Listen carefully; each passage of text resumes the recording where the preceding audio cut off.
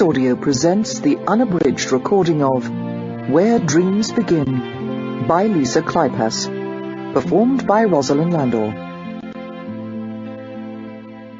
Chapter 1.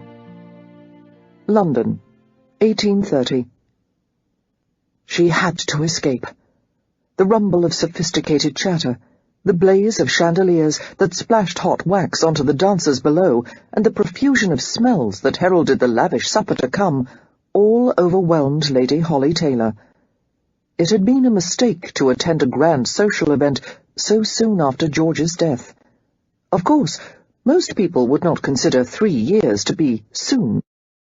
She had gone through the year and a day of deep mourning, barely venturing from the house, except to take garden walks with her small daughter, Rose.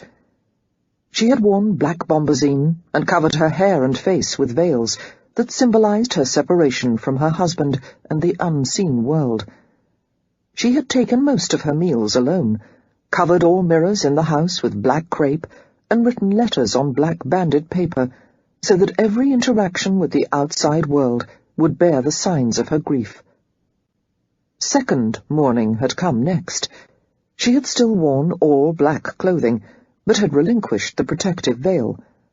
Then, on the 3rd year after George's death, Holly had undergone half-mourning, which had allowed her to wear grey or mauve, and to participate in small, inconspicuous women's activities, such as tea with relatives or close female friends. Now that all stages of mourning were finished, Holly had emerged from the dark and comforting shelter of the grieving period into a bright, social world that had become terribly unfamiliar. True, the faces and the scene were exactly as she remembered, except that George was no longer with her. She felt conspicuous in her aloneness, uncomfortable in her new identity as the widow Taylor. Like everyone else, she had always regarded widows as sombre figures to be pitied, women who wore an invisible mantle of tragedy, no matter what their outward attire suggested. Now she understood why so many widows who attended events like this always looked as though they wished they were somewhere else. People approached her with sympathetic expressions, offered a small cup of punch, or a few consoling words, and left with a discreet air of relief, as if a social duty had been performed and they were now free to enjoy the ball. She herself had done the same thing to widows in the past, wanting to be kind, and yet reluctant to be affected by the desolation in their eyes. Somehow it had not occurred to Holly that she would feel so isolated in the midst of a large gathering. The empty space beside her, where George should have been, seemed like a painfully obvious gap. Unexpectedly, a feeling akin to embarrassment came over her, as if she had stumbled into a place where she did not belong. She was half of something that had once been whole. Her presence at the ball only served as a reminder that a dearly loved man had been lost. Her face felt stiff and cold as she inched her way along the wall toward the door of the drawing-room. The sweet riot of melody the musicians played did not cheer her, as her friends had hopefully suggested. The music only seemed to mock her. Once, Holly had danced as lightly and swiftly as the other young women here tonight, feeling as if she were flying in George's protective arms. They had been made for each other, and people had once commented with admiring smiles. She and George had been similar in size, with her own diminutive stature matched by her husband's less than towering frame. Although George had been average in height, he had been wonderfully fit, and so very handsome, with his golden brown hair and alert blue eyes, and a dazzling smile that was never long in hiding. He had loved to laugh, dance, talk. No ball, or crush, or dinner party had ever been complete without him. Oh, George! A wet, aching pressure grew behind her eyes. How lucky I was to have you. How lucky we all were. But how am I supposed to go on without you? Well-meaning friends had pressured her to come here tonight, intending that this should begin the days of freedom from the smothering rituals of mourning. But she wasn't ready. Not tonight. Perhaps not ever. Her gaze scored across the crowd, locating various members of George's family as they socialized and ate delicacies from gilded Sèvres porcelain plates. His older brother, William, Lord Taylor, was escorting his wife to the drawing-room, where a quadrille was about to begin. Lord and Lady Taylor were a well-suited couple, but their tepid affection did not begin to approach the genuine love that she and George had shared. It seemed that everyone in George's family, his parents, his brothers, and their wives, had finally recovered from his death. Enough that they could take part in a ball, laugh and eat and drink, allow themselves to forget that the most beloved member of the family was in an early grave. Holly did not blame them for their ability to carry on, now that George was gone. In fact, she envied them. How wonderful it would be to escape the invisible mantle of grief that covered her from head to toe. If not for her daughter, Rose, she would never have a moment's respite from the constant ache of loss. "Holland," came a murmur from nearby, and she turned to see George's youngest brother Thomas. Although Thomas had the same attractive features, blue eyes and amber-streaked hair that all the Taylor men shared, he lacked the mischievous spark, the slow, dazzling smile, the warmth and confidence that had made George so irresistible. Thomas was a taller, more sombre version of his charismatic brother. He had been a steady source of support ever since George's death from typhoid fever. "Thomas," Holly said brightly, forcing a smile to her stiff lips, "are you enjoying the ball?" "Not especially," he replied, while sympathy flickered in the azure depths of his eyes. "But I believe I'm navigating it better than you, my dear. There's a pinched look on your face, as though one of your megrims is starting." "Yes, it is," Holly admitted, suddenly aware of the persistent pain in her temples and the back of her skull, the throbbing that warned of worse pain to come. She had never had a megrim in her life until George's passing, but they had started after his funeral. The severe headaches appeared unexpectedly, and often drove her to bed for 2 and 3 days at a time. "Shall I escort you home?" Thomas asked. "I'm certain that Olinda would not mind." "No," Holly said swiftly. "You must stay here and enjoy the ball with your wife, Thomas. I'm perfectly able to return home unescorted. In fact, I would prefer it." "All right." He smiled at her, and the similarity of his features to George's made her heart wrench painfully, and caused the throbbing in her head to sharpen. "At least allow me to send for the family carriage." "Thank you," she said gratefully. "Shall I wait in the entrance hall?" Thomas shook his head. "I fear there is such a crush of vehicles outside that it may take several minutes for ours to come to the forefront. In the meanwhile, there are several quiet places for you to wait. As I recollect, there is a nice little parlour that opens onto a private conservatory. You'll find it past the entrance hall, along the hallway to the left of the curving staircase." "Thomas," Holly murmured, touching his sleeve lightly and managing a wan smile, "what would I do without you?" "You'll never have to find out," he replied gravely. "There is nothing I would not do for George's wife. The rest of the family feels the same. We'll take care of you and Rose. Always." Holly knew she should have taken comfort in his words. However, she could not rid herself of the troubling awareness of being a burden for George's family. The annuity left to her at George's death was so small as to be inconsequential, making it necessary for her to sell the elegant, white-columned house they had occupied. She was grateful for the Taylors' generosity in giving her 2 rooms in their family residence. She had seen the way other widows were shunted aside, or compelled to marry again, just so a family could be rid of them. Instead, the Taylors treated her as a beloved guest, and even more, as a living monument to George's memory. As Holly moved along the wall of the drawing-room, her left shoulder blade suddenly met the hard, gilded edge of the ornately moulded door-frame. Blindly, she darted through the open doorway into the keyhole-shaped entrance hall of the mansion belonging to Lord Belmont, the Earl of Warwick.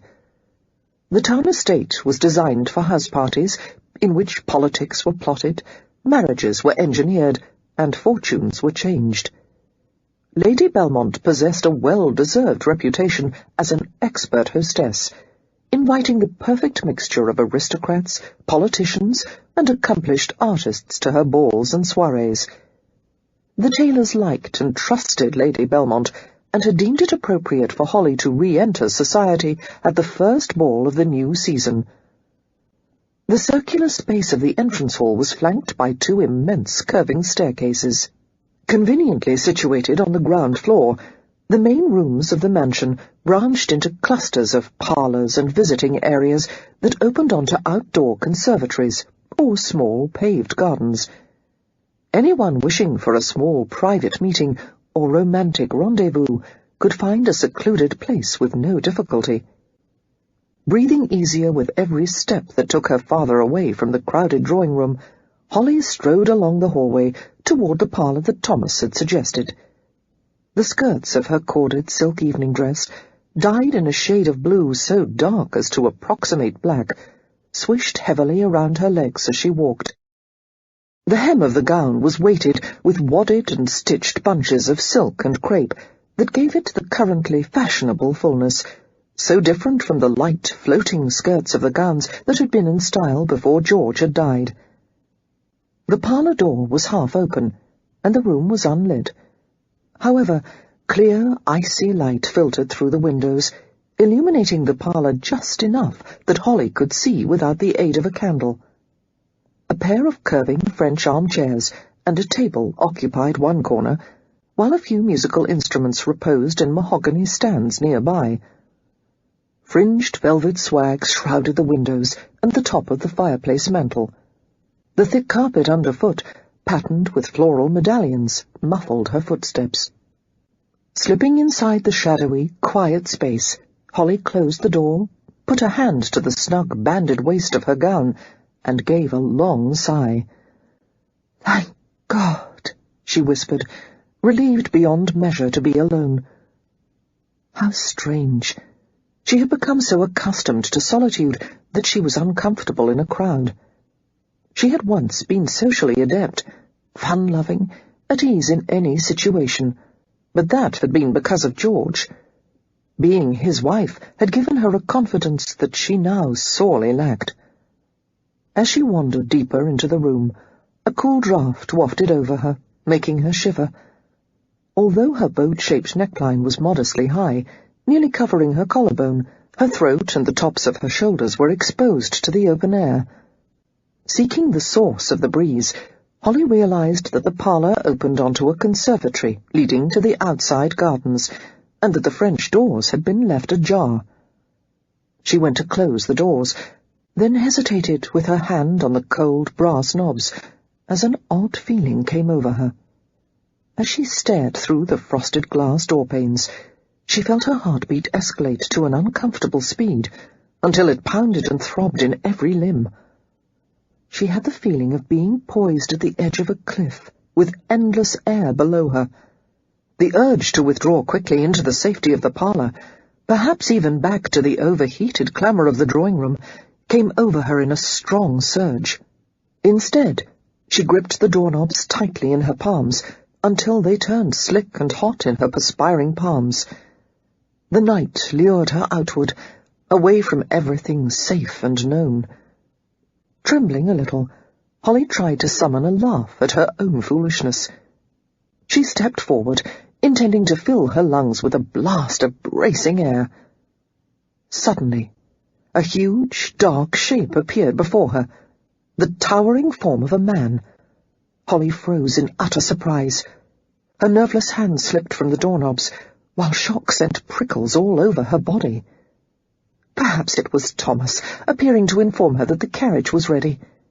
But he was too tall, too massive to be her brother-in-law, or any other man of her acquaintance. Before she could utter a word, the stranger reached inside and pulled her across the threshold. With a small cry, Holly stumbled forward, dragged unwillingly out of the parlour and into the night.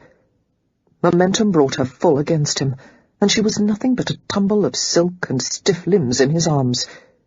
He handled her easily, his strength so great that she was as helpless as a kitten in his large hands. "Wait!" she gasped in bewilderment. His body was as hard as if he were wrought of steel instead of flesh. The cloth of his coat was smooth beneath her perspiring palms. Her nostrils were filled with the scents of starched linen, tobacco, brandy, an utterly masculine mixture that reminded her somewhat of how George had smelled. It had been so long since she had been held like this. In the past 3 years, she had not turned to any man for comfort, had not wanted any embrace to interfere with the memory of the last time her husband had held her. She was not allowed any choice about this, however. As she spluttered a protest and writhed against his solid body, he bent his head and murmured close to her ear. The sound of his voice stunned her, a deep, purring rumble, like the voice of Hades as he dragged an unwilling Persephone down to his underworld kingdom. "You took your sweet time about getting here, my lady." He thought she was someone else, she realized. Somehow she had stumbled onto someone else's romantic rendezvous. "But I'm not—" Her words were crushed into silence as he covered her mouth with his. She jerked in startled reaction, amazed and horrified and abruptly furious. He had taken away George's last kiss. But that thought was burned away in a sudden blaze of sensation. His mouth was so hot, pressing and demanding until her lips were forced apart. She had never been kissed like this, his mouth imparting a message of such lurid desire that she wilted from the heat. She turned her head to escape him, but he followed the movement, angling his head more intimately over hers. The pounding of her heart increased to a deafening roar, and she whimpered in instinctive fear. Holly sensed the exact moment when the man realized that she was a stranger. She felt him go still with surprise, his breath stopping. Now he would release her, she thought hazily. But after the long hesitation, he changed his grip, his arms still secure but no longer crushing, and one large hand slid up her back to cradle the bare nape of her neck. She had been a married woman. She had thought herself to be experienced and worldly wise. But this stranger kissed her in a way no one ever had, invading her, tasting her with his tongue, making her shiver and recoil. The subtle hint of brandy flavoured his sleek, warm mouth, and there was something else, some intimate essence that lured her strongly. She eventually found herself relaxing against his hard body, accepting the tender ravishment of his kiss, even answering the exploration of his tongue with timid touches of her own. Perhaps it was the suddenness of the encounter, or the concealing darkness around them, or the fact that they were utterly unknown to each other. But for a feverish moment she became someone else in his arms. Compelled to touch him somewhere, anywhere, she reached around his neck and felt the smooth, hard nape of his neck, and the thick, short locks of hair that curled slightly against her fingertips. His vast height made it necessary for her to rise on her toes to reach him. She slid her palm to his lean cheek, discovering the grain of heavy, close-shaven bristle. He seemed intensely affected by her touch, his breath puffing like steam on her cheek, his pulse hammering in the soft place beneath his jawbone. Holly craved the hard, deliciously masculine texture of him, absorbing his scent and taste greedily, before she came to a sudden awareness of what she was doing. Horrified, she broke away with a muffled cry, and at this first sign of unwillingness, the stranger released her. His encompassing arms fell from her as she stumbled toward the sheltering shadows of the conservatory. She finally stopped in the lee of the winged statue wedged against the stone wall, where there was no further retreat possible. He followed her, though he made no move to touch her again, stopping so close that she could almost feel the animal heat emanating from his body. "Oh," she whispered shakily, wrapping her arms around herself, as if she could contain the sensations that continued to spill from every nerve. "Oh!" It was too dark for them to see each other's faces, but the man's large form was silhouetted by the shimmer of moonlight. He was wearing evening clothes. He must be a guest at the ball. but he did not have the slender, elegant build of a gentleman with abundant leisure time. He had the tremendous, iron-hard muscles of a day labourer. His shoulders and chest were too deep, his thighs too developed. Aristocratic gentlemen did not usually possess such obvious muscles. They preferred to distinguish themselves from those who had to earn a living through physical labour. When he spoke, the gravelly undertone of his voice seemed to set off pleasurable vibrations along her spine. His accent lacked the clicking precision that a nobleman would have possessed. He was from the lower classes, she realized. How could such a man be attending a ball like this? "You're not the lady I was expecting." He paused, and added with a touch of gruff amusement, fully cognizant of the fact that it was too late for apologies, "I am sorry." Holly strove to reply coolly, although there was a betraying tremor in her voice. "Quite all right. You merely assaulted the wrong woman. I'm certain the same mistake could have happened to any lurker in the shadows." She sensed that her response had surprised him, that he had expected her to erupt in a fit of hysterics. A soft catch of laughter escaped him. "Well, maybe I'm not as sorry as I thought." As she saw his hand lift slowly, she thought he meant to take her in his arms again. "Don't touch me," she said, shrinking back until her shoulders were pressed flat against the wall. Instead, he braced his hand on the stone beside her head and leaned closer, until she felt imprisoned by the muscular cage of his body.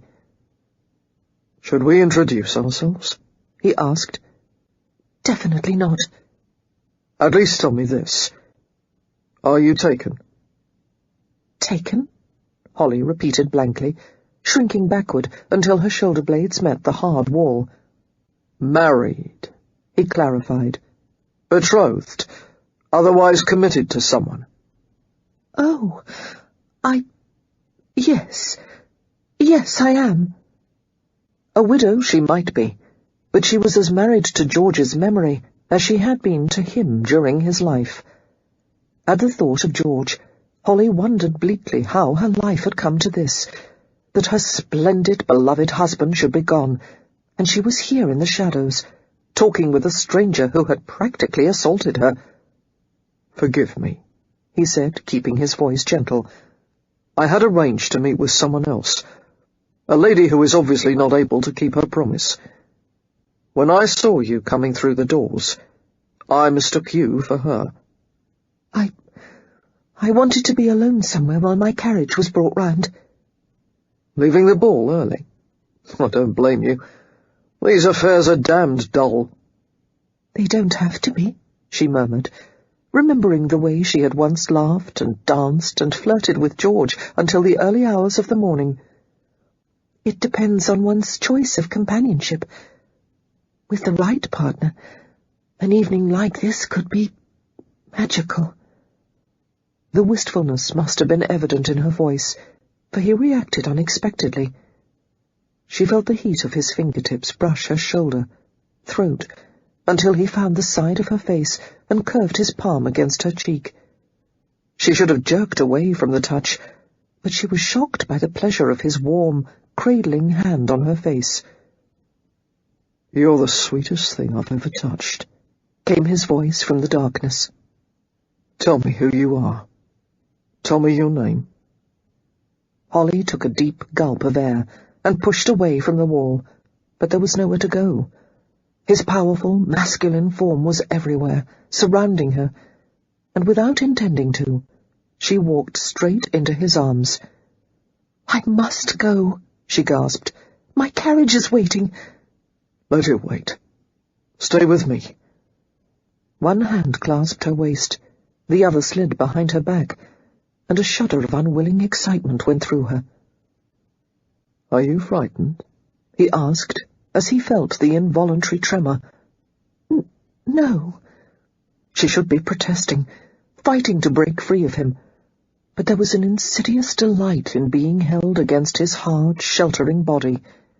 She kept her hands between them, when all she wanted was to fold herself inside his embrace and lay her head on his broad chest. A trembling laugh escaped her. This is madness. You must release me. You can walk out of my arms any time you want. But she still didn't move. They stood together, breathing, clasped in awareness and stirring passion, while a few sweet strains of music drifted to them from the ballroom. The ball seemed another world away. The stranger's hot breath fanned her ear and stirred the little wisps of hair around it. Kiss me again. How dare you suggest— No one will know. You don't understand, she whispered shakily. This isn't like me. I don't do these things. We're strangers in the darkness, he whispered back. We'll never be together like this again. No, don't pull away. Show me how an evening can be magical. His lips brushed the rim of her ear, unexpectedly soft and entreating. The situation was far beyond Holly's ordinary experience. She had never understood why women behaved recklessly in these matters, why they would take risks and break vows for the sake of fleeting physical pleasure. But now she knew. No one in her life had ever affected her like this. She felt empty and frustrated. She wanted nothing more than to be swallowed up in his embrace. It had been easy to be virtuous when she had always been sheltered from temptation. Now, she truly understood the weakness of her own character. She tried to bring George's image to mind, but to her despair, she couldn't summon his face. There was only the star-filled night and the gleam of moonlight in her dazed eyes, and the solid reality of a stranger's body. Breathing hard, she turned her head. Just a small movement, but it brought her mouth against the burning heat of his. Dear Lord, he knew how to kiss. He used his hand to urge her head to his shoulder, anchoring her firmly as his lips slanted over hers. The feel of his mouth was exquisite as he possessed her with slow, teasing kisses, using the tip of his tongue to entice her. She surged against him in an awkward movement, wobbling on her toes as she tried to press herself deeper into the hard, masculine shelter of his body. He steadied her, one arm sliding around her back, the other locking around her hips. It had been so long since she had felt physical pleasure of any kind, much less this voluptuous abandonment. The searching kisses became deeper, more sensuously aggressive, and Holly answered helplessly, while for some reason the sensation of being held in passion made her eyes sting and water. She felt a few tears leak from the outside corners of her eyes and slide to her trembling chin, while she continued to respond to him with a sort of desperate yearning that she couldn't begin to control. His gentle fingers slid to her cheek and felt the wetness there. Slowly, his mouth withdrew from hers, leaving it moist and kiss-softened. He breathed, his lips dragging tenderly over the wet surface of her skin. Sweet lady, tell me why a kiss makes you cry. I'm sorry, she gasped. Let me go. I never should have— She struggled away from him, relieved that he made no attempt to follow her as she fled back to the parlour and toward the main rooms. It seemed her feet could not take her fast enough away from the scene, the memory of which she knew would cause her both shame and guilty pleasure for the rest of her life. Lady Belmont, a pretty, vivacious woman of 45, giggled as she was led to the window of her own front parlour by a strong, masculine hand on her arm. She was accustomed to receiving the greatest deference from every man of her acquaintance, except for this one, who seemed to treat countess and serving-maids alike. It intrigued her to be handled so familiarly by this tall and charismatic male, who seemed not to recognize the great social barrier that existed between them. Despite the disapproval of her husband and friends, or perhaps because of it, she had decided to become friends with him. After all, a woman should never be too predictable. "All right," Lady Belmont said with a laughing sigh. "Show me who has managed to excite so much interest in you." Together they stared at the row of carriages and the bustling assortment of footmen outside, while the waltz music from the nearby drawing-room swirled through the open doorway of the parlour. The small guest, who was currently departing, turned to thank the footman who helped her into the carriage. The golden light from the outside lamps caught her full in the face. Lady Belmont heard the man beside her catch his breath. "There," he said, his voice deepening. "That one, in the dark blue gown. Tell me who she is." The face belonged to Lady Holland Taylor, a young woman who was well known to Lady Belmont. Somehow it seemed that the grief of widowhood, which usually took such a toll on a woman's beauty, had only enhanced Lady Holland's looks. Her figure, which had always tended toward plumpness, was now trim and tidy. The severity of her hairstyle, gleaming brown locks pulled tightly into a coil atop her head, only served to emphasize the uncommon prettiness of her features. A straight little nose, a soft, ripe-looking mouth, and clear brown eyes the colour of Scotch whisky. Since her husband's death, the sparkling liveliness of her character had been replaced by an air of quiet melancholy. She had the perpetual expression of being absorbed in some beautiful, sad dream, and after all she had lost, who could blame her? Men would have swarmed around the attractive young widow like bees in the vicinity of a particularly lush flower. However, Lady Holland seemed to wear an invisible sign proclaiming, "Touch me not." Lady Belmont had observed the widow's behaviour this evening, wondering if she was interested in catching another husband, but she had refused all offers to dance, and had seemed oblivious to the various men who endeavoured to attract her attention. Clearly the widow did not want another man, not now, and likely not ever. "Oh, my dear friend," Lady Belmont murmured to the man beside her, "for once your taste is impeccable, but that lady is not for you." "She's married," he said, rather than asked, his black eyes as expressionless as slate. "No, Lady Holland is widowed." He glanced at Lady Belmont with an interest that seemed casual, but she sensed the tremendous fascination coiled beneath his calm exterior. "I've never seen her before." "That is not surprising, my dear. Lady Holland's husband passed on to his reward 3 years ago, just before you arrived on the scene. This is the first social event she has attended since coming out of mourning." As Lady Holland's carriage pulled away from the mansion and rolled along the drive, the man's gaze flickered back to the vehicle and held until it was gone from sight. He reminded Lady Belmont of a cat staring at a bird that had ascended too far in the air for him to reach. She sighed in friendly sympathy, having come to understand his ambitious nature. He would be forever reaching for things he was not born to possess and would never be able to have. "George Taylor was the epitome of everything a gentleman should be," Lady Belmont remarked, in an effort to explain the situation. "Intelligent, handsome, and born to an exceptional family. He was one of 3 sons born to the late Viscount Taylor." "Taylor," he repeated, not especially familiar with the name. "Their breeding and bloodlines are remarkable. George had the looks of the family, and more charm than should be allotted to one man. I believe every woman who met him fell a little bit in love with him. But he adored his wife and made no secret of it. They had an extraordinary marriage, one that could never be equalled.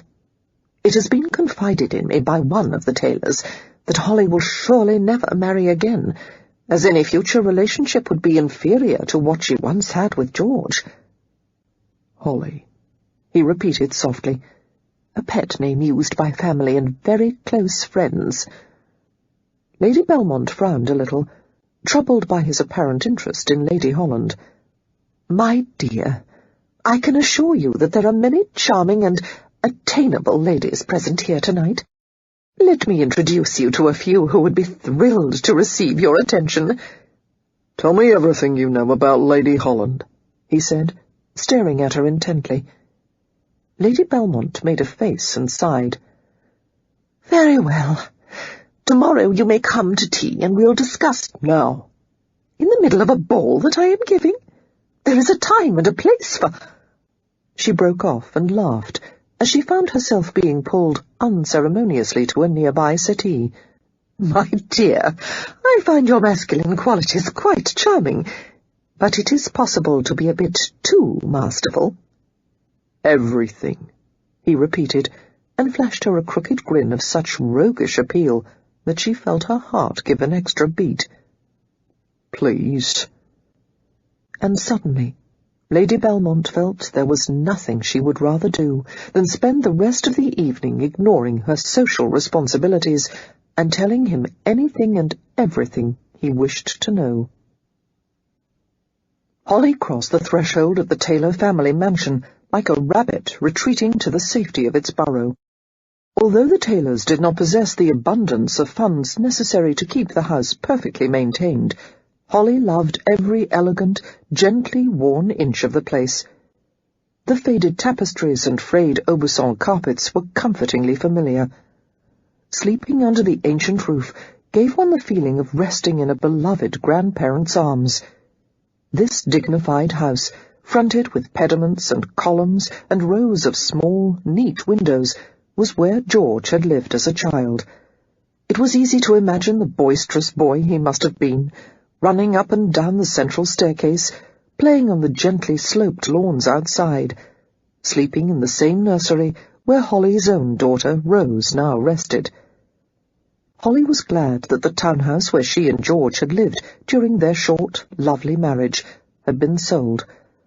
That place contained the happiest and the most agonizing memories of her life. She would rather stay here, where her grief was dulled by pleasant images of George in his childhood. There were paintings of him as a boy, places where he had carved his name in the woodwork, trunks of toys and dusty books that must have occupied him for hours.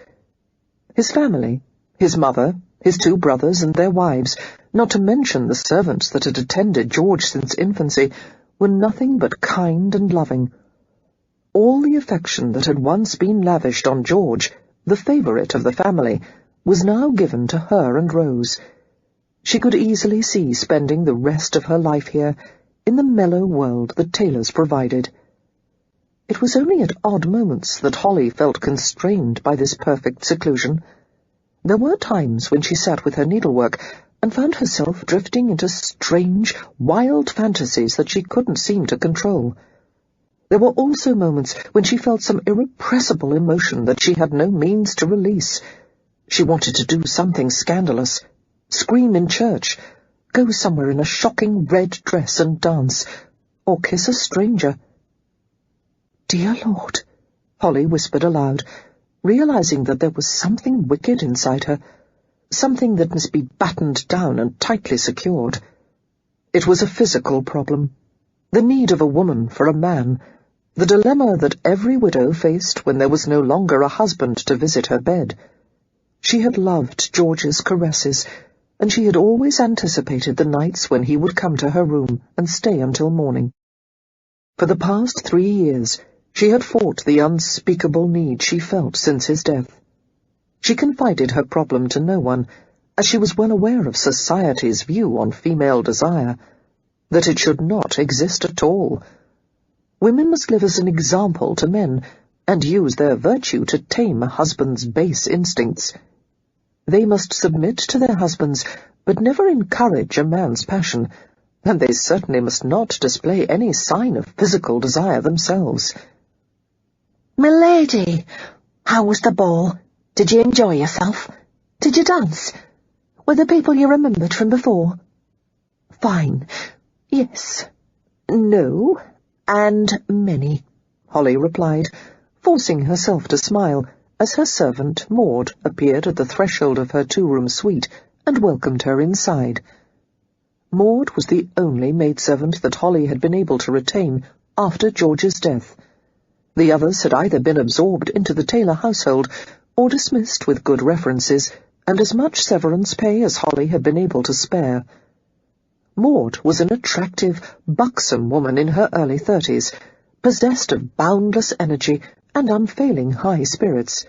Even her hair was exuberant, with blonde curls springing insistently out of the tight coils she pinned it in. She worked hard each day, primarily serving as a nanny to Rose, and also functioning as a lady's maid to Holly when necessary.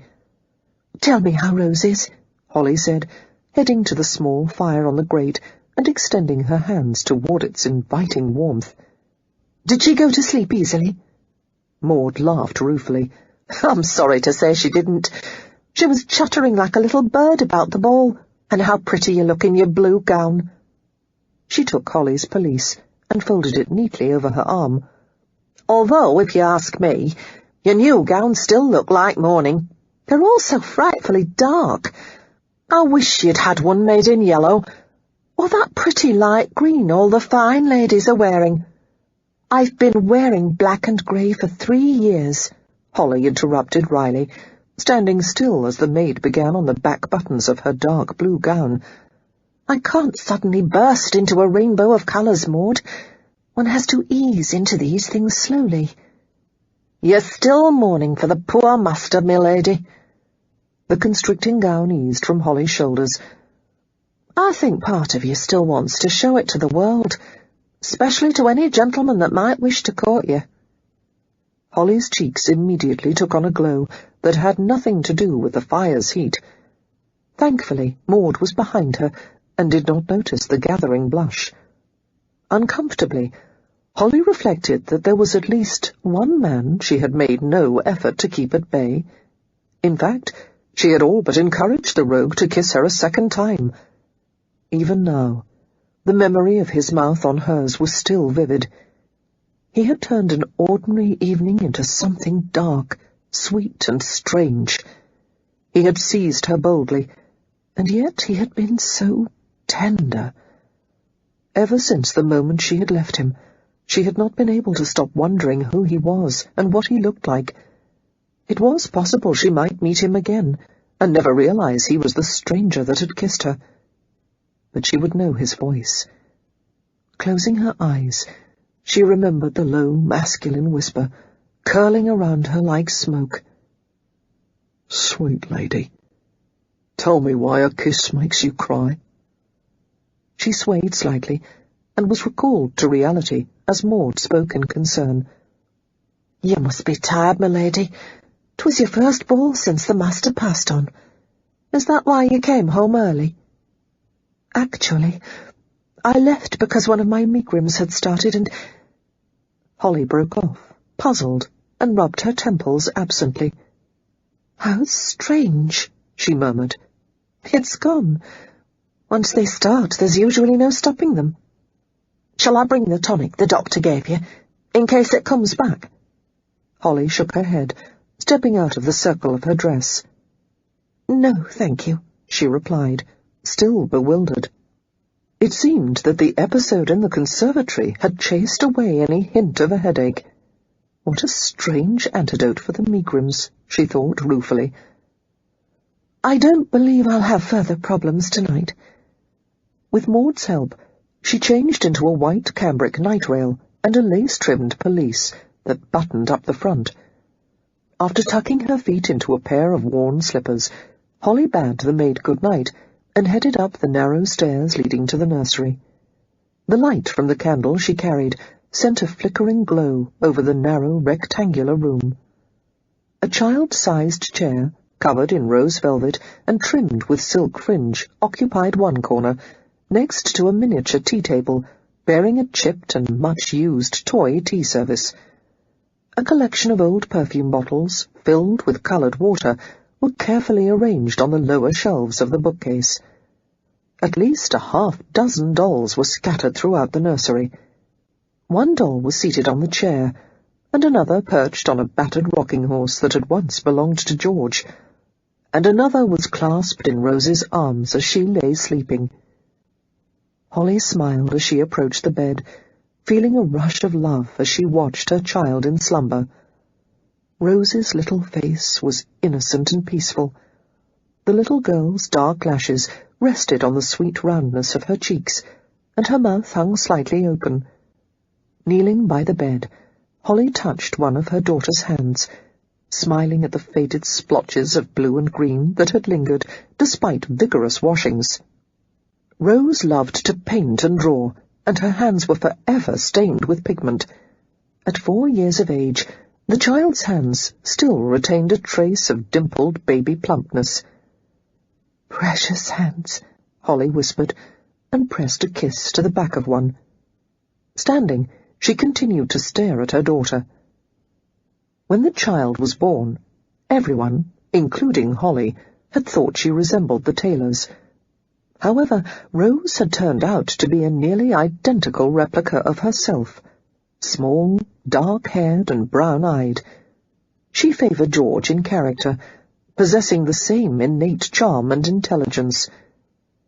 "If only you could see her now, my darling," Holly thought longingly. In the year after their daughter's birth, the last 12 months of George's life, Holly and George had often watched their daughter sleeping. Most men would not have displayed such keen interest in their own children, considering it unmanly.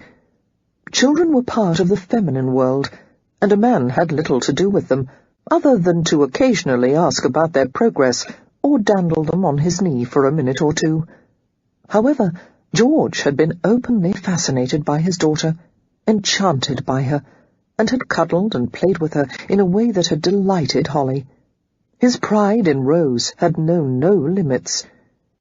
"We are linked forever in this child," George had said one evening, as he and Holly stood over their infant in her lace-trimmed cradle. "We made her together, Holly. Such a natural, simple thing for two people to have a baby, but it almost defies my comprehension." Too moved for words, Holly had kissed him, loving him for regarding Rose as the miracle that she was. "What a father you would have had, Rose," she whispered. It grieved her to know that her daughter would grow up without the security and protection a father would have provided. But no man could ever replace George. Chapter 2. Zachary Bronson needed a wife. He had observed the kind of ladies that men of wealth and social position were wedded to, composed, quiet-voiced women who managed a household and every detail of a man's life. The servants of a well-run household seemed to work together like the mechanism of a clock, completely unlike his own. Sometimes his servants seemed to get things right, whereas at other times they made his life into a farce. Meals were often late. Linens and silver and furniture were never spotless, as they were in other wealthy households, while supplies were either overly abundant or non-existent. Zachary had hired a succession of housekeepers until he had realized that even the best ones still needed the overall direction provided by a lady of the house, and God knew his mother hadn't the slightest notion of how to give orders to a servant, other than to timidly ask a maid for a cup of tea or for assistance in dressing. "They're servants, Mother," Zachary had told her patiently at least 100 times. "They expect you to ask for things. They want you to. They wouldn't have jobs otherwise. Now, stop looking so damned apologetic when you need something and ring the bell pull with some authority." But his mother only laughed and stammered, and protested that she hated to put someone to any bother, even if they were paid for it. No, his mother was never going to improve in this area. She had lived in humble circumstances for too long to be any good at managing servants. Part of the problem was that his servants, like his money, were all new. Other men of means had inherited a household of experienced servants that had lived and worked together for years, even decades. Zachary had been forced, out of necessity, to hire his all at once. A few were rank newcomers to the profession, but most were servants who had been dismissed from their previous positions for various reasons. In other words, he was now the employer of the greatest accumulation of alcoholics, unwed mothers, bunglers, and petty thieves in West London. Friends had advised that the right sort of wife could do wonders with his household management problem, leaving him free to do what he did best: make money. For the first time in his life, Zachary found the idea of marriage to be sensible and even appealing. However, he had to find the right sort of woman and convince her to accept his suit, and this was hardly a simple task. He had specific requirements for any woman he would consider taking to wife. For one thing, she must be blue-blooded, if he was ever to gain access to the high social circles he aspired to. In fact, considering his own lack of breeding and education, she had better compensate by having bloodlines that dated back to William the Conqueror. However, she must not condescend to him. He would not have a wife that looked down her aristocratic nose at him. She must also be independent, so that she would not mind his frequent absences.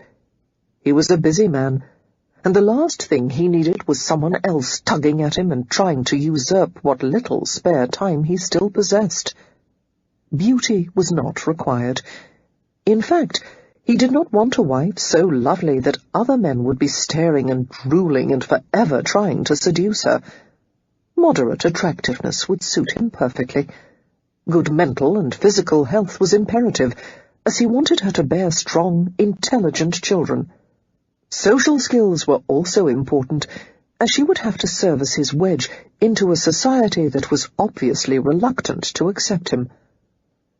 Zachary was well aware that many aristocrats secretly mocked him for his low birth and his rapidly built fortune, claiming that his mind was bourgeois and mercantile, that he had no understanding of style, elegance, and good breeding. They were correct in this assessment. He knew his limitations. However, he took a grim satisfaction in the fact that no one could afford to mock him openly. He had made himself into a force to be reckoned with. He had sunk his financial tentacles into banks, businesses, real estate, investment trusts. It was likely that he had some kind of monetary affiliation, whether large or small, with every man of means in England. The nobility would not want him to marry one of their precious daughters. Marriage to an aristocrat meant the alignment of one great family with another, the mixing of blue blood with blue. One did not breed a splendidly pedigreed animal with a mongrel, except that this particular mongrel had enough money to purchase whatever he wanted, even a high-born bride. Toward this end, he had arranged for a meeting with Lady Holland Taylor. If his invitation proved alluring enough, she would be coming for tea. Zachary had calculated that it would take 1 day for the elusive widow to consider the idea, a second day for friends and family to talk her out of it, and the third for her curiosity to get the better of her. To his satisfaction, she had accepted his invitation. He would see her today. He walked to the front window of his library, the large room set on the northeast corner of his Gothic mansion. The house was designed in a style his architect had called a cottage ornée, a term Zachary had come to believe meant pretentious and overpriced. However, it was much admired by the ton, or at least much remarked on, and it made the statement Zachary had intended, that he was a man of consequence, a man to be reckoned with. It was a massive wedding cake of a house, loaded with spires, towers, arches, conservatories, and glittering French doors. The 20-bedroom building lounged insolently on a huge sprawl of land west of London. Artificial lakes and lush groves of trees graced the landscape, not to mention gardens, parks, follies, and walks both serpentine and straight, depending on the visitor's taste.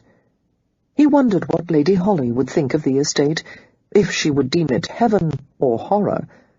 She probably had the good taste that most ladies of her station possessed, the kind of taste that he admired but could not seem to emulate. His own taste was for styles that would conspicuously display his success. He couldn't help it. The chiming of the long case clock in the hall alerted him to the time, and he stared through the window at the long circular drive at the front of his home. "Lady Holly," he said softly, filled with biting anticipation, "I'm waiting for you." In spite of the tailors' collective objections, Holly had decided to accept Mr. Zachary Bronson's unexpected invitation to tea. She had not been able to resist. Since the night of the Belmont ball, life had returned to its usual serene pace, but the rituals of life in the Taylor household had somehow lost their comforting magic. She was tired of needlework and letter-writing and all the genteel pursuits that had occupied her for the past 3 years. Ever since those stolen kisses in the Belmonts' conservatory, she had felt terribly restless. She wanted something to happen, to alter the predictable flow of her life. Then had come Mr. Zachary Bronson's letter, with an opening sentence that had instantly fascinated her. "Although I have never had the honor of making your acquaintance, I find that I have need of your assistance in a matter that concerns my household." How could a man like the notorious Mr. Bronson possibly need her help? All of the Taylors considered it an ill-advised decision to meet him. They had pointed out that many ladies of consequence did not condescend to accept introductions to him. Even an innocuous tea might cause a scandal. "A scandal? From a simple afternoon tea?" Holly had responded sceptically, and George's eldest brother William had explained. "Mr. Bronson is not an ordinary man, my dear. He is a social climber, nouveau. He is vulgar in breeding and manner. There are rumours about him that have shocked and appalled me, and, as you know, I am a worldly man. No good could come of your association with him. Please, Holly, don't expose yourself to harm or insult. Send a refusal to Bronson at once." In the face of William's certainty, Holly had considered rejecting Mr. Bronson's invitation. However, her curiosity was overwhelming, and the thought of remaining enshrouded in safety while one of England's most powerful men had asked to meet her, well, she just had to find out why. "I believe I shall be able to withstand his corruptive influence for at least an hour or 2, she said lightly. "And if I find his behaviour objectionable, I will simply leave." William's blue eyes, the same shape and colour her husband's had been, flashed with disapproval. "George would never have wanted you to be exposed to such a nefarious character." The simple statement devastated her. Holly lowered her head, while emotion tugged at the tiny muscles of her face. She had sworn to live the rest of her life as her husband had wished. George had protected her from everything that wasn't seemly and good, and she had trusted his judgment in all things. "But George is gone," she whispered, and glanced up at William's set face with tear-filled eyes. "I must learn to rely on my own judgment now." "And if your judgment proves to be faulty," he retorted, "I am obligated by the memory of my brother to intercede." Holly smiled faintly, reflecting that ever since the day she had been born, there had been someone to protect and guide her. First her loving parents, then George, and now George's family. "Allow me to make a few mistakes, William," she said. "I must learn to make decisions now, for Rose's sake as well as my own." "Holly!" His tone was threaded with mild exasperation. "What could you possibly gain from visiting a man like Zachary Bronson?" Anticipation curled inside her, making her realize how badly she needed to escape the blanketing security of the Taylor household. "Well," she said, "I expect to find out soon." The information that the Taylors had managed to glean about Mr. Bronson had clearly not eased their minds as to the lack of wisdom Holly displayed in agreeing to meet him. Friends and acquaintances had been eager to share what little knowledge they had about the elusive newcomer to London society. Zachary Bronson was called a merchant prince in many circles, and this term was not intended as flattery. He was outrageously, incomprehensibly rich, and he displayed nearly as much vulgarity as wealth. Eccentric, interested not in money but in the power it brought, Bronson happily outwitted and destroyed competitors in the manner of a lion set among the Christians. He did not conduct business as a gentleman, accepting all the usual unspoken understandings and limitations.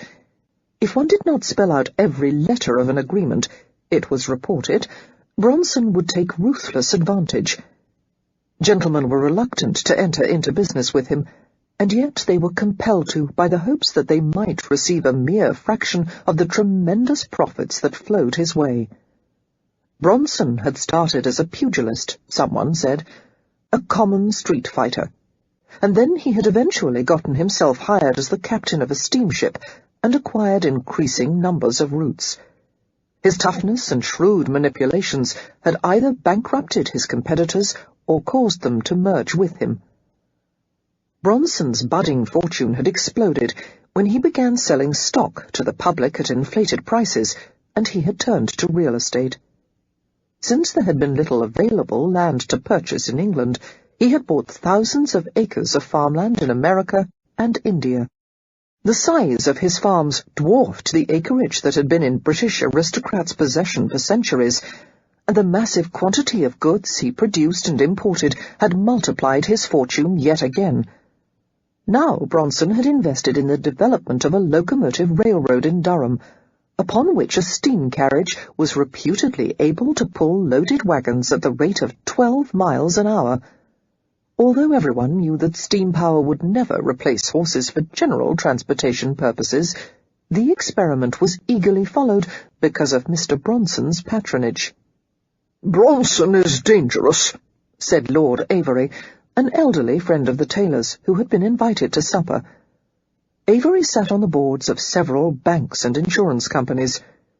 "Every day I see the wealth of England being transferred from fine families and gentleman farmers to opportunists like Bronson.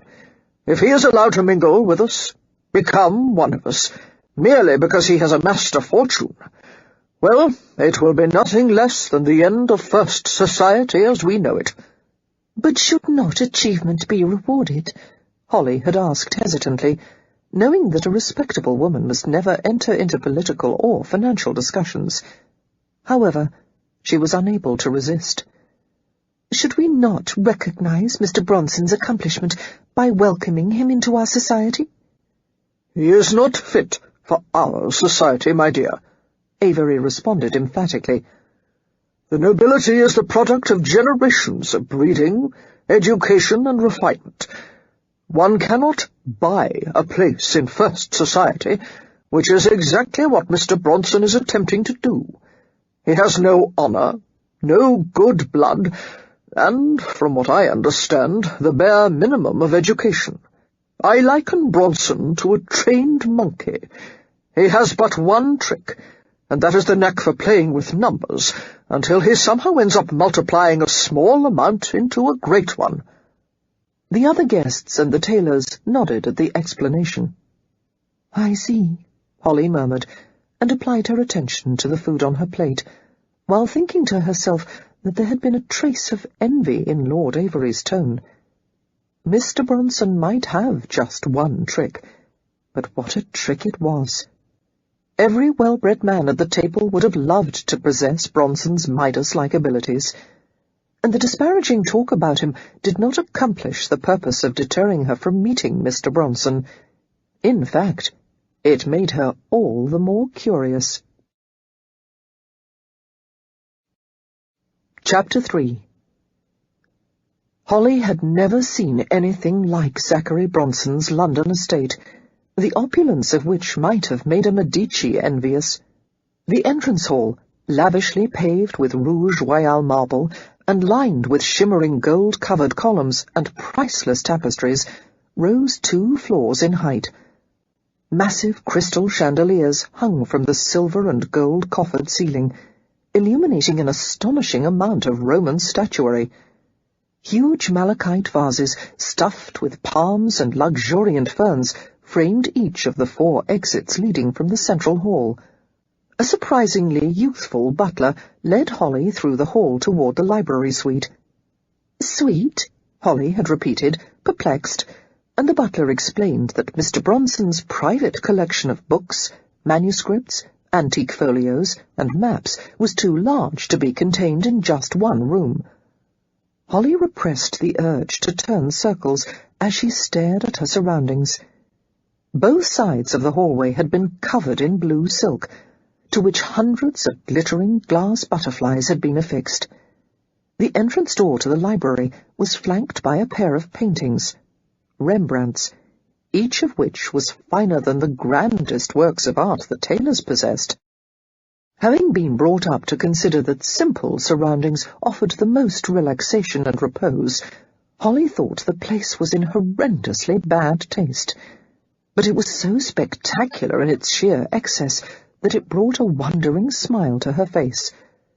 Recalling that Bronson had reputedly begun his career as a prize-fighter, she felt an admiration that bordered on awe, that one man could achieve so much.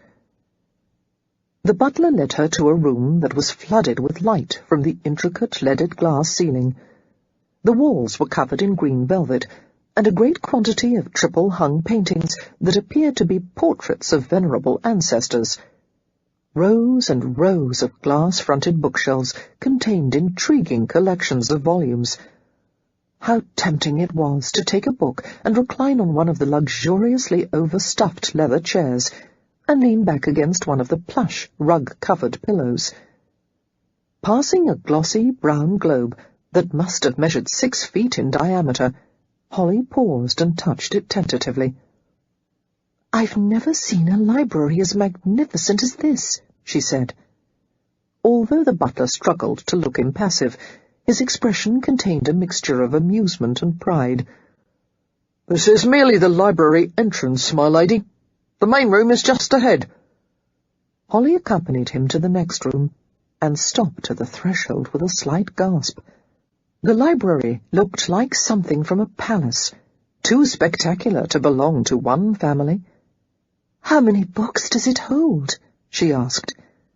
"Nearly 20,000 volumes, I believe." "Mr. Bronson must love to read." "Oh, no, my lady. The master hardly ever reads, but he is quite fond of books." Suppressing a laugh at the incongruous statement, Holly wandered farther into the library. The main room soared upward 3 stories in height, to a ceiling elaborately frescoed with angels and heavenly scenes. The shining parquet floor beneath her feet emanated a fresh scent of beeswax that mingled pleasantly with the smells of book leather and vellum, underlaid with the faint, pungent trace of tobacco. A roaring fire burned in a carved green marble fireplace that one could have parked a carriage in. At the far end of the room there was a mahogany desk, so massive that it must have required the combined strength of a dozen men to move it. The man who was seated behind it rose to his feet as the butler announced Holly's name. Although she had met nobility and even royalty with perfect confidence, Holly felt a little nervous now. Perhaps it was because of Mr. Bronson's reputation, or the splendor of her current surroundings, but she was actually a bit breathless as he approached her. She was glad she had worn her nicest day gown, a coffee-coloured Italian silk, its high neck trimmed with vanilla lace, its full sleeves gathered at the elbows with bands of fabric. "Why, he's young," Holly thought in surprise, having expected a man in his 40s or 50s. However, Zachary Bronson could not be older than 30. Despite his elegant clothes, black coat and dark grey trousers, he reminded her of a tomcat, tall and large-boned, lacking the polish of aristocrats she was accustomed to. The spill of thick black hair over his forehead should have been slicked back with pomade, and the knot of his cravat was too loose, as if he had been tugging at it unconsciously. Bronson was handsome, although his features were blunted, and his nose looked as though it had once been broken.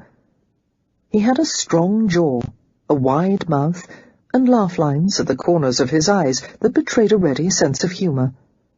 She received a strange shock of awareness as she met his gaze. His eyes were a shade of brown, so deep they appeared black, giving his alert stare a penetrating quality that made her distinctly uncomfortable. The devil must have eyes like that, audacious, knowing, sensuous. "Welcome, Lady Holland," I didn't think you would come." The sound of his voice caused Holly to stumble a little. When she recovered her balance, she froze in place and stared at the carpeted floor. The room seemed to spin around her, and she concentrated hard on retaining her balance when her entire body was shaken by panic and confusion. She knew that voice, would have known it anywhere. He was her stranger, the man who had spoken to her so tenderly and kissed her with an intimacy that had left an indelible brand on her memory. The hot blood of shame flooded her face, and it seemed impossible to look back up at him. But the silence compelled her to say something. "I was very nearly dissuaded," she whispered. Oh, if she had only listened to George's family and stayed behind the safe walls of the Taylor estate. "May I ask what made you decide in my favour?" His tone was so polite, so bland, that she glanced upward in surprise. The dark eyes were reassuringly devoid of mockery. He didn't recognize her, she thought with sudden, wild hope and relief. He didn't know that she was the woman he had kissed at the Belmont ball. Licking her dry lips, she made an attempt at normal conversation. "I don't really know," she said. "Curiosity, I suppose." That elicited a quick grin. "That's as good a reason as any." He took her hand in a welcoming grip, his long fingers engulfing hers completely. The warmth of his palm sank through the delicate weave of her glove. Holly nearly swayed at a sudden flash of memory. How hot his skin had been the evening of the Belmont ball. How hard and warm his mouth had been as he had kissed her. She withdrew her hand with a sound of discomfort. "Shall we have a seat?" Bronson gestured to a pair of Louis XIV armchairs arranged beside a marble-topped tea-table. "Yes, thank you." Holly was grateful at the prospect of occupying a chair instead of relying on the uncertain support of her own legs. After she was seated, Bronson occupied the chair opposite hers. He sat with both feet on the floor, muscular thighs spread apart as he leaned slightly forward. "Tea, Hodges," he muttered to the butler, then returned his attention to Holly and gave her a disarming grin. "I hope it will be acceptable to you, my lady. Taking refreshments at my home is a bit like playing roulette." "Roulette?" Holly frowned quizzically at the unfamiliar term. "A gamble," he explained. "On a good day, my cook is unsurpassed. On a bad one, well, you could break a tooth on one of her biscuits." Holly laughed suddenly, losing some of her nervousness at the disclosure that Bronson had household complaints just as ordinary men did. "Surely with a little management," she began, then stopped suddenly, as she realized she had been about to give him unasked-for advice. "There is no real management in my household, my lady. We all muddle along without direction. But that is something I want to discuss with you later." Was that why he had summoned her to his estate? To receive her thoughts on the smooth running of a household? Of course not. He must suspect she was the woman he had encountered at the Belmont ball. He was toying with her, perhaps. He would ask her a few sly questions to see if she would rise to the bait. If so, the best defense was to bring everything out into the open right now. She would simply explain that he had surprised her that evening, that she had behaved completely unlike herself because he had caught her off guard. "Mr. Bronson," she said, having to drag each word from her clenched throat, "there is something I should tell you." "Yes?" He stared at her with keen black eyes. Suddenly, Holly found it impossible to believe that she had kissed this large, masculine creature, that she had embraced him and caressed the shaven bristle of his jaw, that he had kissed the tears from her cheeks. In the few stolen moments they had met, she had shared more intimacy with him than she ever had with any man except George. "You—" Her heart slammed repeatedly against her ribs. Damning herself for a coward, Holly abandoned the attempt at confession. "You have a very beautiful home." He smiled slightly. "I thought it might not be to your taste." "It isn't exactly, but it serves its purpose magnificently." "And what purpose is that?" "Why, to announce to everyone that you have arrived." "That's right." He gave her an arrested stare. "A few days ago, some pompous baron called me an arriviste. I didn't realize what it meant until just now." "Yes," Holly said with a gentle smile. "You're a recent arrival to society." "It wasn't a compliment," he said dryly. Guessing that he must have received hundreds of subtle set-downs from the peers he had encountered so far, Holly felt a touch of sympathy. It was hardly Bronson's fault that he had come from less than stellar beginnings. However, the English aristocracy felt as a whole that a man should never rise above his buttons. People in the serving class or the working class could never elevate themselves to the upper levels of society, no matter how great their fortunes might be. And yet, Holly rather thought that achievement alone should be enough to make a man like this acceptable to first society. She wondered if George would have agreed with her, or what he would have thought about this man. She truly had no idea. "In my opinion, your accomplishments are worthy of admiration, Mr. Bronson," she said. "Most of English nobility are merely retaining wealth that was granted to their families by ancient kings as a reward for service. You have made your own wealth, and that requires great intelligence and will. Although the Baron was not paying you a compliment by calling you an arriviste, it should have been one." He stared at her for an unaccountably long moment. "Thank you," he finally muttered. To Holly's surprise, her words had caused a tide of colour to creep up from Bronson's collar. She guessed that he was not accustomed to such direct praise. She hoped he would not think she was trying to flatter him for some reason. "Mr. Bronson, I was not being unctuous just now," she said. A smile tugged at the left side of his mouth. "I'm sure you would never be unctuous, whatever that means."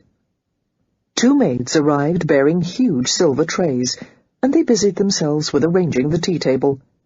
The stout maid, who set out little plates of sandwiches, toast, and biscuits, seemed nervous, and was inclined to giggle as she performed her task. The smaller one fumbled with the silverware and napkins, and deposited the cups and saucers on the wrong side of the place-setting. They struggled to set the kettle properly over a small flame, nearly overturning it. Secretly pained by the inept service, when the girls clearly required a few words of direction, Holly made her face into a polite mask. She was surprised by the maid's obvious lack of training. A man of Mr. Bronson's position should have the very best of service. A well-trained servant was quiet and efficient, making himself or herself part of the scenery. In Holly's experience, a housemaid would certainly never draw attention to herself, and would rather be shot than giggle in front of a guest. When at last the preparations were made, and the maids had left, Holly began to unbutton the wrists of her little grey gloves, and tug them neatly from her fingertips. She paused as she felt Mr. Bronson's intent gaze on her, and looked up with an inquiring smile. "Shall I?" she asked, gesturing toward the tea service, and he nodded, his attention immediately returning to her hands. There was something in Bronson's eyes, some disquieting glow, that made Holly feel as if she were unbuttoning her blouse instead of simply removing her gloves. It was an ordinary thing to bare one's hands before a gentleman, and yet the way he stared at her made the task seem strangely intimate. She rinsed the Sèvres teapot with boiling water to warm it, then poured the liquid into a china bowl. Expertly, she measured and spooned the fragrant tea leaves into the teapot and added hot water. While the tea steeped, Holly arranged a selection of sandwiches and biscuits on the plates and made idle conversation. Bronson seemed content to follow her lead.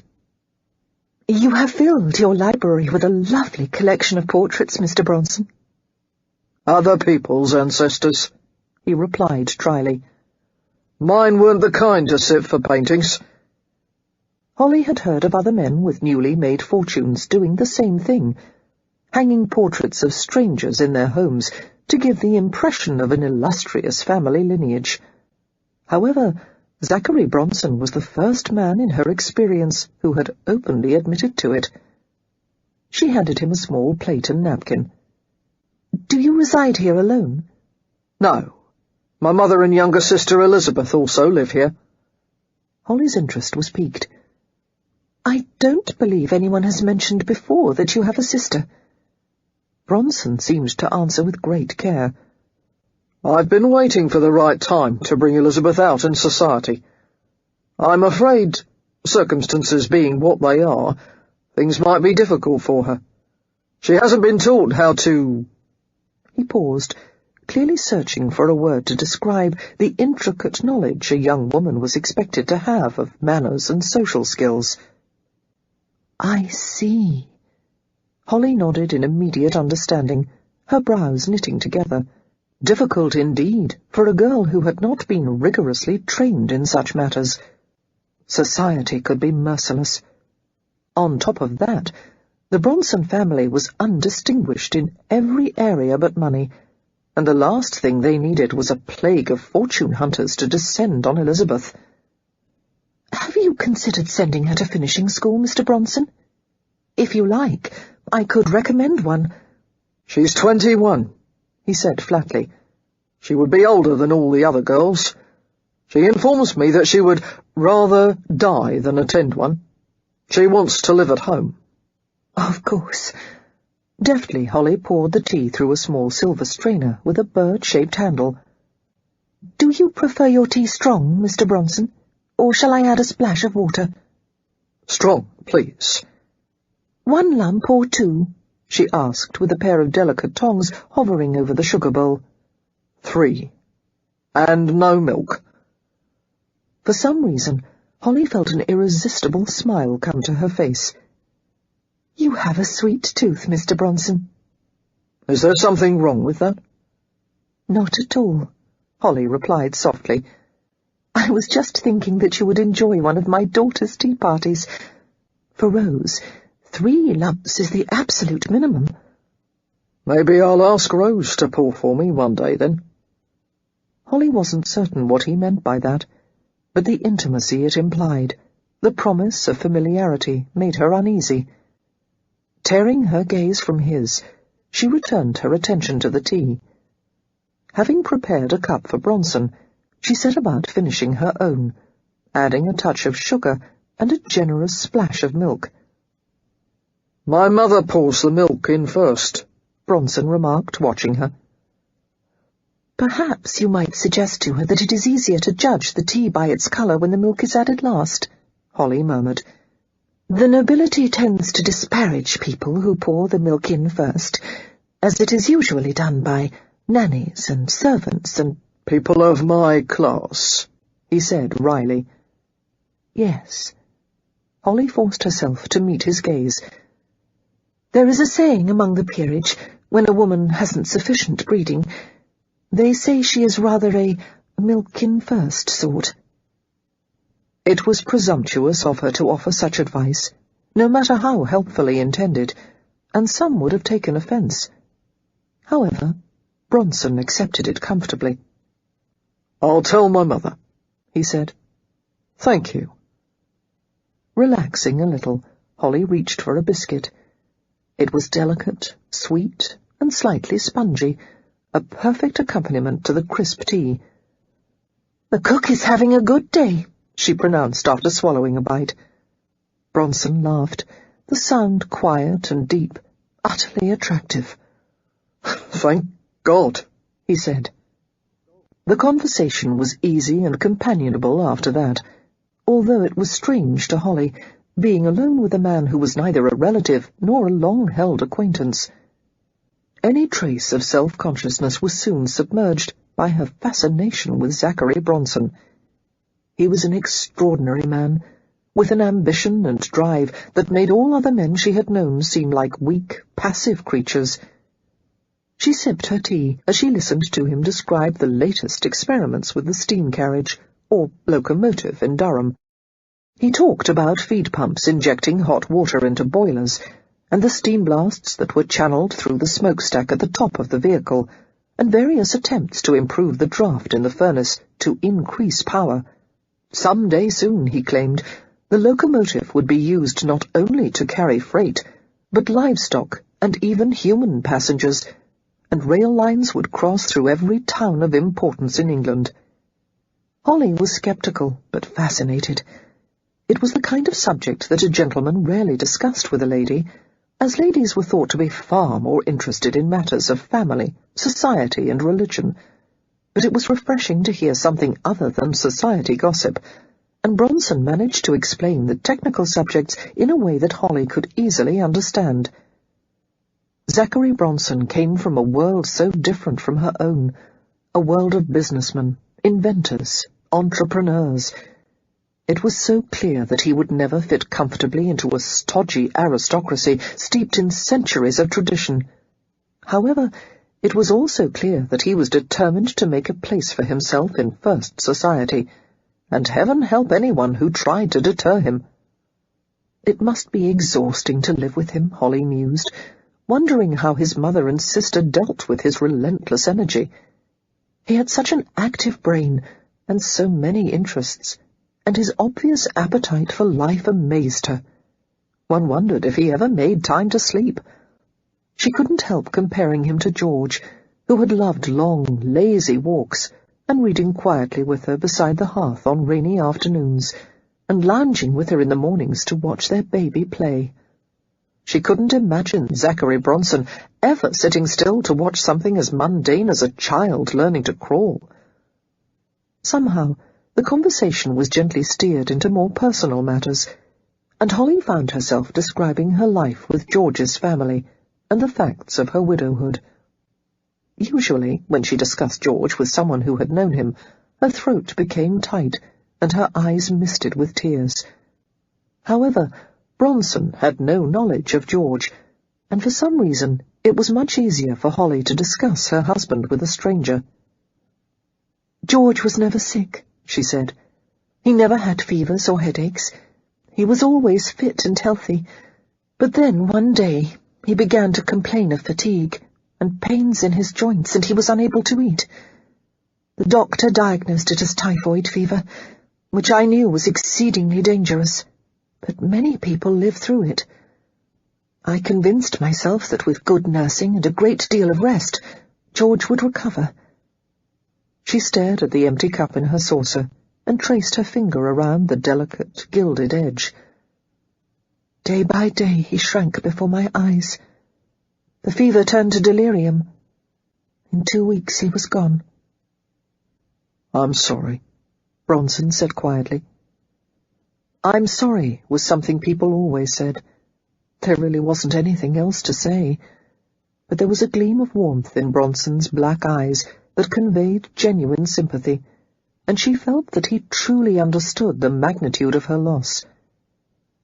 A long silence extended between them, until Bronson spoke again. "Do you like living with the Taylor family, my lady?" She smiled faintly. "It's not really a matter of like or dislike. It is the only choice available to me." "What of your own family?" "My parents are still supporting 3 remaining daughters and trying to find good matches for them. I did not want to add to their burden by returning home with my child. And in abiding with the Taylors, I feel somewhat closer to George." Bronson's wide mouth tightened at the last sentence. Glancing at her empty cup and plate, he stood and extended a hand to her. "Come, walk with me." Startled by his abruptness, Holly obeyed automatically, taking his proffered hand. Her fingers tingled at the warm shock of his touch, and her breath caught in her throat. Pulling her upward, Bronson tucked her hand in the crook of his arm and escorted her away from the tea-table. He had touched her far too familiarly, Not even George's brothers would dare to reach for her bare hand. But it seemed that Mr. Bronson did not know better. As they walked, Bronson had to adjust his long strides to match her short ones, and she suspected that he seldom walked at this slower pace. He was not the kind of man to meander. The library suite opened to a huge private art gallery, sided by long windows that displayed a view of the formal gardens outside. The gallery was filled with a stunning collection of old masters. There were works by Titian, Rembrandt, Vermeer, and Botticelli, all striking in their rich colour and romanticism. "What, nothing by Leonardo da Vinci?" Holly asked lightly, knowing that Bronson's private collection was undoubtedly the most impressive in England. Bronson gazed at the rows of paintings and frowned as if the lack of a Da Vinci were a glaring omission. "Should I buy one?" No, I was only jesting," Holly said hastily. "Really, Mr. Bronson, your collection is magnificent and more than complete. Besides, a Da Vinci would be impossible to acquire." Making a non-committal sound in his throat, Bronson focused on a bare place on the wall, clearly considering how much it would take to put a Da Vinci there. Holly slipped her hand from the crook of his arm and turned to face him. "Mr. Bronson, won't you tell me why you've invited me here today?" Bronson wandered to a marble bust mounted on a pedestal and rubbed a bit of dust from it with his thumb. He slid Holly an assessing sideways glance as she stood in a rectangle of sunlight from the tall window. "You were described to me as the perfect lady," he said. "Now, having met you, I agree completely." Holly's eyes widened, and she thought in a flurry of guilt and nervousness that he would never have made such a statement if he were aware that she was the woman who had wantonly responded to his kiss a few nights ago. "You have an impeccable reputation," he continued. "You are received everywhere, and you have knowledge and influence that I need. Badly. So, I would like to employ you as a sort of social guide." Stunned, Holly could only stare at him. It took a half-minute for her to find her voice. "Sir, I am not seeking employment of any kind." "I know that." "Then you will understand why I must refuse." He stopped her with a subtly restraining gesture. "Hear me out first." Holly nodded for the sake of courtesy, although there was no possibility that she would accept his offer. There were times when a widow was forced to seek genteel employment out of financial necessity, but she was far from that state. George's family would never hear of it, and neither would her own. It was not the same as entering the working class, but it would most definitely alter her status in society. And to be employed by a man like Zachary Bronson, no matter how rich he was— the fact was, there were people and places that might no longer receive her. "I need some polish," Bronson continued evenly. "I need introductions. No doubt you'll hear me referred to as a social climber, which I assuredly am. I've come damned far on my own, but I need help to get to the next rung. Your help. I also need someone to teach Elizabeth how to be, well, like you are. Teach her how to do the things that London ladies do. It's the only way for her to land a decent match." "Mr. Bronson," Holly said carefully, staring hard at the marble bench beside him, "I am sincerely flattered. I wish I could help you. However, there are many others who would be much more suitable than I." "I don't want anyone else. I want you." "I cannot, Mr. Bronson," she said firmly. "Among my many reservations, there is my daughter to consider. Taking care of Rose is the most important responsibility in the world to me." "Yes, there is Rose to consider." Bronson slid his hands in his pockets, deceptively relaxed as he paced around the bench. "There's no delicate way to put this, Lady Holland, so I'm going to be blunt. What are your plans for your daughter's future?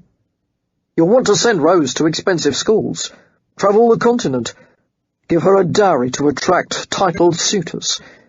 But in your current circumstances, you won't be able to provide those things for her. With no dowry, she'll only be able to land a member of the lesser gentry, if that." He paused and added silkily, "If Rose had a large dowry, combined with her good bloodlines, she would someday land the kind of aristocratic husband that George would have wanted her to have." Holly stared at him stunned. Now she understood how Bronson had been able to conquer so many business opponents. He would stop at nothing to get his way. He was using her own daughter to convince her to do what he wanted. Zachary Bronson could be completely ruthless when it served his purpose. "I estimate that I'll need your help for approximately a year," he said. "We could draw up a contract to our mutual satisfaction. If you dislike working for me, if you find that for any reason you want to end the arrangement, just say the word, and you can leave with half the amount I'm offering." "And how much is that?" Holly heard herself ask, her mind buzzing with agitated thoughts. She was unbearably curious to know what he thought her services were worth. £10,000 for 1 year's employment. A sum at least 1,000 times more than a governess made in a year. It was a fortune. Enough for a generous dowry for her daughter. Enough for a private house, including servants. The thought of having her own home made Holly nearly dizzy with longing. But the idea of involving herself closely with this man, and the reaction of her family and friends— "No," she said quietly, nearly choking on the word. "I am sorry, Mr. Bronson. Your offer is very generous, but you must find someone else." He did not seem at all surprised by her refusal. 20,000 then," he said, and flashed her a roguish smile. "Come, Lady Holland, don't tell me you're planning to return to the Taylor family and spend the rest of your life as you've spent the last 3 years. You're an intelligent woman. You need more than needlework and gossip to sustain you." Unerringly, he had hit upon another vulnerable point. Life with the Taylors had indeed become monotonous, and the thought of no longer being dependent on them, on anyone— Holly twisted her hands together tightly. Bronson rested his weight on one leg and braced his knee against the bench. "Just say yes, and I'll have the money placed in trust for Rose. She'll never want for anything. And when she marries a peer, I'll throw in a carriage and a team of 4 for her wedding present." Accepting his offer would be a step into the unknown. If Holly said no, she knew exactly what kind of life she and Rose would have. A safe one, if not always comfortable. They would manage well enough, and they would bask in the love and approval of everyone they knew. If she said yes, there would be an uproar of surprise and condemnation. There would be ugly comments and rumors that would take years to die down, if ever. But what a future Rose would have! And there was something inside Holly, something reckless and wild, the same terrible impulsiveness she had been struggling with ever since her husband's death. Abruptly, she lost the struggle. "I would do it for 30,000, she said, listening to her own voice as if she somehow stood outside the scene. Although Bronson's expression did not change, she sensed his tremendous satisfaction, like that of a lion settling down to enjoy his kill. 30, he repeated, as if the figure were outrageous. I think 20 is sufficient for what I'm asking, don't you? 20 for Rose, 10 for me, Holly replied, her voice growing steadier. Social influence is like currency. Once expended, it is not easily regained. I may not have much left after this year is through. If I accept your offer, the ton will gossip and spread rumors about me. They may even imply that I am your mistress, he supplied softly. But they would be wrong, wouldn't they? She coloured and continued in a rush. No one in the ton can distinguish rumour from fact. Therefore, the loss of my respectability is worth an additional £10,000, and I want you to invest it and manage it for me." Bronson's dark brows raised slightly. "You want me to manage your money?" he repeated, practically purring. "And not Lord Taylor?" Holly shook her head, thinking of William, who was responsible but extremely conservative with investments. Like most men of his station, William's talent was to conserve funds, not to multiply them. "I would prefer you to take care of it," she said. "The only condition is that I don't want you to make any investments that could be considered immoral." "I'll see what I can do," Bronson said gravely, laughter dancing in his devil-black eyes. Holly took a deep breath. "Then you agree to 30? And if I leave your employment early, I may retain half?" "Agreed. However, in return for the extra money you're demanding, I'm going to ask for a concession." "Oh?" she asked warily. "I want you to live here, with me and my family." Holly stared at him in amazement. "No, I couldn't." "You and Rose will have your own suite of rooms, a carriage and horses provided for your exclusive use, and the freedom to come and go as you choose. Bring your own servants if you wish. I'll take care of their salaries for the next year." "I don't see why it is necessary." "Teaching the Bronsons to behave like gentlefolk is going to require more than a few paltry hours a day. Once you get to know us, you'll have no doubt of it." "Mr. Bronson, I just couldn't." "You can have your 30,000, Lady Holland, but you'll have to move away from the Taylors to get it." "I would rather take less, and not live here." Bronson grinned suddenly, seeming not at all perturbed by her scowl. "The negotiations are over, my lady. You'll live here for a year and accept £30,000, or there is no bargain." Filled with nervous trepidation, Holly felt herself tremble all over. "Then I accept," she said breathlessly. "And I would like the carriage and team of 4 you promised for Rose to be written into the contract." "All right."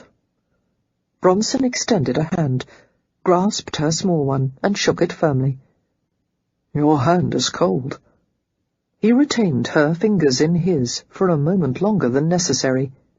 His lips curved with a smile. "Are you frightened?" It was the same thing he had asked her in the conservatory the night he had kissed her. She felt much as she had then, overwhelmed by an extraordinary event she had never anticipated. "Yes," she whispered. "Suddenly, I'm afraid I may not be the kind of woman I've always thought I was." "Everything will be all right," he said, his voice low and gentle. "You can't promise such a thing." "Yes, I can. I have a good idea of what your family's reaction will be to this. Don't lose your courage." "Of course not," she said with an attempt at dignity. "You have my word that I will keep to our bargain." "Good," he murmured, while his gaze held an unnerving glitter of victory. Lady Holly's carriage departed along the drive, the sun striking the black lacquered vehicle with a blinding gleam. Zachary nudged the curtains of a library window apart and watched until the carriage was no longer visible. He was filled with the same explosive energy that he always felt after making a deal that was clearly to his advantage. Lady Holland Taylor would be living under his roof, with her daughter. It was a situation that no one, including himself, would have ever believed possible. What was it about her that affected him so deeply? He had been aroused from the moment she had entered the room, aroused and fascinated as he had been by no other woman in his life. That moment when she had removed her gloves, exposing her delicate, pale hands, had been the erotic highlight of his entire year. He had known many great beauties and women of great talent, both in bed and out. He couldn't fathom why one small widow should have such an effect on him. Perhaps it was the warmth that shone through her demure exterior. She was clearly a lady, but without the airs and pretensions he had seen in other women of her class. He liked the direct, friendly way she had spoken to him, as if they were social equals. She was luminous, warm, and far too refined for the likes of him. Troubled, Zachary jammed his hands into the pockets of his trousers, bunching the hem of his coat. He wandered through the library suite, glancing absently at the priceless collection of volumes and artwork he had amassed. Ever since childhood, he had been aware of an endless, nagging urgency inside, the drive to achieve and conquer. He was filled with the dissatisfaction that drove him to work, plot and plan long into the night when other men were sleeping. It always seemed that there was one more object to acquire, one more deal to construct, one last mountain to climb, and then perhaps he would be happy. But he never was. Somehow, in the company of Lady Holly Taylor, he had felt like an ordinary man, one who was able to relax and enjoy himself. During the hour that she had visited him, all his usual aggression had vanished. He had felt almost content. That had never happened to him before. The feeling was impossible to dismiss, and he wanted more of it. He craved Lady Holly's presence in his home, and he craved her presence in his bed.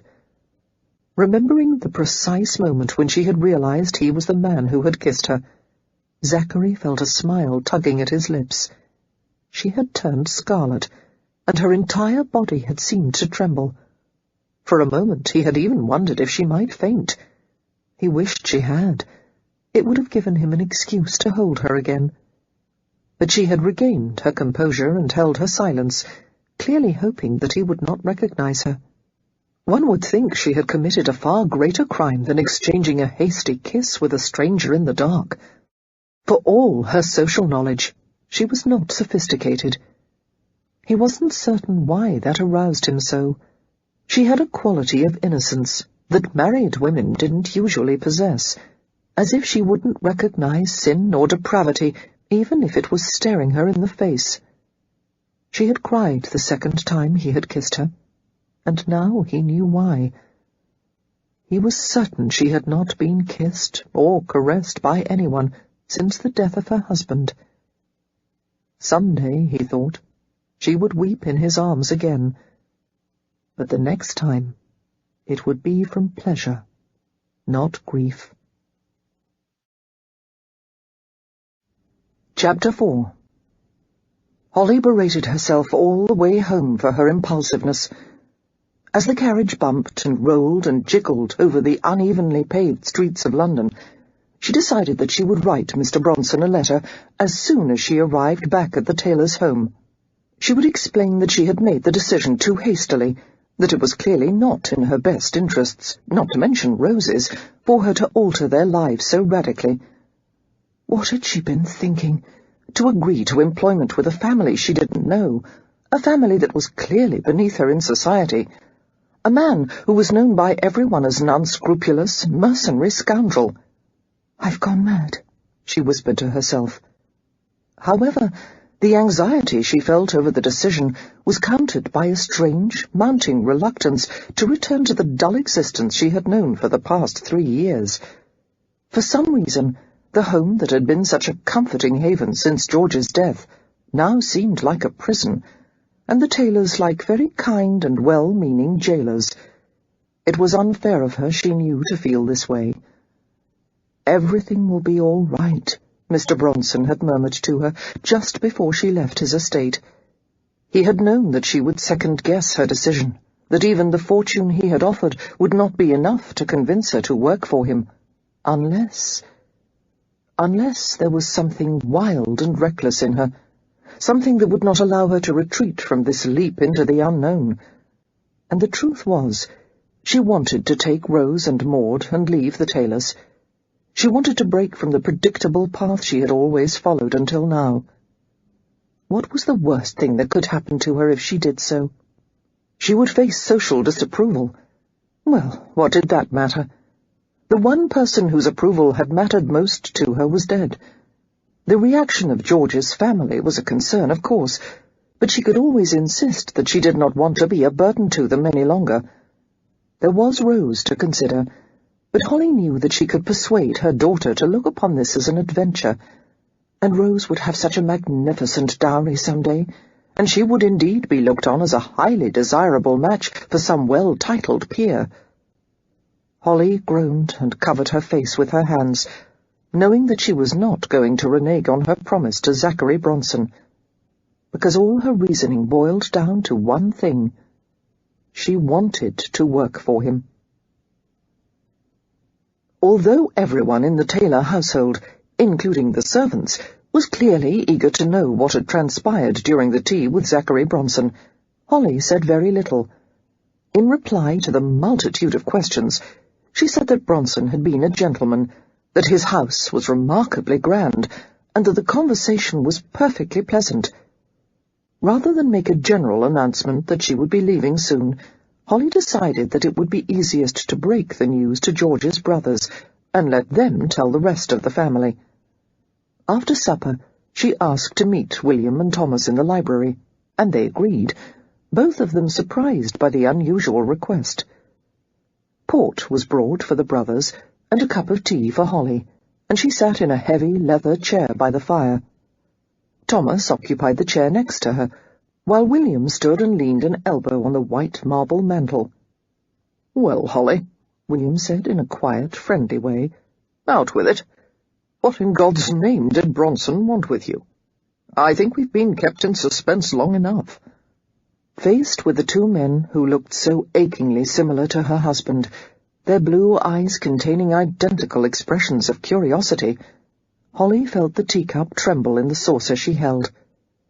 She was unexpectedly glad that she would no longer live here.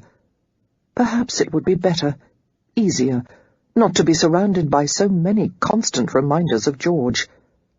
"Forgive me, my darling," she thought, wondering if George was watching over her right now. Slowly, taking care not to sound uncertain, Holly explained that Bronson wished to employ her as a social guide and instructor for his family for the period of a year. For a moment, the Taylor brothers stared at her in surprise, and then Thomas burst out laughing.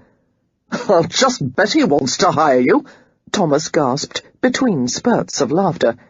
"To think he could employ one of us, George's wife no less. I hope you told the arrogant ape that you have far better things to do than teach him manners. Wait until I tell the fellows about this."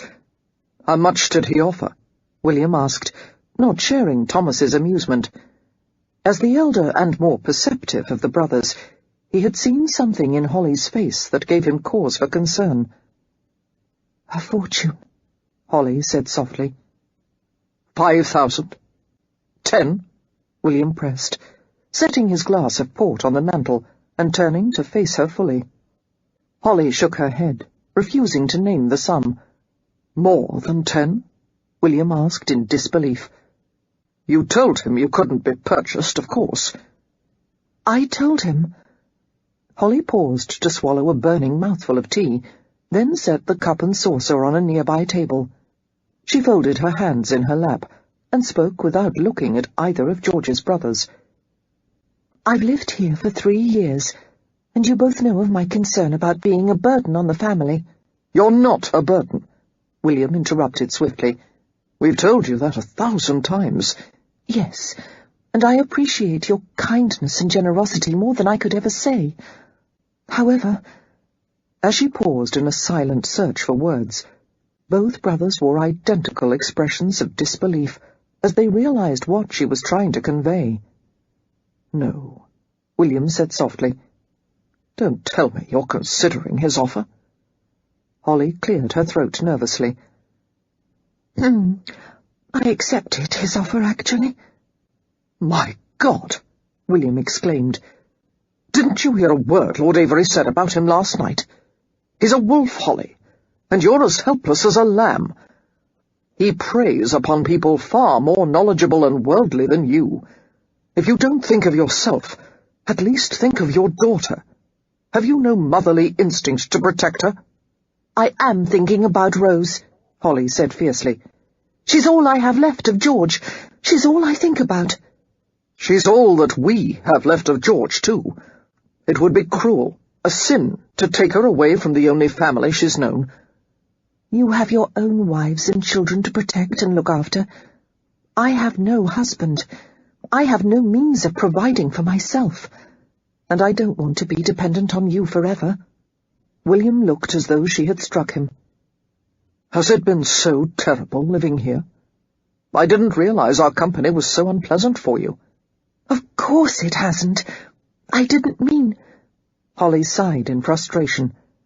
"I will always be grateful for the way you've sheltered me since... But I must think of the future." She glanced at Thomas, who remained in the chair beside her. Although she hoped for an ally, Thomas was obviously in agreement with his older brother. "I cannot conceive that this is happening," Thomas said, his tone containing not anger but anguish. "Holly, tell me how to stop this.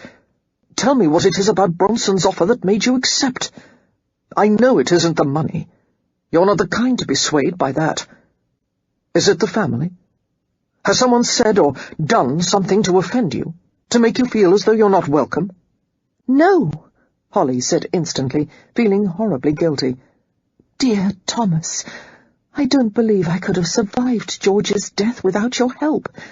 It's just that lately "Bronson will want more than etiquette lessons from you," William interrupted coldly. "I hope you realize that." Holly threw him a look of rebuke. "I find that remark distasteful, William." "You need to know what to expect, living in the house of a man whom all society knows is not a gentleman. You'll be at his mercy, and your desire for his money will lead you to do things you can't begin to imagine."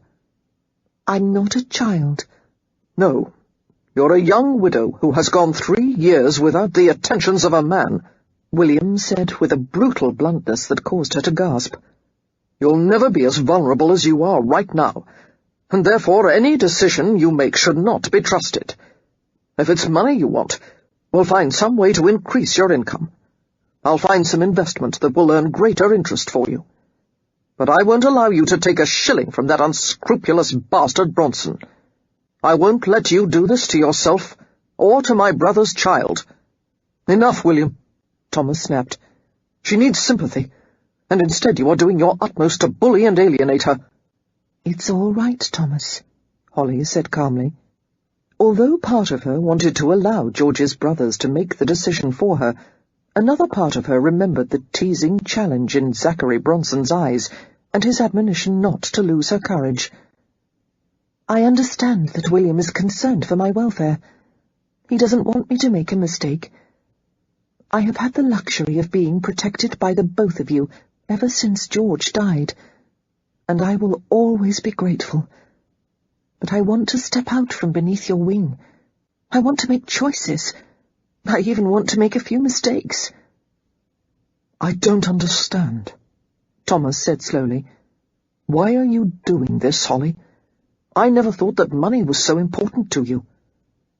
Before Holly could reply, she was interrupted by William's cold, flat voice. "For the first time, I'm glad my brother is dead. I'm glad he can't see what is happening to you." Holly turned white with shock. She expected to feel a blow of pain from his words, but instead there was only numbness. Unsteadily, she came to her feet and backed away from the two of them. "There is nothing to be gained by discussing this further," she said with difficulty. "I have made my decision. I will leave within the week. I would like to take my servant Maud with me, if I may." "You're going to live with Bronson," William said softly, undercutting his brother's protests. "Now I understand exactly what is going on. Yes, take Maud with you by all means. But what of Rose? Will you discard her as easily as you have discarded my brother's memory, and leave us to take care of her? Or will you bring her with you, and allow her to watch you become a rich man's paramour." No one had ever spoken to her in such an insulting way.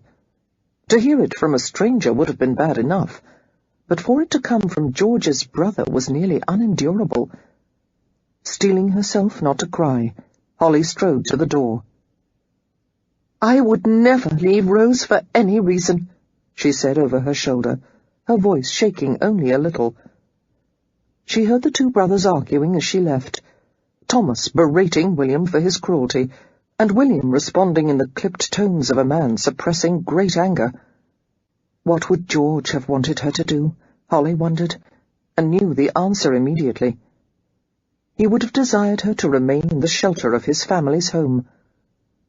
Holly paused at a window overlooking a small courtyard. The deep sill was scarred by 1,000 tiny nicks and scratches. One of the servants had told her that George used to stage battles between his toy soldiers at this very window. She pictured his small hands manipulating the little painted iron men, the same hands that in manhood had caressed and held her. "I'm sorry, darling," she whispered. "After this year is through, I'll live exactly the way you wanted me to, and Rose will want for nothing. Just this 1 year, and then I'll keep all my promises to you." Chapter 5. Lady Holly emerged from the carriage, stepping lightly to the ground with the assistance of a footman. As Zachary watched her, he was aware of a peculiar sensation in his chest, a deep throb of pleasure. She was here at last. His gaze drank in the sight of her. She was perfectly turned out, her little hands encased in gloves, her dark brown hair smooth and shining beneath a small brimmed hat trimmed with a wisp of a veil at the front. Zachary was tempted to disarrange her demure facade, plunge his hands into her hair, and unfasten the prim row of buttons at the neck of her chocolate-hued gown. Another brown dress, Zachary thought, a frown working between his brows. The signs of her continued mourning, slight mourning as such austere garments were called, caused him a stab of annoyance. He had never personally known a woman who had chosen to grieve so long. His own mother, who had undoubtedly loved his father, had been more than ready to relinquish her smothering dark mourning garb after a year, and Zachary had not blamed her for an instant. A woman did not bury all her needs and instincts along with her husband, much as society would like to pretend otherwise. Excessively devoted widows were much admired, kept on pedestals as examples for others of their sex to follow.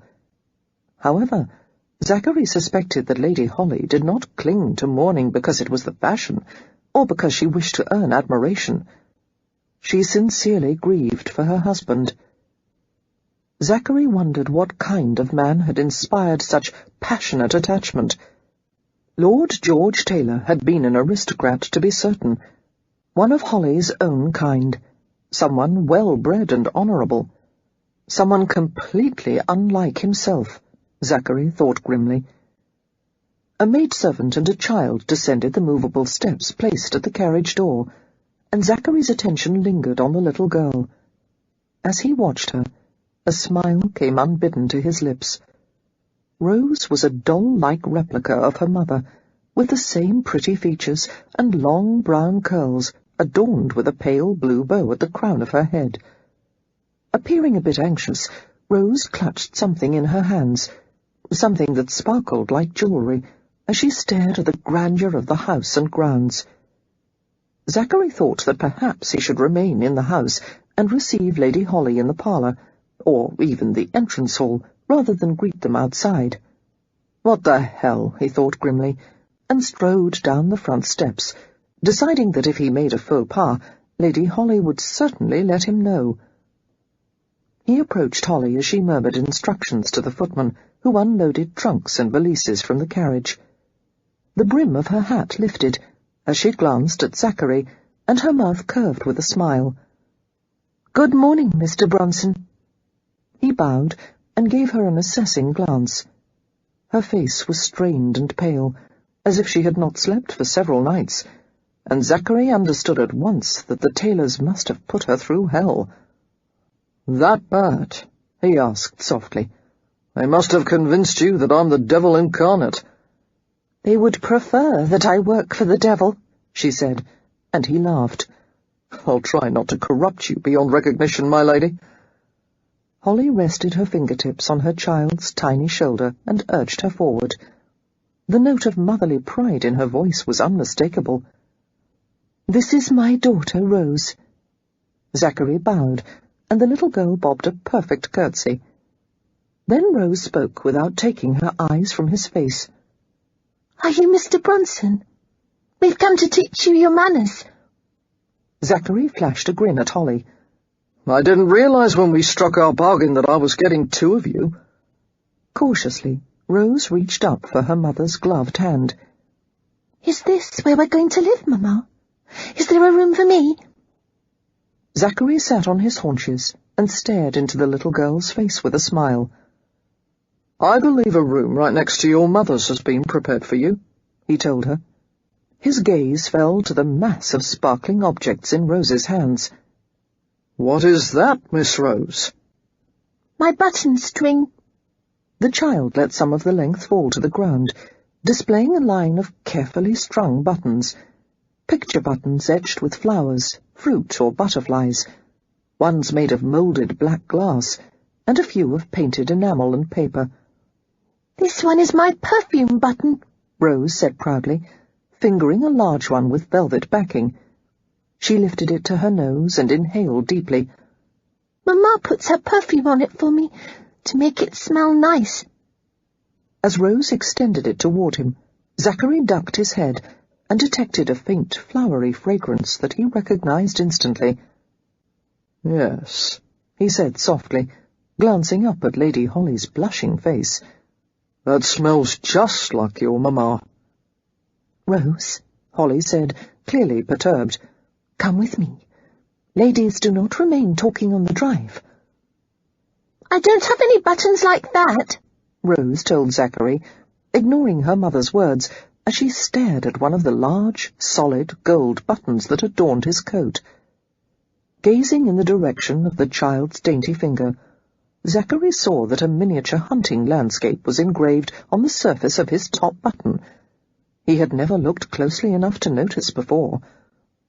"Allow me the honor of adding to your collection, Miss Rose," he said, reaching inside his coat to extract a small silver folding knife.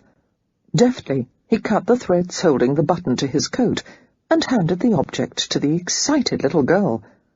"Oh, thank you, Mr. Bronson," Rose exclaimed. "Thank you." Hurriedly she began to thread the button onto her string before her mother could offer an objection. "Mr. Bronson," Holly spluttered, "a gentleman does not pull out weapons in the presence of ladies and children." "It's not a weapon." Casually he replaced the knife in his coat and rose to his feet. "It's a tool." "Nevertheless, it's not—" Holly broke off as she saw what her daughter was doing. "Rose, you must return that button to Mr. Bronson this instant. It is far too fine and costly for your collection."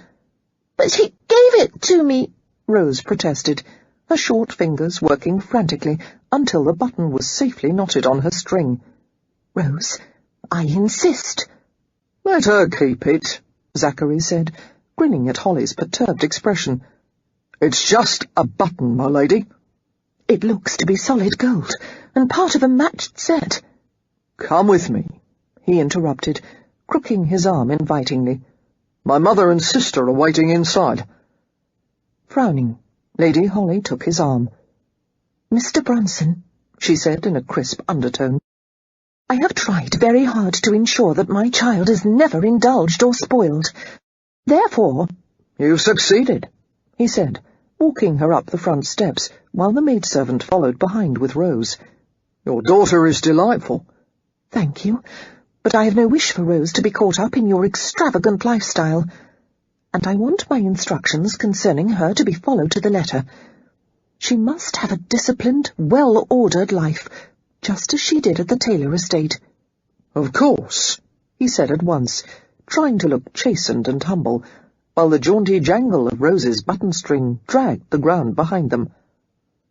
Holly's trepidations were not calmed as she entered the house and saw once more how impossibly opulent it was. Good Lord, she thought with a pang of worry, how are ordinary people to live here? She glanced back at Maud, who stared speechlessly at the 2-story gold columns that lined the entrance hall, and the gigantic chandeliers that shed sparkling light over the scene. "Listen, Mamma," Rose exclaimed, and began to make peeping noises that rebounded from one side of the cavernous hall to the other. "It echoes in here." "Hush, Rose." Holly glanced at Mr. Bronson, who seemed to bite back a smile at her daughter's antics. A heavy-set woman in her 40s appeared, rather brusquely identifying herself as the housekeeper, Mrs. Burney. Wearing a look of bemusement, Maud accompanied Mrs. Burney up the baroque top-lit staircase to the upstairs rooms, where she would oversee the unpacking of the trunks. Holly kept Rose by her side as they proceeded to a circuit of ornate receiving rooms. They entered a parlour, decorated with alternating panels of embossed green velvet and gold panels, and French furniture covered in gold leaf. 2 women awaited them, both rising anxiously to their feet. The younger, a tall, strikingly attractive girl with a mass of unruly black curls pinned atop her head, came forward. "Welcome, Lady Holland," she exclaimed, smiling broadly, although her gaze flickered over Holly in a wary survey. "My sister Elizabeth," Bronson murmured. "I couldn't believe my ears when Zach told us he would be coming to live here," the girl exclaimed. "You're very brave to take on the lot of us. We'll try not to make it an ordeal for you." "Not at all," Holly replied, liking Bronson's sister at once. "I only hope to be of assistance to you, and perhaps offer some guidance when required." "Oh, we'll require a great deal of guidance," Elizabeth assured her with a laugh. There was a definite likeness between Bronson and his younger sister. They possessed the same black hair, flashing dark eyes, and roguish smiles. They also shared the same sense of barely repressed energy, as if their active brains and supreme physical health would not allow them to relax for more than a few minutes. It would not be difficult for Elizabeth to attract suitors, Holly thought. However, Elizabeth would require a strong partner, as the combination of her brother's wealth and her own robust spirit would prove intimidating for many men.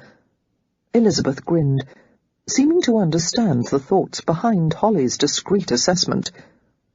"The only reason Zach wants me to acquire some polish is to make it easier for him to engineer a marriage between me and some well-heeled aristocrat," she said bluntly. "However, I should warn you that my idea of a good match is vastly different from Zach's." "Having heard some of your brother's views on the subject," Holly said evenly, "I am entirely prepared to take your side, Miss Bronson." The girl laughed in delight. "Oh, I do like you, my lady," she exclaimed, and turned her attention to the child that waited patiently beside Holly. "Why, you must be Rose." Her voice gentled as she continued. "I think you're quite the prettiest little girl I've ever seen." "You're pretty too, like a gypsy," Rose said frankly. "Rose," Holly said reprovingly, afraid that Elizabeth would take exception to the remark, but the young woman laughed. "What a darling you are!" she exclaimed, sinking to her knees and examining Rose's button string. As Rose proceeded to demonstrate the wonders of her button collection to Elizabeth, Holly turned her attention to the other woman in the room, who seemed as if she would prefer to shrink back into the corner. Bronson's mother, she thought, and felt a surge of kindly sympathy as she saw how uncomfortable the woman was as her son made the introductions. It was clear that Mrs. Paula Bronson had once been a beautiful woman, but years of work and worry had taken their toll. Her hands were permanently rough and reddened from physical toil, and her face was heavily lined for a woman her age. The locks of hair that were twisted tightly and pinned at the back of her head had once been jet black, but were now streaked liberally with silver. The beauty of her bone structure remained, however, and her eyes were warm and velvety brown. Overcome with apparent shyness, Paula managed a murmur of welcome. "Milady," she said, forcing herself to meet Holly's gaze. "My son has a way of making people do things they don't want to do. I hope you are not here against your will." "Mother," Zachary muttered, his black eyes gleaming with amusement. "You make it sound as though I dragged Lady Holland here in chains. And I never make people do things they don't want to do. I always give them a choice." Throwing him a sceptical glance, Holly approached his mother. "Mrs. Bronson," she said warmly, taking the woman's hand and pressing gently, "I assure you, I have every wish to be here. I take great pleasure at the prospect of being useful. For the past 3 years I've been in mourning and—" She paused, searching for the right words, and Rose interrupted with what she considered to be a salient comment. "My papa's not coming to live here with us because he's in heaven now. Isn't that right, Mama?" The group was suddenly silent. Holly glanced at Zachary Bronson's face and saw that it was expressionless. "That's right, darling," she answered her daughter softly. The mention of George had cast a pall over the scene, and Holly searched for words to dispel the sudden awkwardness. However, the longer the silence stretched, the more difficult it seemed to break. She couldn't help reflecting in a flash of despair that if George were alive, she would never be in this position, coming to live in a house of strangers, accepting employment from a man like Zachary Bronson. Suddenly, Elizabeth broke the pause with a bright, if slightly forced, smile. "Rose, let me show you upstairs to your new room. Do you know that my brother has bought the contents of an entire toy shop for you? Dolls and books, and the biggest dollhouse you've ever seen." As the little girl squealed with delight and followed her at once, Holly stared at Zachary Bronson with rapidly dawning disapproval. "An entire toy shop?" "It was nothing like that," Bronson said immediately. "Elizabeth is prone to exaggeration." He threw a warning glance at Paula, silently demanding that she agree with him. "Isn't that right, Mother?" "Well," Paula said uncertainly, "actually, you did, rather." "I'm certain Lady Holland will want a tour of the house while her belongings are unpacked," Bronson interrupted hastily. "Why don't you take her around?" Clearly overwhelmed by shyness, Mrs. Bronson gave a non-committal murmur and sped away, leaving the two of them alone in the parlour. Faced with Holly's disapproving stare, Zachary shoved his hands in his pockets, while the toe of his expensive shoe beat a quick, impatient rhythm on the floor. "What harm is there in an extra toy or two?" he finally said, in an excessively reasonable tone. "Her room was about as cheerful as a prison cell. I thought a doll and a handful of books would make the place more appealing for her." "First of all," Holly interrupted, "I doubt that any room in this house could be described as a prison cell. Second, I will not have my daughter spoiled and overwhelmed and influenced by your taste for excess." "Fine," he said with a gathering scowl. "We'll get rid of her damned toys, then." "Please do not swear in my presence," Holly said, and sighed. "How am I to remove the toys after Rose has seen them? You don't know very much about children, do you?" "No," he said shortly. "Only how to bribe them." Holly shook her head, her displeasure warring with sudden amusement. "There is no need to bribe Rose, or me for that matter. I gave you my word that I would not break our agreement, and please do not tap your foot that way. It is not good deportment." The impatient rhythm ceased at once, and Bronson gave her a darkly ironic glance. "Anything else about my deportment you'd like to change?" "Yes, actually."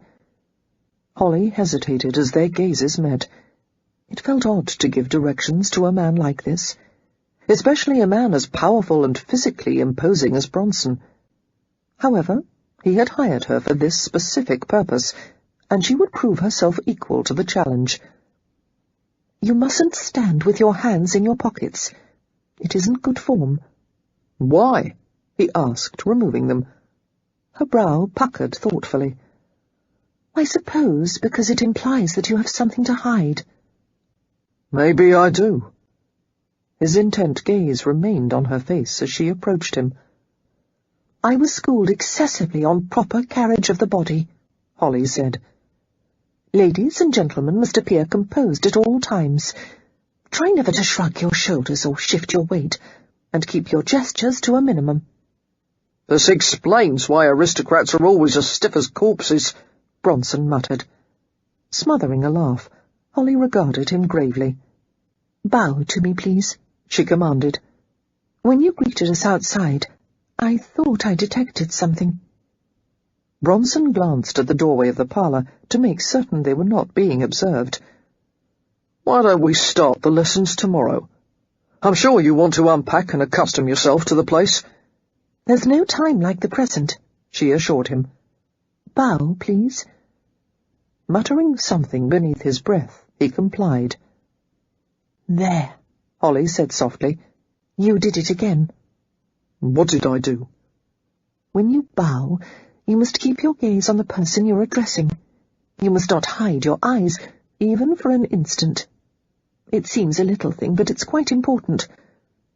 Only servants and inferiors bowed with their gaze downcast, and being unaware of this fact would put a man at an instant disadvantage. Bronson nodded, taking the point as seriously as she had intended. He bowed again, this time staring steadily at her. Holly suddenly felt breathless, unable to stop staring into the midnight depths of his eyes. So wicked and dark they were. "That's much better," she managed to say. "I think I'll spend the rest of the day making a list of the subjects we'll need to study. Deportment, rules of conduct in the street and in the home, rules for calling and for conversation, ballroom etiquette, and— do you know how to dance, Mr. Bronson?" "Not well." "We'll have to begin right away, then. I am acquainted with an excellent dancing master who will instruct you on the finer points of the allemande, the reel, the quadrille, and waltz." "No," Bronson said immediately.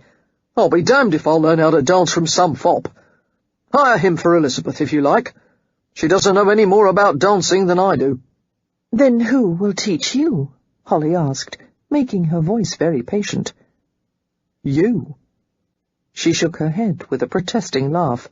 "Mr. Bronson, I am not qualified to instruct you in the intricacies of dancing." "You know how, don't you?" "There is a vast difference between knowing how to do something and teaching someone else. You must allow me to hire a proficient dancing master." "I want you," he said stubbornly. "I'm paying you a fortune, Lady Holland, and I expect to get my money's worth. Whatever I learn over the next several months, I'm going to learn from you." "Very well. I will do my best, Mr. Bronson. But do not blame me if you attend a ball some day and can barely manage the figures of a quadrille." Bronson smiled. "Don't underestimate your abilities, my lady. I've never met anyone with such a knack for telling me what to do. Except my mother, of course." He crooked his arm for her to take. "Come with me to the gallery. I want to show you my Da Vinci." "What?" Holly asked, startled. "You have no Da Vinci, Mr. Bronson. At least you hadn't as of last week, and no one could possibly—" She broke off as she saw the gleam in his eyes. "You've acquired a Da Vinci?" she asked faintly. "How? Where?" "The National Gallery," he replied, walking her toward the library and the gallery beyond. "I had to trade a few of my other paintings, and promised to build them an alcove for a Roman statuary collection. And technically the painting still isn't mine. I paid a king's ransom just to get them to loan the damn thing to me for a period of 5 years. You should have been at the negotiations. It's difficult enough to make deals with bankers and London businessmen, but as it turns out, museum directors are the greediest bastards of all. Mr. Bronson, your language, Holly reproved. Which painting did you acquire? A Madonna and Child. They said it was a superb example of some Italian art technique for light and shadow. Chiaroscuro? Yes, that was it. Good Lord, Holly said, bemused. You have a Da Vinci. One wonders if anything is beyond your financial reach. There was something in his manner, a touch of boastfulness, a boyish enthusiasm, that caused a warm, unexpected pang in her heart. Zachary Bronson was a ruthless man, whom many people doubtless feared. However, she sensed a vulnerability in his need to belong to the society that was so determined to reject him. Being an intelligent man, he had acquired all the trappings, the house and lands, the thoroughbreds and paintings and well-tailored clothes, but his ultimate goal was still far away. Unfortunately, there are still a few things I can't buy, Bronson said, as if he could read her thoughts. Holly stared at him in fascination. What do you want most? To be a gentleman, of course. I don't think so, she murmured. You don't really want to be a gentleman, Mr. Bronson. You just want the appearance of being one. Bronson stopped and turned to face her, his brows arched in ironic amusement. Holly's breath caught as she realized what she had just said. Forgive me, she said hastily. I don't know why I— You're right. If I really were a gentleman, instead of merely trying to ape one, I'd never be a success at business. Real gentlemen don't have the heads or the guts for making money. I don't believe that. Oh? Name one true gentleman of your acquaintance who can hold his own in the business world. Holly thought for a long moment, searching silently through a list of men who were known for their financial acumen. However, the ones who could truly be called entrepreneurs, successful in the way Bronson meant, had lost the sheen of honour and integrity that had once defined them as true gentlemen. Uncomfortably, she reflected that a man's character was easily damaged by the quest for financial glory. One couldn't sail through stormy waters without suffering some weathering. Bronson smiled smugly in the face of her silence. Exactly. Frowning, Holly walked beside him, now declining to take his arm. Increasing one's wealth should not be the ultimate goal in a man's life, Mr. Bronson. Why not? Love, family, friendship, those are the things that matter, and they most definitely cannot be purchased. You might be surprised, he said, and she couldn't help but laugh at his cynicism. I only hope that some day, Mr. Bronson, you will encounter someone or something for which you would gladly give up your fortune, and I hope that I'll be there to witness it. Maybe you will, he said, and steered her down another, long, gleaming hallway. Although Holly always awakened gladly to the sight of her daughter bouncing into bed for a good morning kiss, today she resisted being pulled from slumber. Mumbling drowsily, she burrowed further into her pillow, while Rose cavorted around her. "Mamma!" the little girl called, climbing beneath the warm covers. "Mamma, wake up! The sun is out and it's a lovely day. I want to play in the gardens and visit the stables. Mr. Bronson has lots of horses, did you know that?" Maud chose just that moment to enter the room. "Mr. Bronson has lots of everything," came the maid's wry observation, and Holly emerged from her pillow with a smothered laugh. Busily, Maud poured a hot basin of water at the marble-topped washstand and set out Holly's silver-backed brush and comb set, along with various toiletries. "Good morning, Maud," Holly said, feeling unaccountably cheerful. "Did you sleep well?" "Yes, and so did our Rose. I suspect she exhausted herself playing with all those toys. How did you fare, milady?" "I had the most wonderful rest." After the past several nights of tossing and turning, waking up in the middle of each night beset with doubt, Holly had finally succumbed to a deep slumber. She supposed it was only natural that she would relax, now that they were under Mr. Bronson's roof, and there was no more opportunity for second-guessing, and they had been given a lovely suite of rooms, large and airy, decorated in beige and rose and gleaming white panelling. The windows were swathed in frothy Brussels lace, and the French armchairs had been covered with Gobelin tapestry. The bed had been carved with a curling shell motif that matched the huge armoire on the other side of the room. It pleased Holly that Rose's room was located right next to hers, instead of being relegated to an upper floor where nurseries were usually located. The little girl's room had been filled with child-sized cherrywood furniture, and bookshelves filled with beautifully illustrated volumes, and a mahogany table loaded with the largest dollhouse Holly had ever seen. Every detail of the toy was astonishingly perfect, from the tiny Aubusson rugs on its floors to the thumbnail-sized wooden hams and chickens hanging from the kitchen ceiling. "I had a splendid dream last night," Holly remarked, yawning and rubbing her eyes. She sat up and began to stack a pile of downy pillows. "I was walking in a garden filled with red roses. They were so large, with velvety petals, and they seemed so real that I could actually smell them. And the most remarkable thing was, I could gather as many armfuls as I wished, and there were no thorns." "Red roses, you say?" Maud glanced at her, eyes bright with interest. "Well, they say to dream of red roses means you'll soon have luck in love." Holly gave her a startled glance, then shook her head with a wistful smile. "I've already had that." Glancing at the child cuddling by her side, she kissed the top of Rose's curly dark head. "All my love is for you and your papa," she murmured. "Can you still love Papa when he's in heaven?" Rose asked, reaching across the embroidered silk counterpane for the doll she had brought into the room with her. "Of course I can. You and I still love each other even when we are not together, don't we?" "Yes, Mamma." Rose beamed at her and brought the doll forth. "Look, one of my new dolls. This is my favourite." Holly regarded the doll with an admiring smile.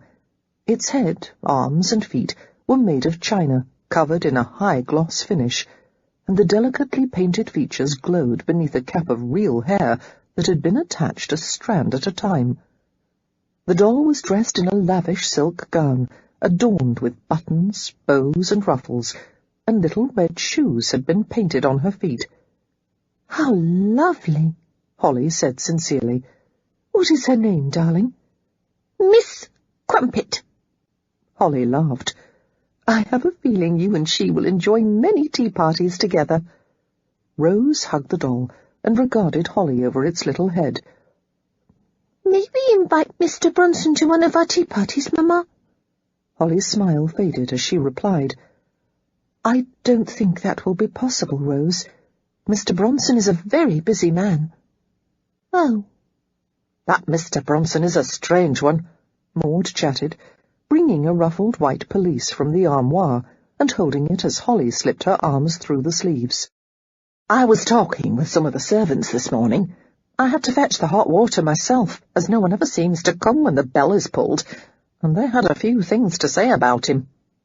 "Such as?" Holly asked idly, concealing a flare of curiosity. Gesturing for Rose to come to her, Maud dressed the little girl in a fresh white chemise and underdrawers, and thick cotton stockings. "They say he's a good master, and that no one wants for anything here, but the house isn't run well. The housekeeper, Mrs. Burney, and all the servants know that Mr. Bronson hasn't the slightest idea of what goes on in real gentlefolks' households." "And so they take advantage of his lack of knowledge in this area," Holly concluded, shaking her head in disapproval. Instantly, she made up her mind that if she accomplished nothing else during her time here, she would at least ensure that the servants received some instruction. Zachary Bronson certainly deserved proper service from his own employees. However, Maud's next words dispelled all trace of charitable feeling. Settling a ruffled white dress over Rose's head, The maid ensured that the child's ears were covered before she continued. "They say, milady, that Mr. Bronson is quite wild. He's given parties here sometimes, with drinking and gambling and harlots in every corner, and the guests were all very bad ton. After the goings-on at one of these evenings, they even had to replace carpets and furniture in some of the rooms." "Maud!" Rose wriggled impatiently beneath the tent of white ruffles. "And they say Mr. Bronson is the randiest gentleman of all," Maud said, seeming to relish Holly's expression of quiet horror. "He doesn't scruple between washwomen and duchesses. He'll chase anything in skirts. One of the maids, Lucy, says she once saw him with 2 women at once." Realizing that Holly didn't understand her meaning, Maud added in a whisper, "In bed, milady." "Maud!" came Rose's voice from the enveloping dress. "I can't breathe!" While Maud jerked the dress down and busied herself with tying a blue sash at Rose's waist, Holly sat in stricken silence and contemplated the information. 2 women at once. She had never heard of such a thing, couldn't imagine how or why it would be done. A decidedly unpleasant feeling crept over her. It seemed that Zachary Bronson was well acquainted with depravity. Uneasily, she wondered how she was ever to influence a man like him. Doubtless it was folly to even try. Well, Bronson would have to change his ways. There would be no bad ton invited here, and no gambling or licentious behaviour of any kind. The first time she witnessed a hint of something scandalous occurring, she, Rose, and Maud would leave the estate at once. "The master was a prize fighter, had you heard?" Maud asked Holly, reaching for a comb to attack the snarls in Rose's hair. The little girl sighed and waited with tremendous patience, her gaze fixed longingly on Miss Crumpet. "Are you almost finished?" she asked, eliciting a laugh from the maid. "I will be after I've combed these rats from your hair, miss." "Yes, I'd heard something like that," Holly said, her brow wrinkling curiously. "For 2 years or so, the footman James told me," Maud reported. "A bare-knuckle fighter, Mr. Bronson was, and he took home a purse every time he was let into the rope ring. Can you believe James actually saw him fight once, long before Mr. Bronson gained his fortune?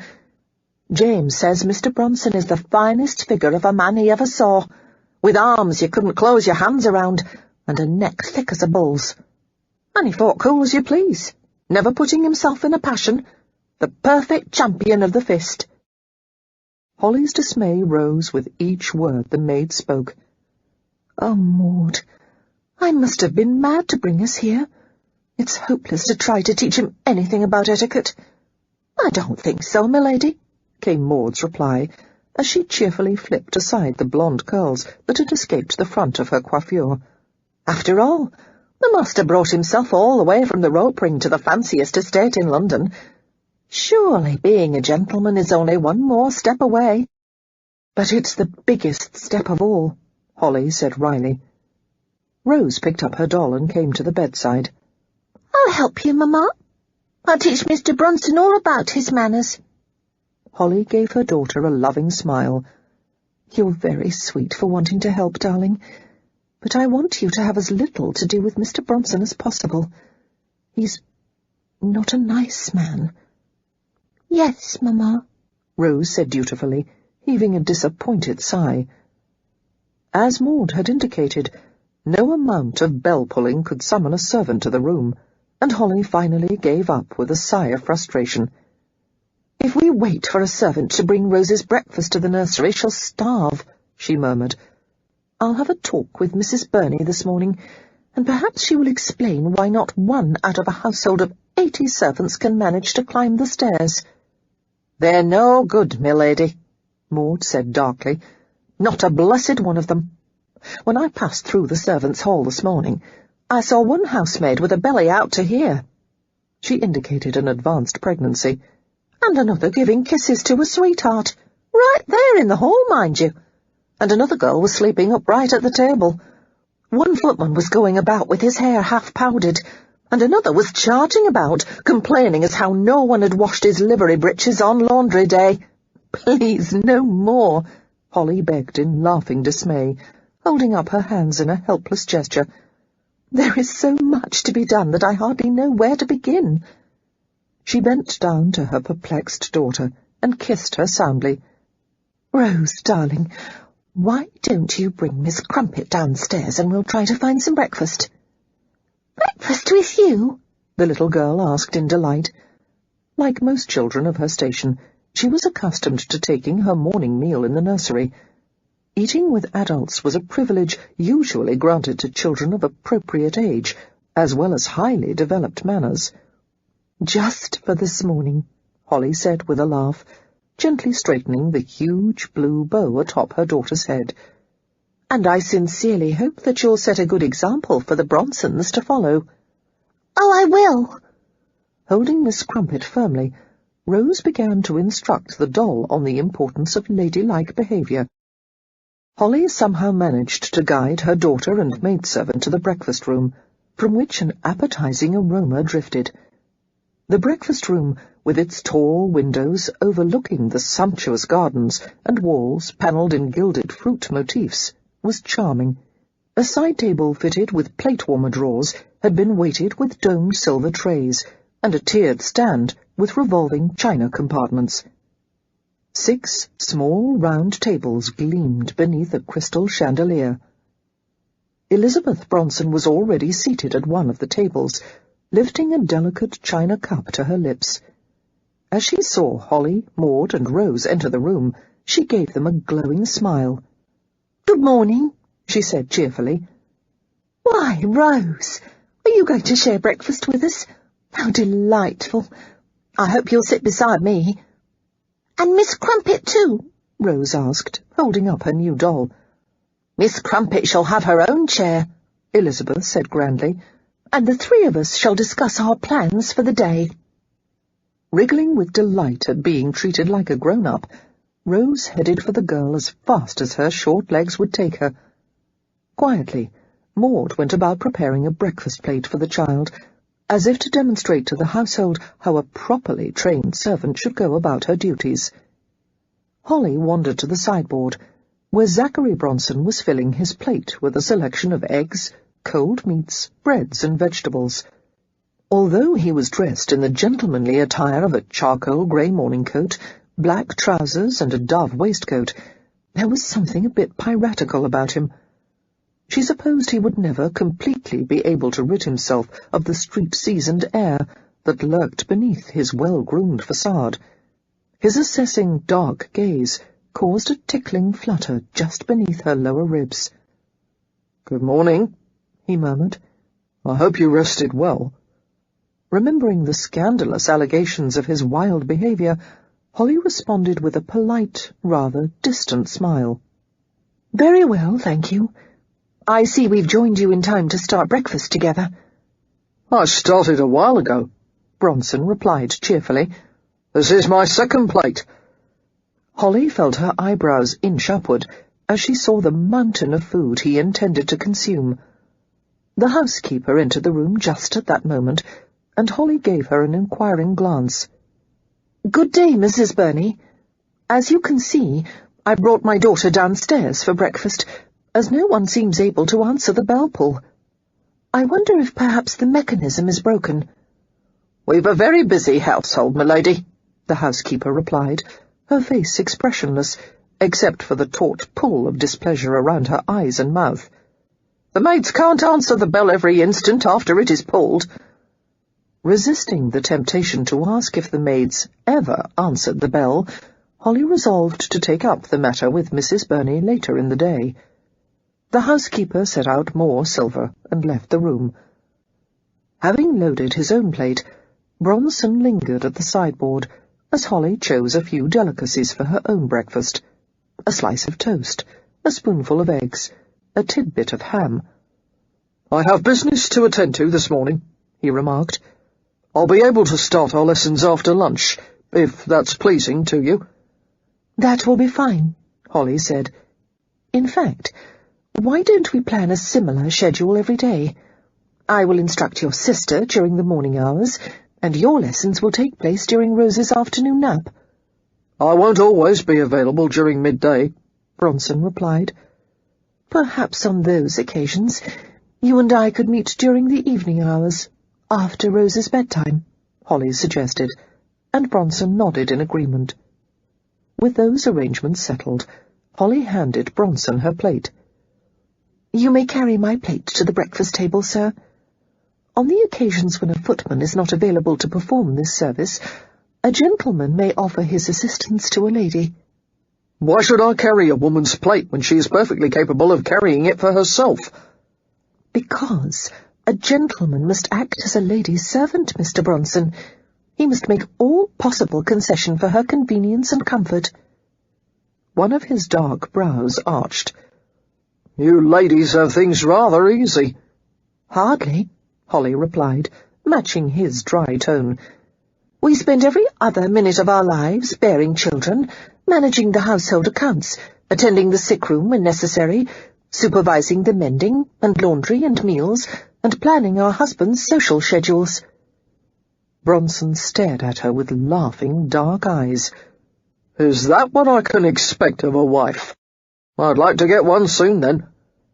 "Some day I'll instruct you as to the rules of proper courtship." "I can hardly wait," he replied softly. Bronson carried their plates to the same table that Elizabeth and Rose occupied. Before Holly could instruct him as to how to seat a lady, Rose glanced at Bronson with bright, inquiring eyes, and asked a question that nearly caused Holly to faint. "Mr. Bronson," the little girl chirped innocently, "why did you sleep with 2 women at your party?" Stunned, Holly realized that Rose had overheard her earlier conversation with Maud. Maud paused in the act of filling the child's plate, the fine china slipping from her hands and clattering on the sideboard. Elizabeth choked on a mouthful of food, somehow managed to swallow, and concealed her crimson face with a napkin.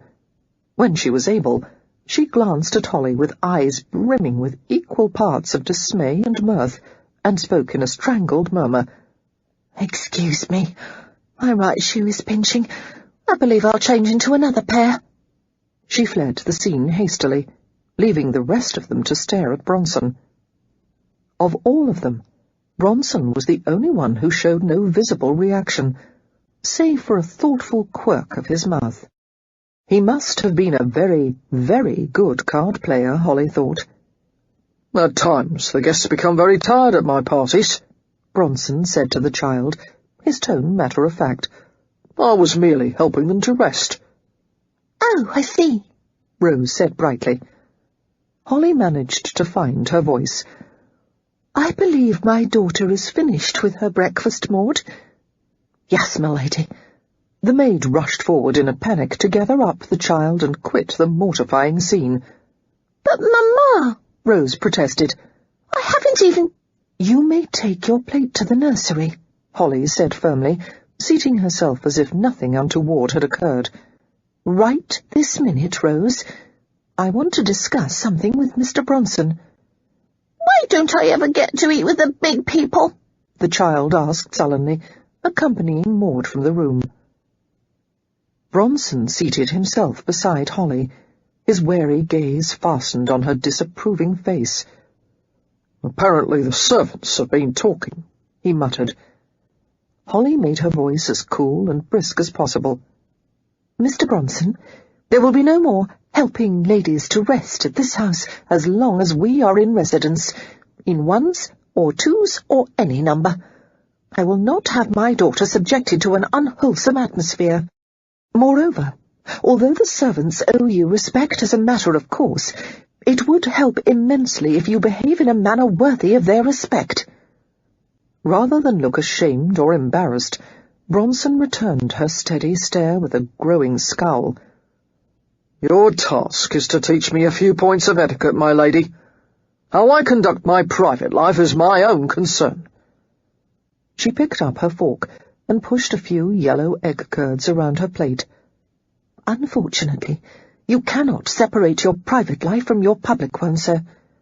No one is able to check his morals at the door like a hat, and pick them up when he leaves." "I can." Amazed by his cool assertion, Holly let a disbelieving laugh escape. "Apparently you like to think so." "Don't try to tell me that every moment of your private life could stand up to public scrutiny, my lady. Hasn't your halo ever slipped just a little?" Discovering that she was gripping her fork as if it were a defensive weapon, Holly set the utensil down. "What exactly are you asking?" "You've never had too much to drink? Gambled all your pin money? Cursed like a sailor when you can't hold your temper? Laughed in church? Said something nasty about a close friend behind her back?" "Well, Earnestly she searched her memory, conscious of his expectant stare. "I don't think so." "Never?" Bronson seemed perturbed by the answer. "Spent too much at the dressmaker's?" he asked, as if hoping beyond hope that she had once committed some grievous mistake. "Well, there is one thing." Holly smoothed her gown over her lap. "I am much too fond of cakes. I am quite capable of eating an entire plate of them at one sitting. I can't seem to help myself." "Cakes," he muttered with obvious disappointment. "That's your only fault." "Oh, if we're discussing weaknesses of character, I have several," she assured him. "I am self-indulgent, opinionated, and I battle a great streak of vanity. But that is not the point of this conversation, Mr. Bronson. We are talking about your personal habits, not mine.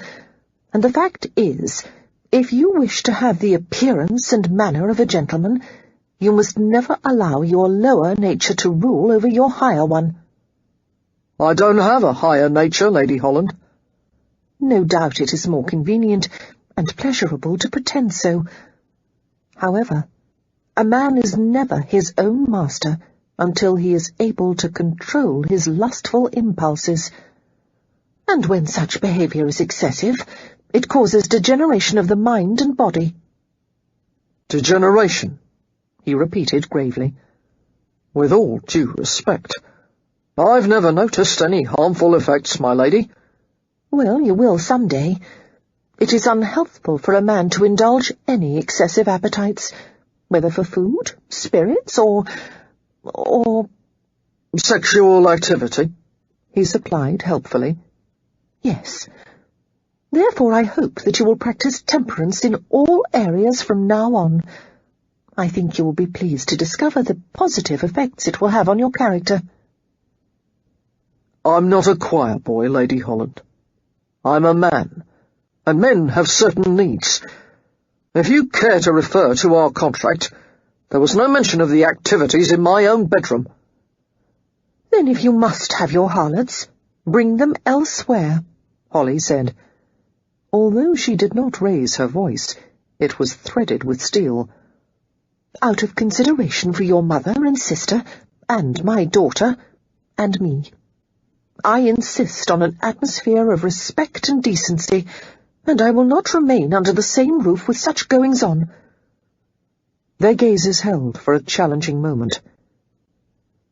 "You're telling me that I can't lie with a woman in my own house?" he said, as if he couldn't believe her audacity. "In my own bed?"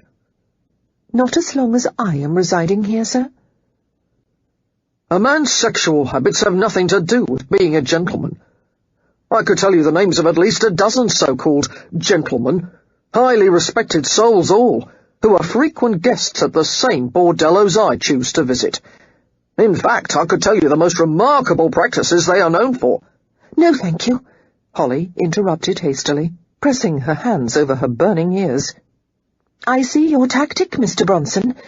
You are trying to distract me with tales of other men's disgraceful behavior to divert attention from your own. However, I have set my terms, and I insist that you abide by them. And if you bring one woman of low character to this house and have intimate relations with her, I will break off our arrangement at once." Bronson plucked a slice of toast from a delicate silver rack and proceeded to heap it with marmalade.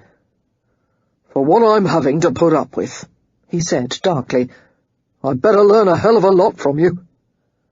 I've promised to instruct you to the best of my ability, and please do not gesture with that utensil." Grimacing, Bronson set the spoon back into the crystal preserves dish.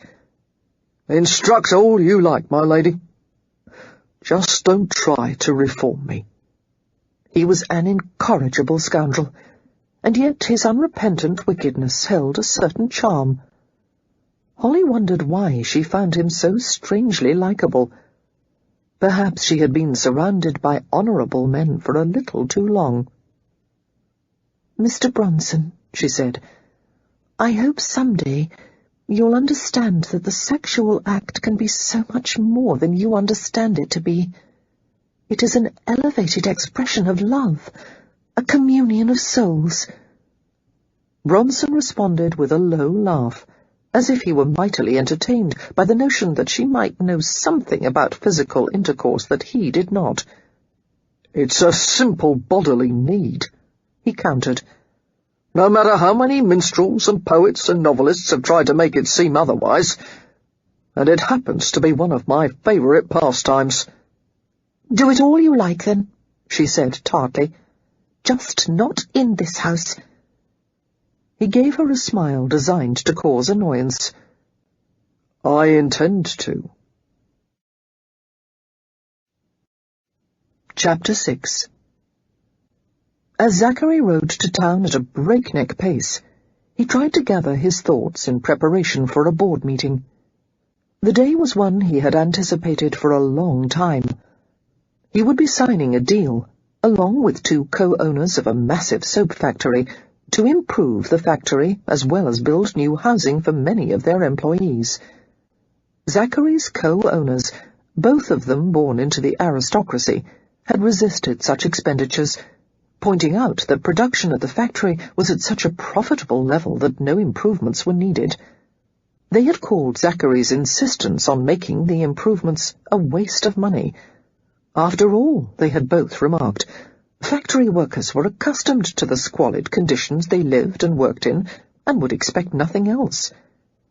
It had taken a great deal of stubbornness and bullying for Zachary to make his partners understand his view, that the workers would be even more productive if their daily lives weren't such a damned misery. He knew exactly why his partners had finally caved in to his demands. They considered themselves too refined and gentlemanly to involve themselves in the dirty concerns of factory life. They preferred to leave all that to him, which was fine. More than fine. He would manage the business to his satisfaction, and see that they all made money in the future. In fact, he would make certain their annual profits would double, and their factory would eventually be a model for all others in London. "Just sign and keep your mouth shut," one of the partners had advised the other in Zachary's presence. "We've done well enough with Bronson so far, haven't we? He's taken my original investment and made it into the largest source of income my family has ever known. Why quibble with success?" The upcoming meeting and his plans for the factory were all that Zachary should be thinking about. However, his mind was filled with Lady Holly, the air of sweet earnestness that tempted him to ruffle and tease her, and the sad, secretive mouth that sometimes curved into an unexpectedly dazzling smile. Zachary found her irresistible, though he was not certain precisely why. He had encountered nice women before, kind and virtuous women whom he had admired, but he had never felt the barest stirring of desire for any of them. Goodness did not excite him. Innocence in any form was not titillating in the least. He preferred to spend his time with sexually experienced women, the ones with naughty gazes and adventurous souls, the ones whose manicured hands strayed beneath the tables at dinner parties. He was especially fond of women who had a strong command of swear words and dirty language, women who might appear ladylike on the outside, but were decidedly abandoned in the bedroom. Lady Holly was none of those things. In fact, taking her to bed would not be an adventure in any sense of the word. Why then did the very thought of it cause him to break out in a sweat? Why was he aroused by the mere fact of being in the same room with her? She was pretty, but he had known women of great beauty before. Her figure was pleasing, but not spectacular, and she did not possess the long, elegant lines that were currently so admired. In fact, she was short. A grin tugged at his mouth as he imagined her naked between the silk sheets of his enormous bed. He could imagine no more desirable activity than chasing that short, curvaceous figure from one corner of the mattress to the other. But that would never happen. To his great regret, Zachary acknowledged that he liked Lady Holly far too much to seduce her. She would be devastated by the experience. Any temporary pleasure she felt would soon be overwhelmed by guilt and remorse, and she would hate him for it. Better to leave her as she was, content with the happy memories of her late husband, keeping herself for George Taylor until they met again in the next world.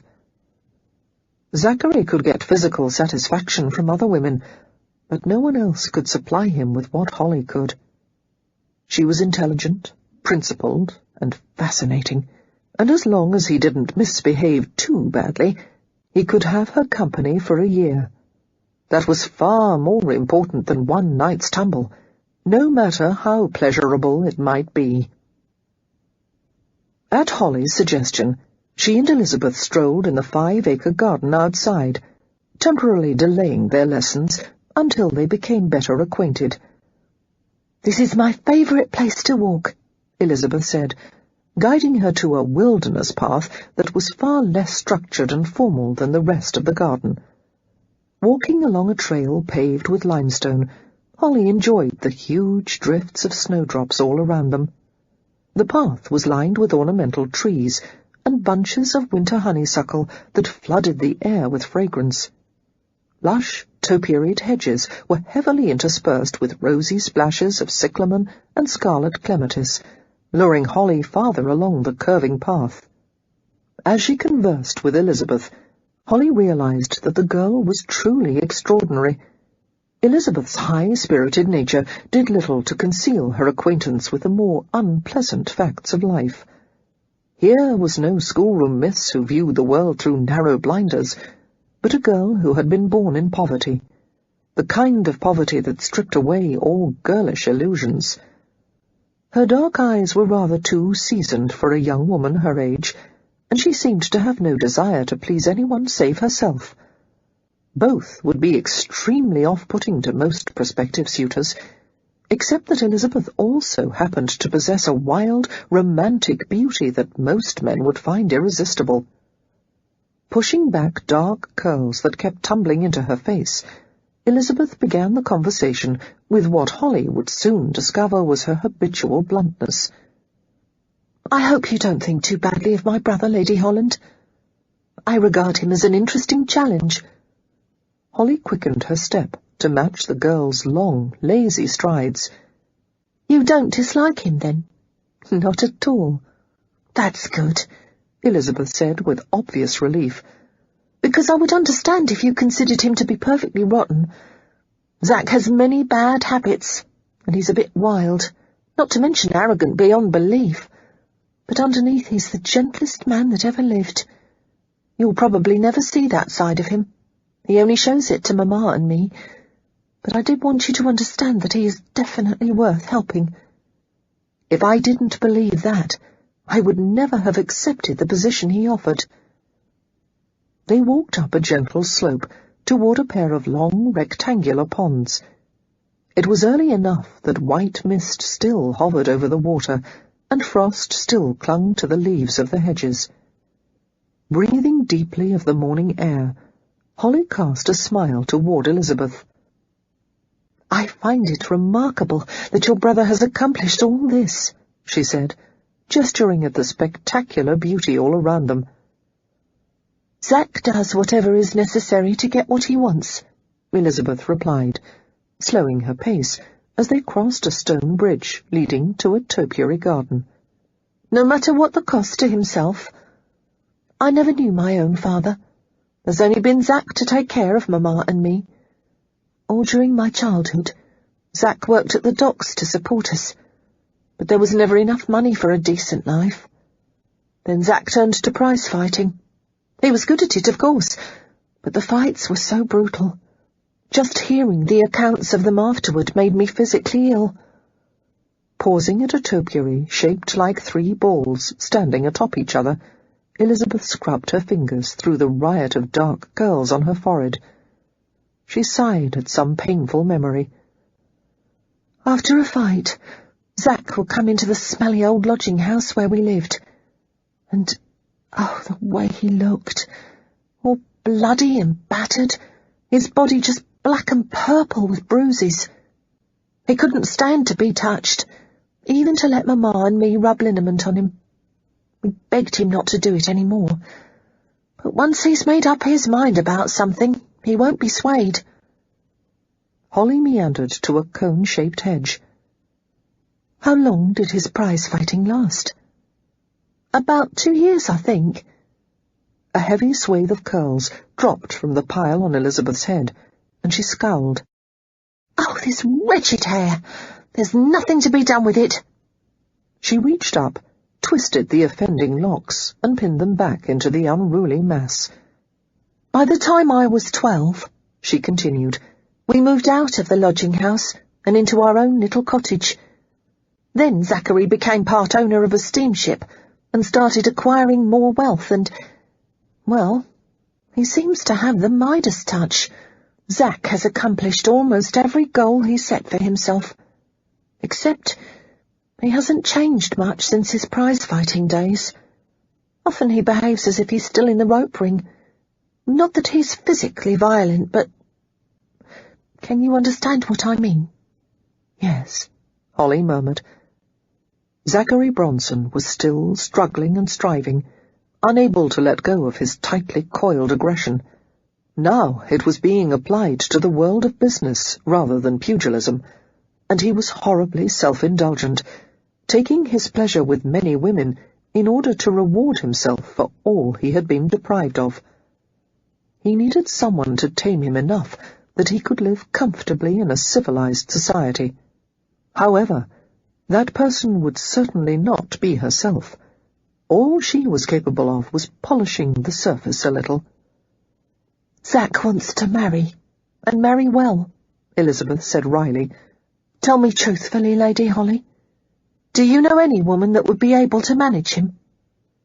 The question made Holly uncomfortable, because she did not, and she knew that none of the legion of sheltered young girls coming out this season would have any idea of how to handle a man like Bronson. I thought so, Elizabeth said, reading the answer in Holly's face. Well, we've our work cut out for us, don't we? Because Zachary also wants me to marry, and not just any old baron or viscount will do. She gave a merry, unrestrained laugh. He won't rest until he's foisted me off on a duke. Holly seated herself on a small marble bench and stared at the girl expectantly, not sharing her amusement. Is that what you want for yourself? Good God, no. Elizabeth's laughter quieted somewhat, and she strode around the topiaries. Her restless energy would not allow her to sit. What I want is impossible. So I shall probably become a spinster and travel round the world for the rest of my days. Tell me, Holly insisted gently, what is it that you dream of? Elizabeth flashed her a strangely defiant glance. It's simple, really. I want a man who will love me, without having an eye on my brother's damned fortune. An honest, decent man, who is strong enough to deal with my brother. But I'll never have that, no matter how many manners you might try to teach me. Why not? Because I'm a bastard, Elizabeth blurted out. She gave a sudden shaky laugh at Holly's blank face.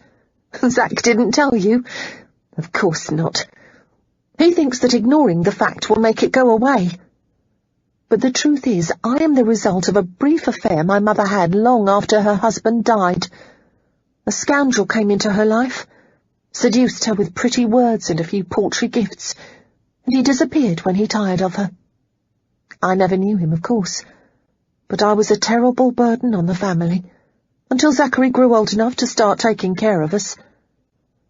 Holly felt a wave of compassion as she saw the girl's shamefaced expression.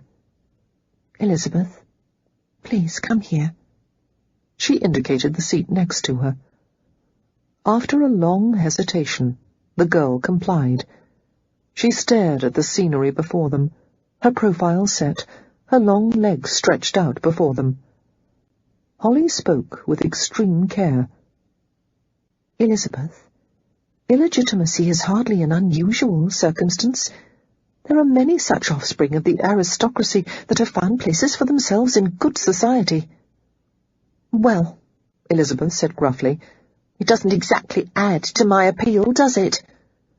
"It's not something one would wish for," Holly admitted. "But neither does it have to ruin all chance of making a good marriage." She reached out and patted the girl's long, slender hand. "Therefore, I wouldn't count on becoming a spinster just yet." "I'm not going to marry just anyone," Elizabeth said. "He'll be a man worth having, or I'll remain unattached." "Of course," Holly replied equably. "There are many things worse than having no husband, and one of them is having a bad or insufficient husband." Elizabeth laughed in surprise. "I've always thought your kind believed that any marriage, no matter how good or bad, is better than no marriage at all. I've seen too many unhappy unions, in which an ill-suited husband and wife cause each other terrible misery. There must be liking and respect between two partners." "What kind of marriage did you have, my lady?" As soon as the question left her lips, Elizabeth flushed, fearing she might have given offence. "I'm sorry. Do you mind my asking?" "No, of course not. I take great pleasure in talking about my late husband. I want to keep him alive in my memory. We had the most wonderful marriage imaginable." Smiling wistfully, Holly stretched out her short legs and regarded the worn front edges of her shoes. "Looking back on all of it now, it almost seems like a dream. I'd loved George always. We were distant cousins, and during my childhood I had only brief glimpses of him. George was a handsome young man, and he was very kind, and he was adored by his friends and family. I was a plump child, and very shy, and I doubt I ever exchanged more than 10 words with him. Then George went on his grand tour, and I didn't see him for the longest time. When he returned 4 years later, I was 18. We met at a ball." Smiling, Holly put her hands to her warm cheeks, finding that the pleasurable memory still caused her to blush. "George asked me to dance, and I thought my heart would stop. He had a sort of quiet charm and confidence that I found irresistible. For the next few months he courted me most ardently, until my father gave his consent for us to marry. We had 3 years together. There wasn't a day of our marriage that I didn't feel loved and cherished. Rose was born not long before George died. I am so thankful he was able to spend a little time with her." Elizabeth seemed enthralled by the story.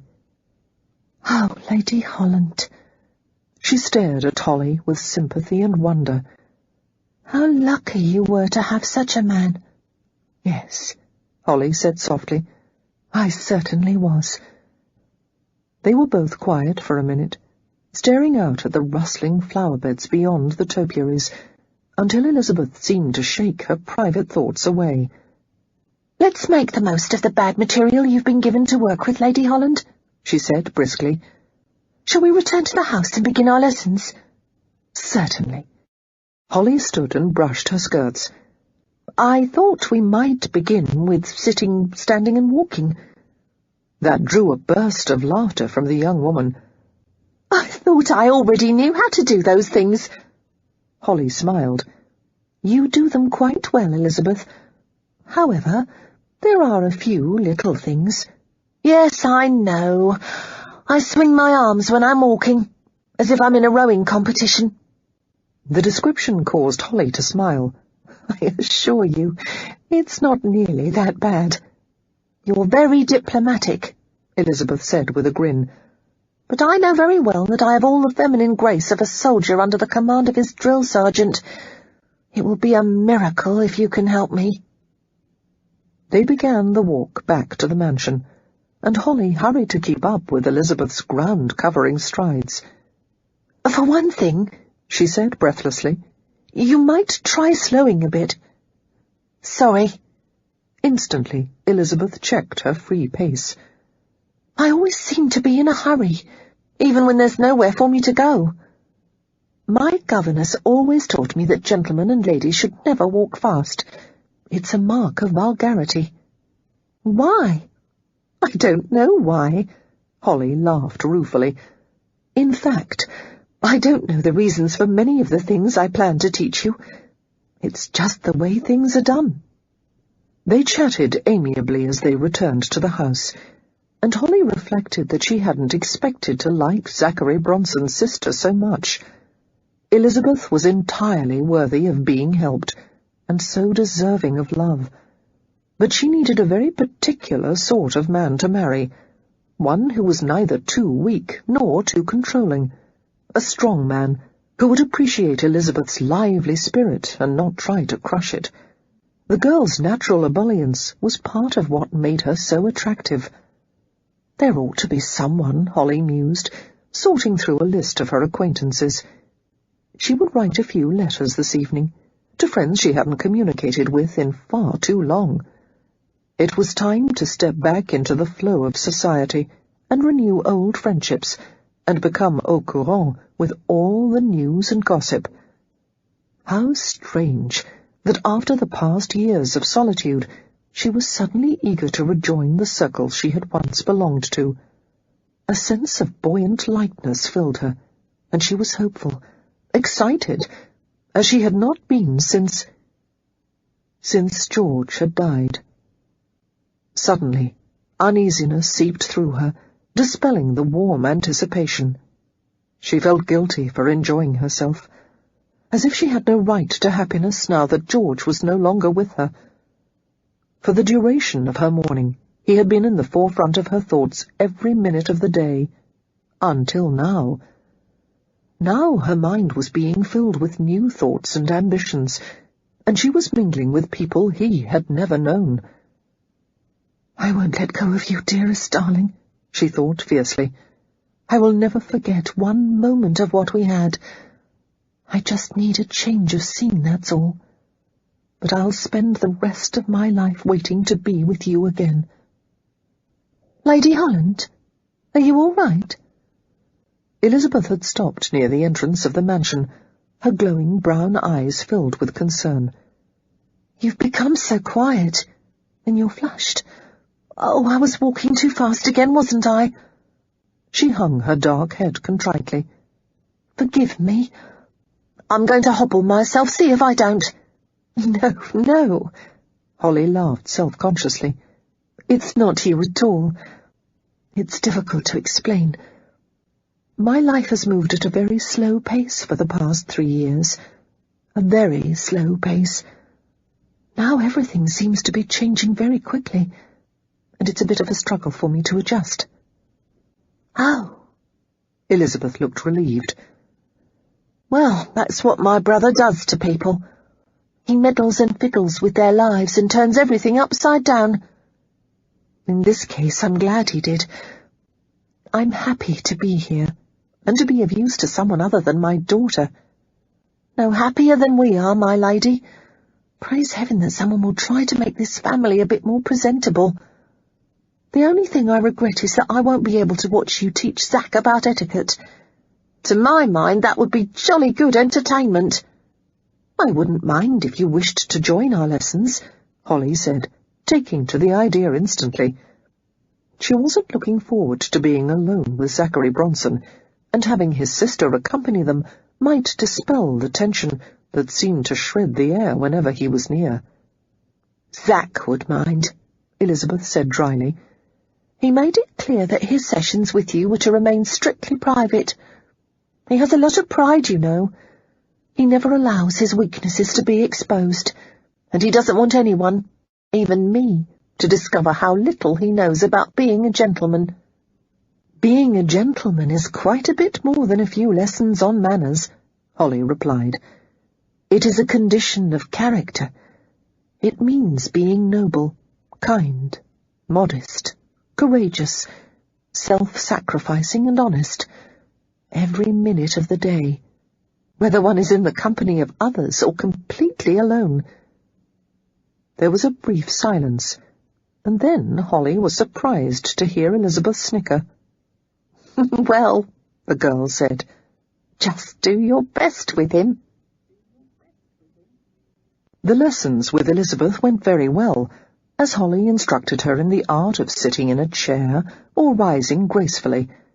The trick was to keep the body from inclining too far forward during either process, and managing one's skirts with one hand without exposing a provocative glimpse of ankle.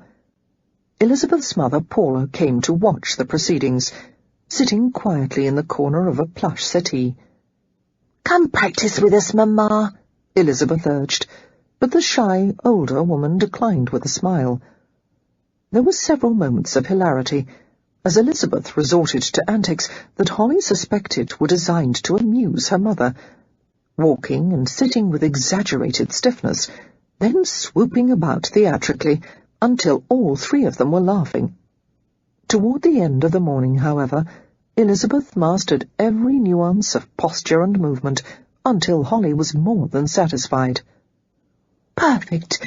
How graceful you are, Elizabeth!" Holly exclaimed. The young woman flushed, clearly unaccustomed to such straightforward praise. "I'll forget every bit of this by tomorrow.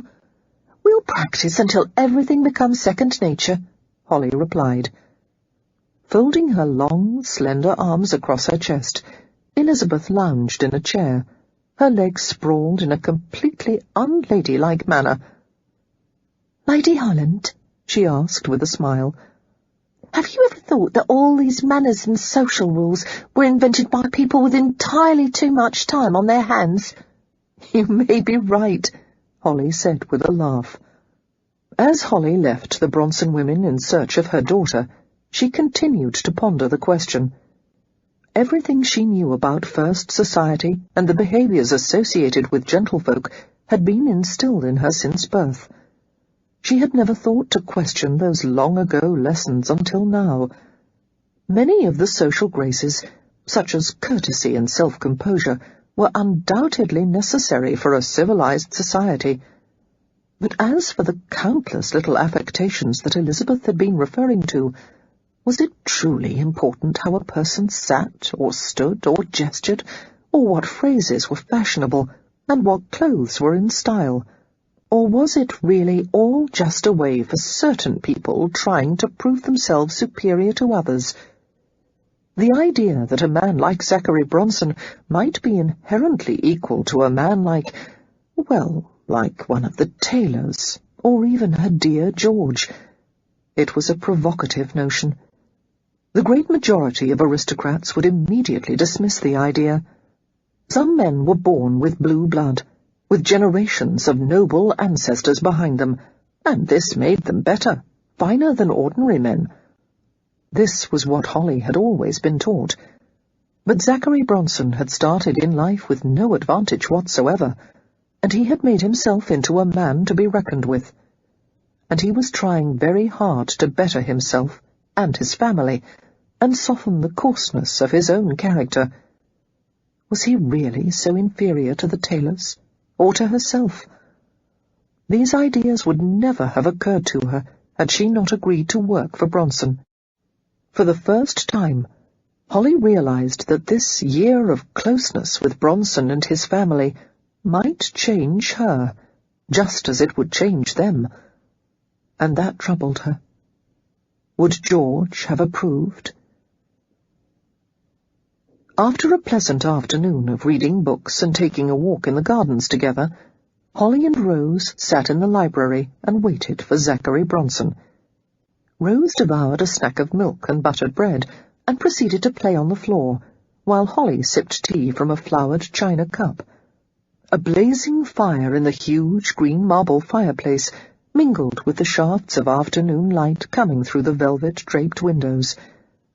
Not daring to sit at Bronson's huge masculine desk, Holly occupied a chair at a nearby side table as she made a few notes regarding the proper forms of address for the various tiers of aristocracy.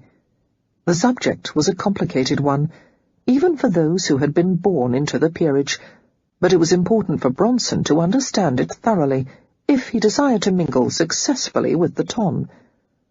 She concentrated so hard on the task before her that she would not have noticed Bronson's entrance into the room were it not for her daughter's delighted exclamation. "There he is, Mamma!" Glancing upward, Holly tensed at Bronson's approach, while her nerves responded to his presence with a strange, pleasurable jangle.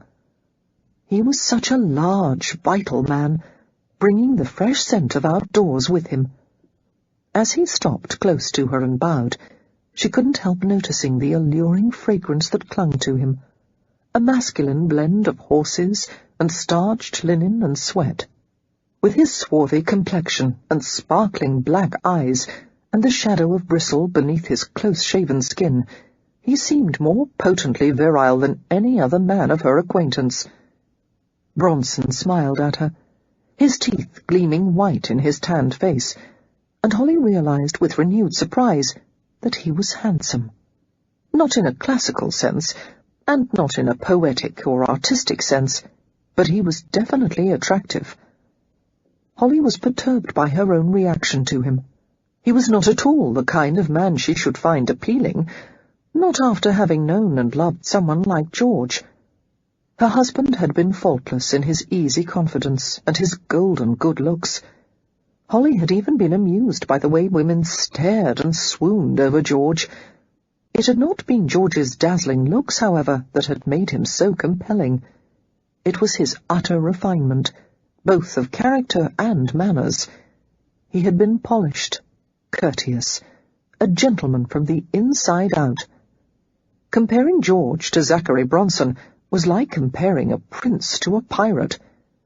If one spent 10 years doing nothing but drilling rules and rituals into Bronson's head, anyone would still glance at him and immediately proclaim him a scoundrel.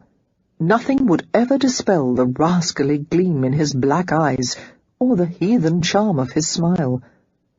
It was all too easy to picture Bronson as a bare-knuckle fighter, stripped to the waist as he pummeled an opponent in the rope ring. The problem was, Holly felt a thrill of shameful, unladylike interest in the image. "Good afternoon, Mr. Bronson," she said, gesturing for him to take a seat next to her. "I hope you will not object if Rose plays in the corner during our discussion today. She has promised to be very quiet." "Naturally I wouldn't object to such charming company." Bronson smiled at the petite child, who sat on the carpeted floor with her toys. "Are you having tea, Miss Rose?" "Yes, Mr. Bronson. Miss Crumpet asked me to pour. Would you like a cup too?" Before Holly could restrain her, the little girl hastened to Bronson with a doll-sized cup and saucer no bigger than his thumbnail. "Here you are, sir." A tiny, concerned frown adorned her brow. "It's only air tea, but it's quite delicious if you're good at pretending." Bronson accepted the cup as if it were a great favour. Carefully, he sampled the invisible brew. "A bit more sugar, perhaps," he said thoughtfully. Holly watched while the two prepared the cup to Bronson's satisfaction. She had not expected Bronson to interact so comfortably with a child. In fact, not even George's brothers, Rose's own uncles, had displayed such ease with her. Children were seldom part of a man's world. Even the most doting father did little more than view his child once or twice a day and inquire after his or her progress. Glancing at Holly briefly, Bronson caught her perplexed expression. "I was coerced into more than a few tea parties by Elizabeth when she was no bigger than Rose," he said. "Although Lizzie had to make do with shingles for plates and an old tin cup instead of china.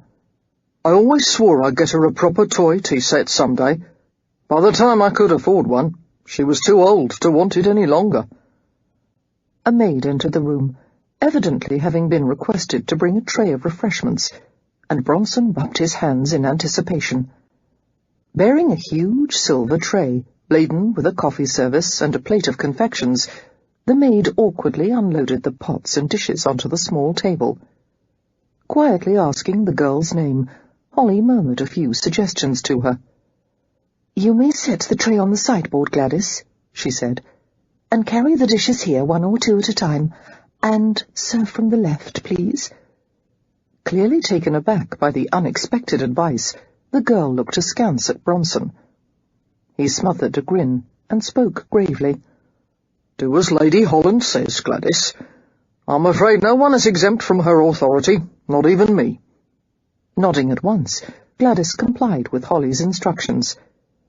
To Holly's surprise, the maid set out a plate piled high with miniature round cakes, each one covered with a delicate sheen of pale pink icing.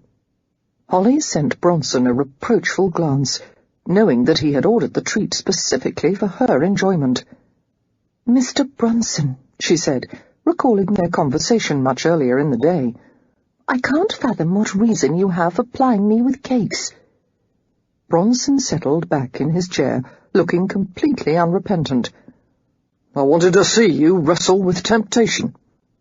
Holly couldn't repress the laugh that bubbled to her lips. "The insolent rogue!" "I fear you're a wicked man," she said. "I am," he admitted without hesitation.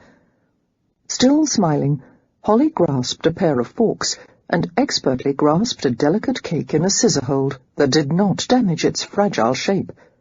She placed it on a small china plate and handed it to her daughter, who exclaimed happily and proceeded to devour the confection. After serving herself and Bronson, Holly gave him the pages of notes she had made.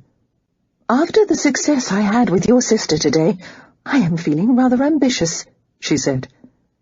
"I thought you and I might start on one of the most difficult subjects of all." "Titles and rules of peerage," Bronson muttered, staring at the long columns written in neat script. "God help me." "If you can learn this," Holly said, "and eventually do a decent quadrille, the battle will be mostly won." Bronson picked up one of the pink-iced cakes with his fingers and ate most of it in one bite. "Do your worst," he advised out of the side of his mouth that wasn't stuffed. Making a mental note to do something about his primitive eating style at some later date, Holly began to explain. "I'm certain you're already aware of the 5 titles of peerage: Duke, Marquess, Earl, Viscount, and Baron." "What about knights?" "Knights are not peers, and neither are baronets." Holly lifted a fork to her lips, swallowed a spongy morsel of cake, and closed her eyes in a brief moment of pleasure as the crisp, delicate icing dissolved at once on her tongue. She took a swallow of tea, then became aware that Bronson was staring at her strangely. His face was smooth and suddenly taut, and the coffee-dark eyes were as alert as those of a cat watching for movement in the grass. "Lady Holland," he said, his tone underlaid with gravel, "there's a speck of sugar on your—" He stopped suddenly, apparently too preoccupied to find any more words. Holly explored the left corner of her mouth with the tip of her tongue, discovering a fleck of sweetness. "Thank you," she murmured, dabbing at the spot with her napkin. She made her tone brisk as she continued, wondering why he seemed a bit uncomfortable and distracted. "Now, back to the peerage. Only an actual peer can be considered to have the title by right. All other titles, including those possessed by the peer's eldest son, are merely courtesy titles. If you turn to the 3rd page I gave you, there is a little chart that I hoped might make things clear." Holly slipped from her chair and went to Bronson's side of the table, leaning over his shoulder as he riffled through the sheaf of paper. "There. Does that make sense to you, or am I creating a hopeless muddle?" "No, it's clear enough. Except, why are there no courtesy titles in these 2 columns? Holly forced herself to concentrate on the paper he held, but it was difficult. Their heads were very close together, and she was strongly tempted to touch his hair. The thick, rumpled locks needed to be brushed and smoothed with a drop of pomade, especially the place where an unruly swathe sprang over his forehead. So different from George's silky blonde hair. Bronson's locks were as black as midnight, a bit coarse, curling slightly at the ends and the nape of his neck. His neck was thick with muscle, and it looked as hard as iron. She almost brushed the tempting surface with her fingers. Horrified by the impulse, she curled her hand into a fist as she answered him. "Because children of dukes, marquises and earls are able to prefix their names with lord or lady, but children of viscounts and barons are merely Mr. or Miss." "Like your husband," Bronson muttered, not taking his eyes from the list. "Yes, that is an excellent example. My husband's father was a viscount. He was known as Viscount Taylor of Westbridge, or, more simply, Albert, Lord Taylor. He had 3 sons, William, George and Thomas, all 3 of whom were Mr. Taylor. When the Viscount passed away a few years ago, his eldest son William assumed his title and became William, Lord Taylor." "But George and his brother never became lords." "No, they both remained Mr. "Then why are you called Lady Holland?" "Well—" Holly paused and laughed ruefully. "Now we're treading on more complicated territory. I am the daughter of an earl. Therefore, I have had the courtesy title Lady since birth." "And you didn't lose it when you married George?" "No. When a peer's daughter marries a man who is not a peer, she is allowed to keep her own courtesy title. After I married, I still derived my rank from my father rather than from George." Bronson turned his head and stared at her intently. Looking into his fathomless eyes at close range gave Holly a small, warm shock. She could see the glints of brown in the midnight depths. "So, your rank was always higher than your husband's," he said. "In a way, you married down." "Technically," she admitted. Bronson seemed to savour the information. Holly had the impression that for some reason the idea pleased him. "What would happen to your rank if you married a commoner?" he asked idly. "Like me, for example." Flustered by the question, Holly drew away from him and resumed her seat. "Well, I would remain Lady Holland, but I would take your surname." "Lady Holland Bronson." She started a little at the strange sound of her own name being joined with anything other than Taylor. "Yes," she said softly. "In theory, that is correct." Busily she fussed with her skirts and smoothed them over her lap as she sensed him staring at her. Glancing upward, she saw the look in his eyes, a raw glitter of masculine interest. A surge of something like anxiety drove her heart to a faster beat. When had a man ever looked at her this way? George's blue eyes had contained love and tenderness when he beheld her, but never this look of sexual appraisal, heat, appetite. Bronson's gaze moved to her mouth, her breasts, then back to her face, bringing a wash of prickling warmth to her skin. It was the kind of intimate stare that no gentleman would give a lady. He was doing it to fluster her, Holly thought. He was amusing himself by deliberately unsettling her. Yet he did not seem amused. A frown drew the thick slashes of his brows together, and he seemed as troubled, more troubled than she. "Mamma!" Rose's laughing voice cut through the uncomfortable silence. "Your cheeks are all red." "Are they?" Holly asked unsteadily, bringing her cool fingers to her hot face. "I must be sitting too close to the fire." Tucking Miss Crumpet beneath one arm, Rose went to Bronson. "I'm only a miss," she informed him. having listened to their discussion of the peerage. "But when I marry a prince someday, I'll be Princess Rose, and then you may call me Your Highness." Bronson laughed, his tension seeming to dispel. "You're already a princess," he said, scooping the little girl up and setting her on his knee. Caught by surprise, Rose let out a squealing laugh. "No, I'm not. I don't have a crown." Bronson appeared to take the point seriously. "What kind of crown would you like, Princess Rose?" "Well, let me think." Rose screwed up her small face in deep concentration. "Silver?" Bronson prompted. "Gold? With coloured stones or pearls?" "Rose does not need a crown," Holly intervened with a touch of alarm, realizing that Bronson was more than ready to purchase some ostentatious headpiece for the child. "Back to play, Rose, unless you would care to take an afternoon nap, in which case I'll ring for Maud." "Oh, no, I don't want a nap," the little girl said, immediately sliding from Bronson's knee. "May I have another cake, Mamma?" Holly smiled fondly and shook her head. "No, you may not. You'll spoil your dinner." "Oh, Mamma, can't I have just one more? One of the little ones?" "I've just said no, Rose. Now please play quietly while Mr. Bronson and I finish our discussion." Obeying reluctantly, Rose glanced back at Bronson. "Why is your nose crooked, Mr. Bronson?" "Rose," Holly reproved sharply, "you know very well that we never make observations about a person's appearance."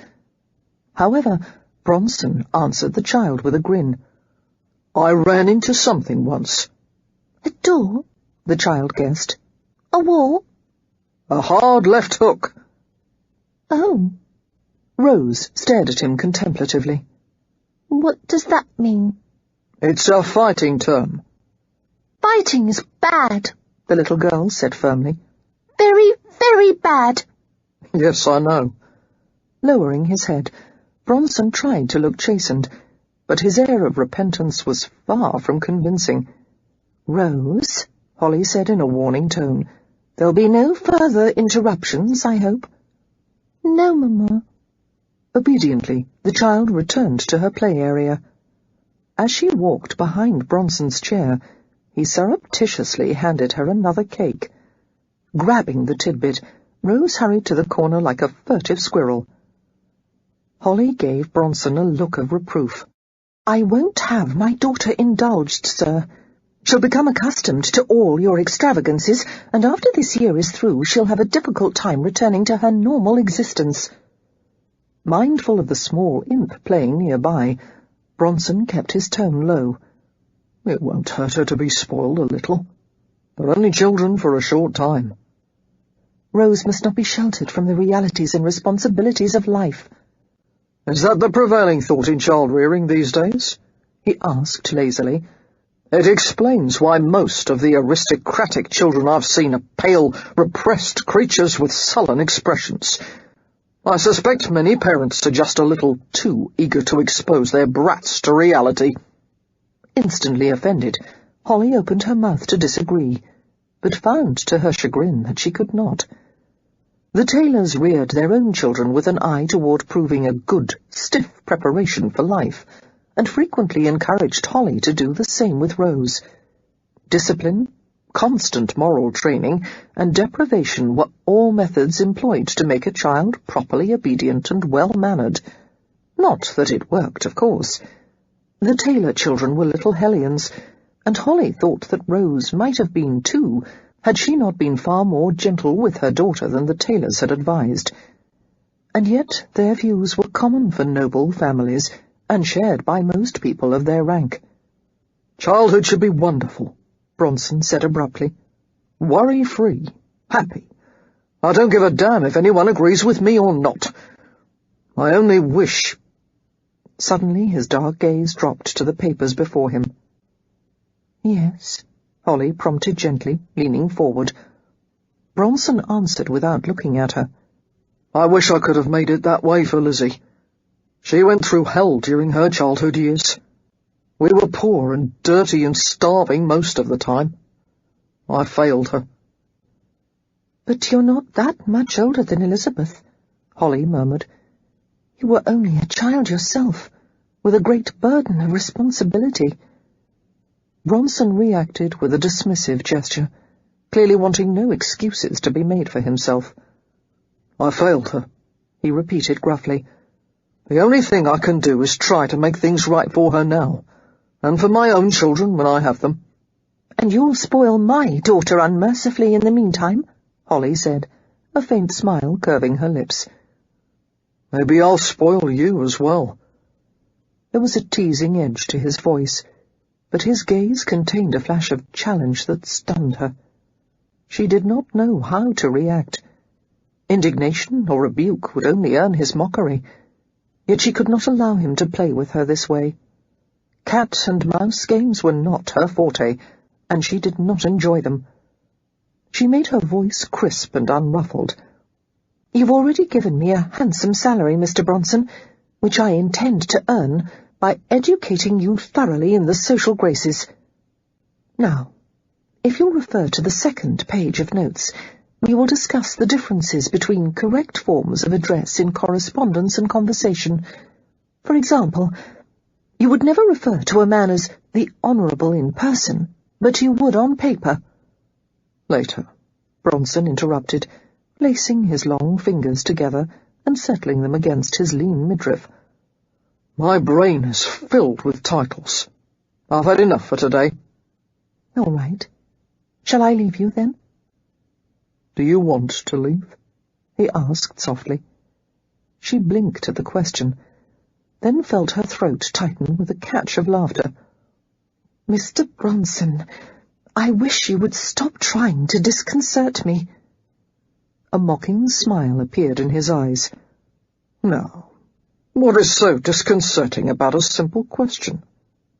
Because if I said yes, it would be rude, and if I said no, then it might imply a liking for my company. He finished for her, his white teeth flashing in a grin. Go then. God knows I wouldn't force you to make such a damning admission. Holly remained in her chair.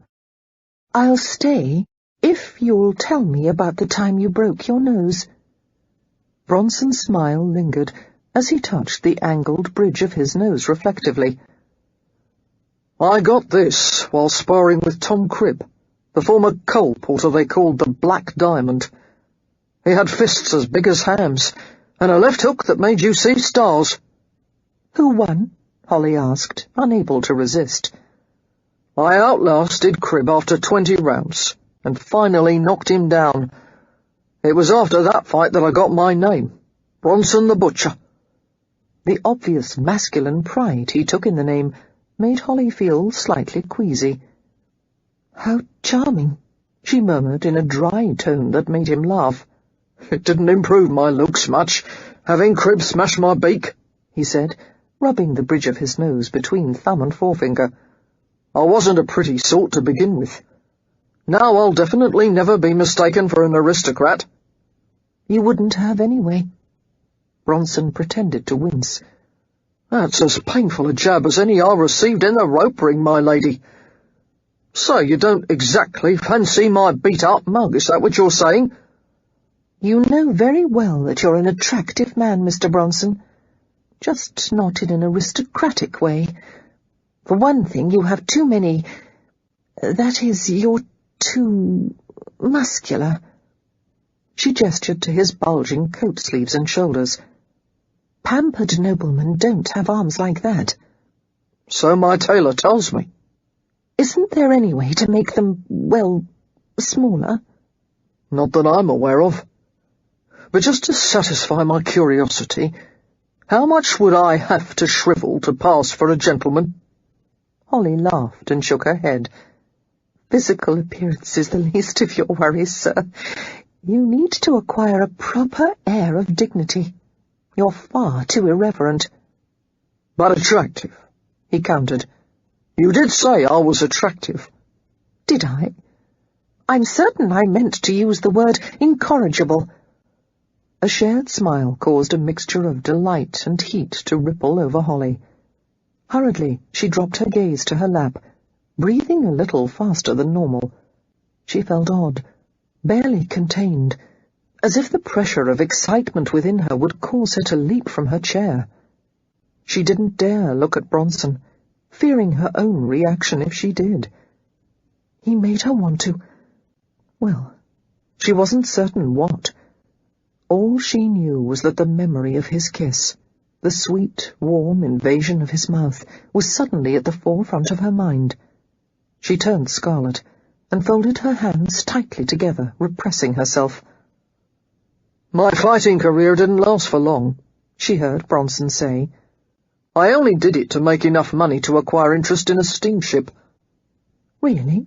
Holly asked, finally able to look at him once more. "I rather wonder if you didn't enjoy it a little." "Yes, I did," he admitted.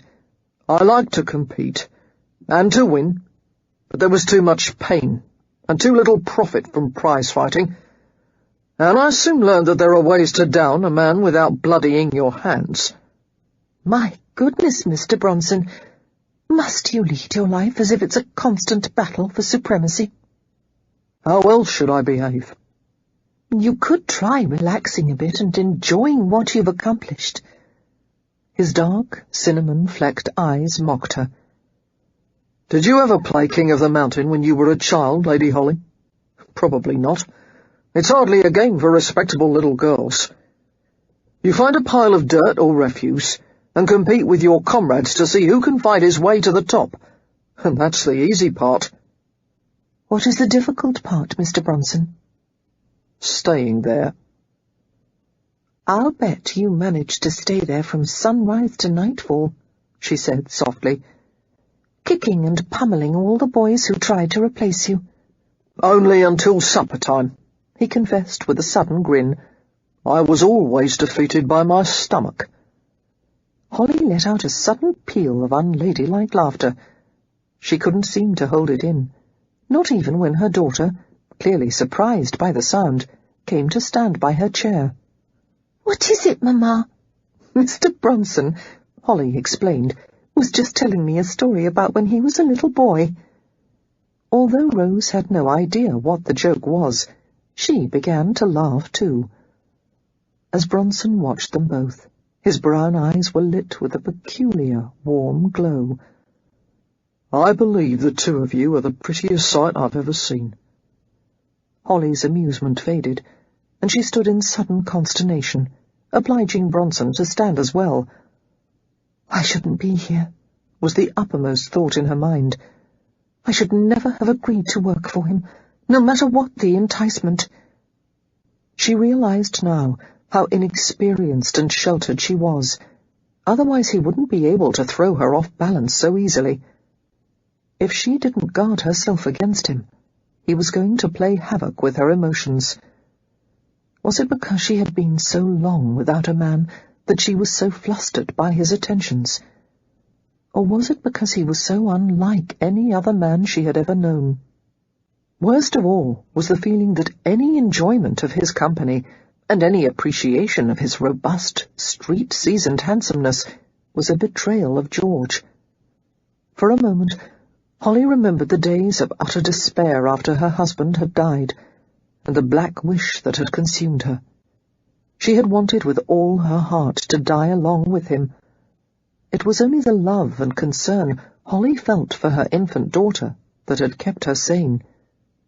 Instead, she had vowed to honor George by spending the rest of her life loving only him, thinking only of him and his wishes. It had never occurred to Holly that such a vow might be difficult to keep.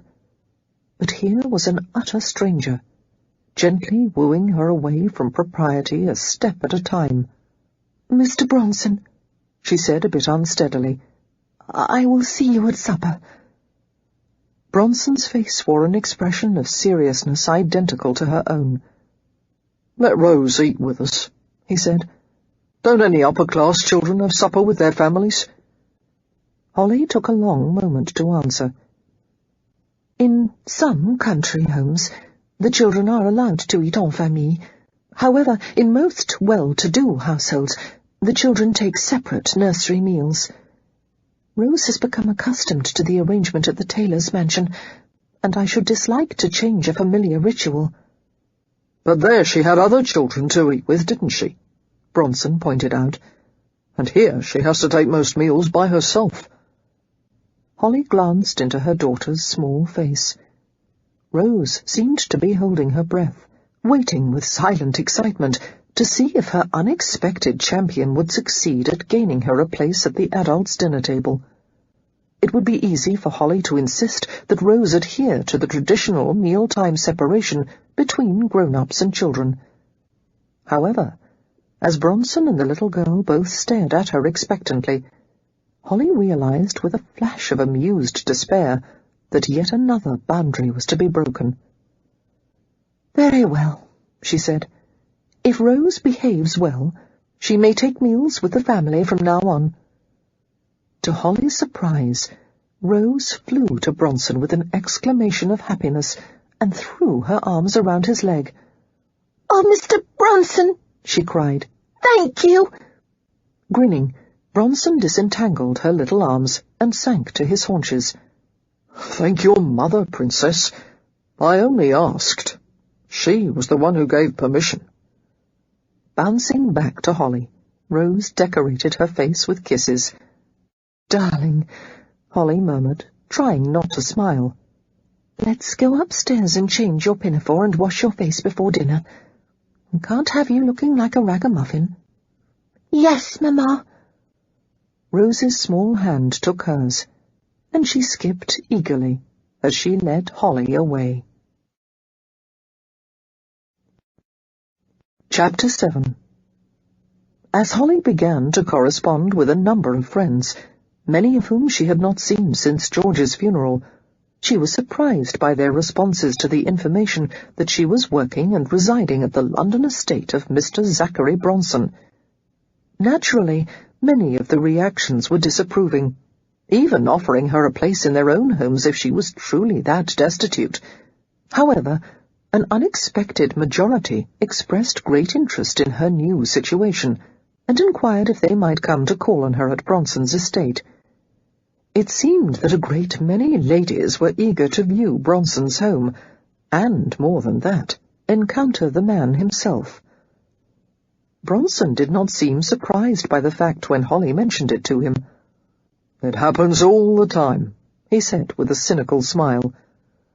"Women of your class will go to the guillotine before marrying a mongrel like me, but a surprising number want to be my friend."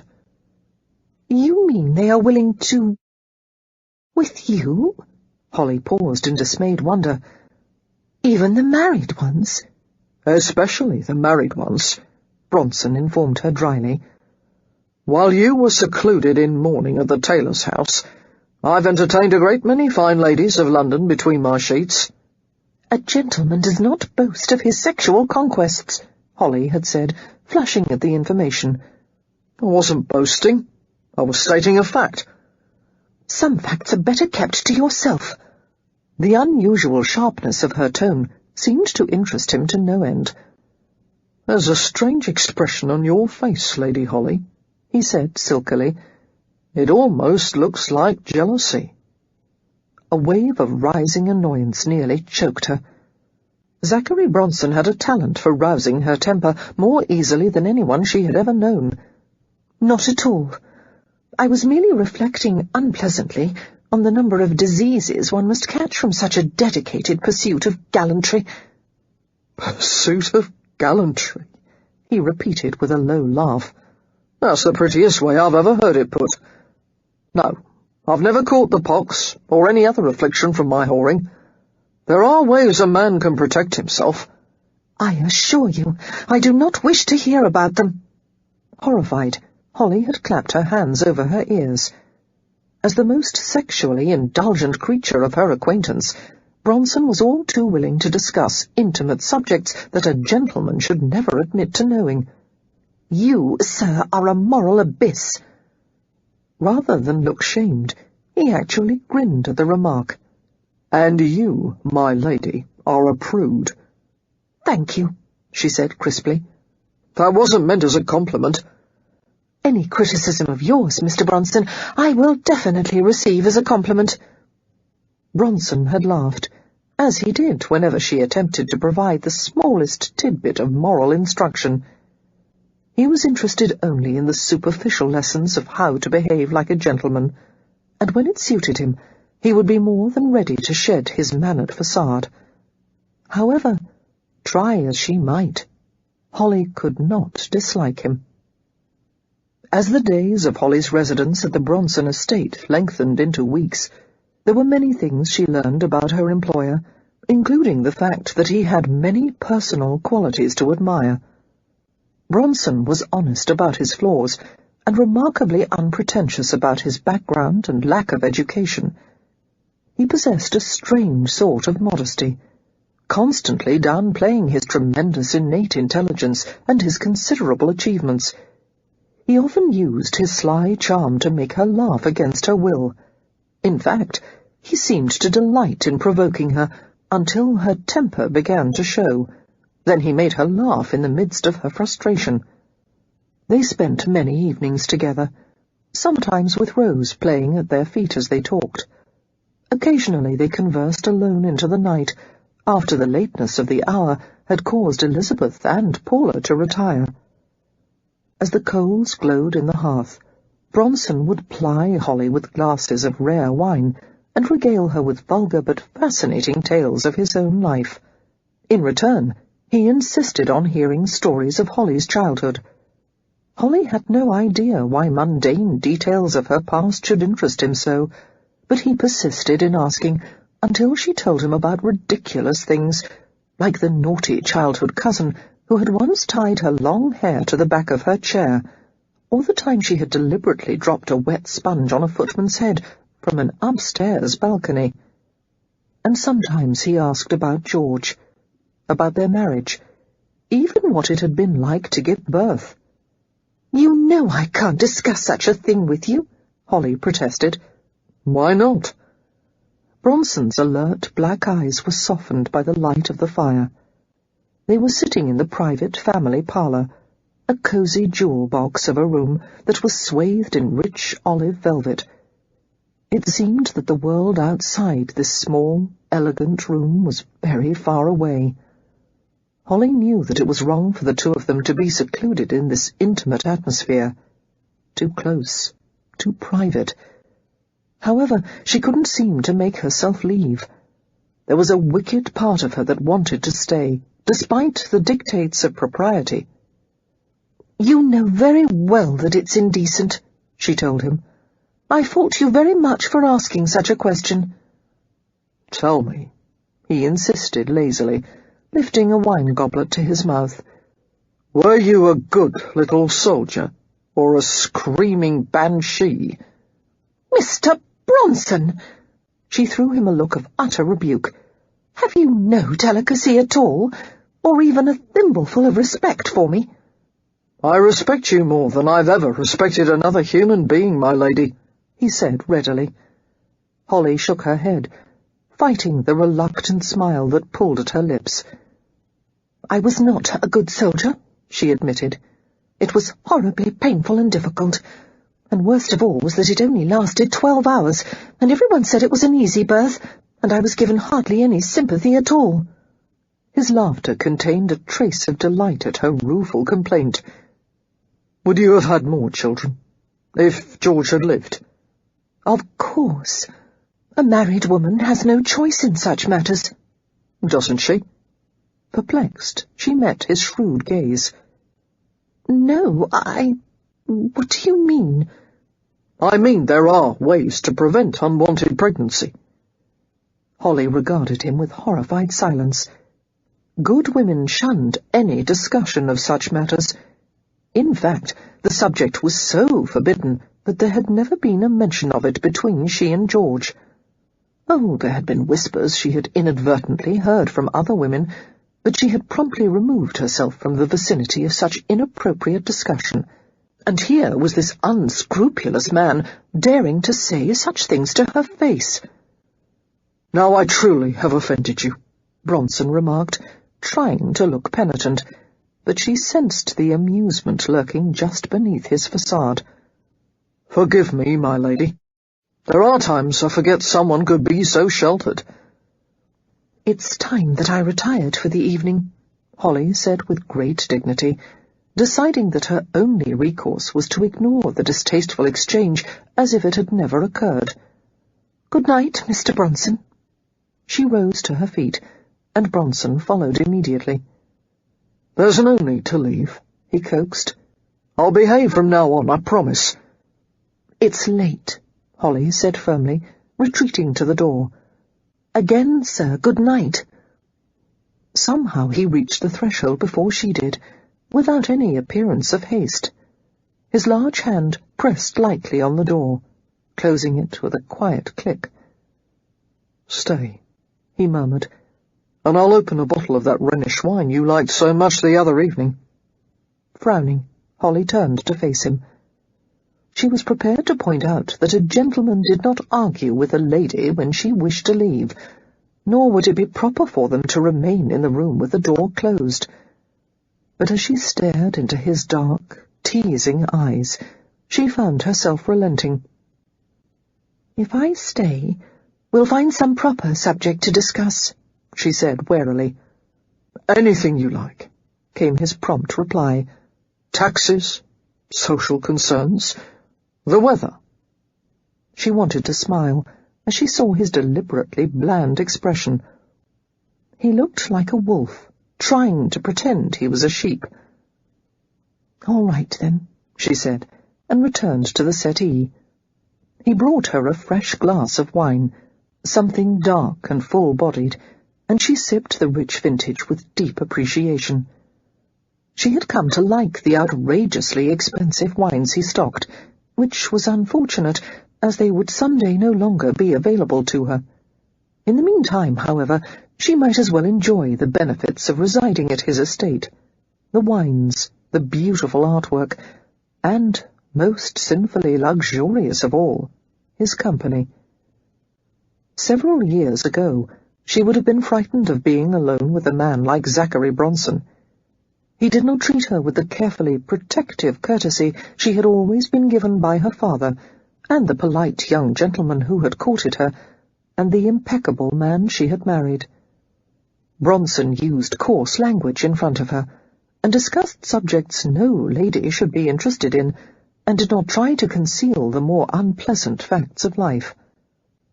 He kept her wine-glass liberally filled as they talked, and as the night deepened, Holly curled into the corner of the settee and let her head droop to the side. "Why, I've drunk too much," she thought in surprise, and somehow did not experience the horror or embarrassment that should have accompanied such a realization. Ladies never drank too much, only allowed themselves a few drops of watered-down wine now and then. Contemplating her nearly empty glass in puzzlement, Holly moved to set it on the small table beside the settee. The room seemed to sway suddenly, and the glass began to tilt in her hand. Deftly, Bronson reached out, caught the wobbling crystal stem and set it aside. As Holly stared at his handsome face, she felt rather light-headed and loose-tongued, and strangely relieved and free in the way she always felt when Maud had helped her out of a particularly confining gown at bedtime. "Mr. Bronson," she said, her words seeming to float aimlessly out of her mouth, "you've let me drink far too much of that wine. As a matter of fact, you encouraged me, which was very wrong of you." "You're not all that intoxicated, my lady." His mouth twitched with amusement. "You're just a little more relaxed than usual." The statement was patently untrue, but for some reason it reassured her. "It's time I retired for the evening," she announced, lurching upward from the settee. The room seemed to spin, and she felt herself falling, sinking through the air as if she had stepped off a cliff. Bronson reached out and caught her easily, stopping the wayward tumble. "Oh!" Holly clutched at his forearms as he steadied her. "I seem to be a trifle dizzy. Thank you. I must have tripped on something. She bent to peer fuzzily at the carpet, searching for the object that had impeded her, and she heard Bronson's soft chuckle. "Why are you laughing?" Holly demanded, as he lowered her back to the settee. "Because I've never seen anyone get so tipsy from 3 glasses of wine." She made a move to rise, but he sat beside her, preventing the half-hearted attempt at escape. His hip was perilously close to hers, causing her to shrink hard against the back of the settee. "Stay with me," Bronson murmured. "The night is half gone already." "Mr. Bronson," she asked suspiciously, "are you trying to compromise me?" His white teeth flashed in a grin, as if he were teasing her, but there was a disturbing, hot glimmer in his gaze. "I could be. Why not spend the next few hours with me on this settee?" "Talking?" she asked faintly. "Among other things." He touched the curve of her jaw with his forefinger, leaving a streak of fire along the sensitive curve. "I promise you would enjoy it. And afterward we'll blame it on the wine." She could hardly believe he had dared to suggest something so outrageous. "Blame it on the wine?" she repeated in indignation, and giggled suddenly. "How many times have you used that phrase in the past, I wonder?" "This is the first time," he assured her easily. "I rather like it, don't you?" She frowned at him. "You've propositioned the wrong woman, Mr. Bronson. There are 100 reasons why I would never do that with you." "Tell me a few." His black eyes were wickedly inviting. She waggled an unsteady finger in his face. "Morality, decency, self-respect, the responsibility to set an example for my daughter, not to mention the fact that any indiscretion with you would make it impossible for me to stay." "Interesting," he mused. Holly inched backward as he leaned over her, until her head was resting heavily on the arm of the settee, and she was stretched out beneath him. "What's interesting?" she asked, drawing a deep breath, and then another. The air in the room had become very warm. Her arm felt heavy as she reached up to push back a strand of hair that clung to her damp forehead. She let her elbow rest above her head, moist palm turned upward. She had drunk far too much. She was intoxicated, and while this fact did not especially bother her at present, she knew in the back of her mind that it would be a matter of great concern to her later. "You listed every reason except the one that truly matters." Bronson's face was very close, and his mouth, surely the most tantalizing mouth she had ever seen, full-lipped and wide and promising, was so close that she felt his breath gently touch her cheek. The smell of his breath was pleasantly infused with wine and his own intimate flavour. "You forgot to say that you don't desire me." "Well, that's a given," she faltered. "Is it?" Rather than look offended, he seemed faintly amused. "I wonder, Lady Holly, if I could possibly make you want me." "Oh, I don't think—" Her voice was extinguished into a feeble gasp as she saw his head lower toward hers, and her body tingled with a shock of realization.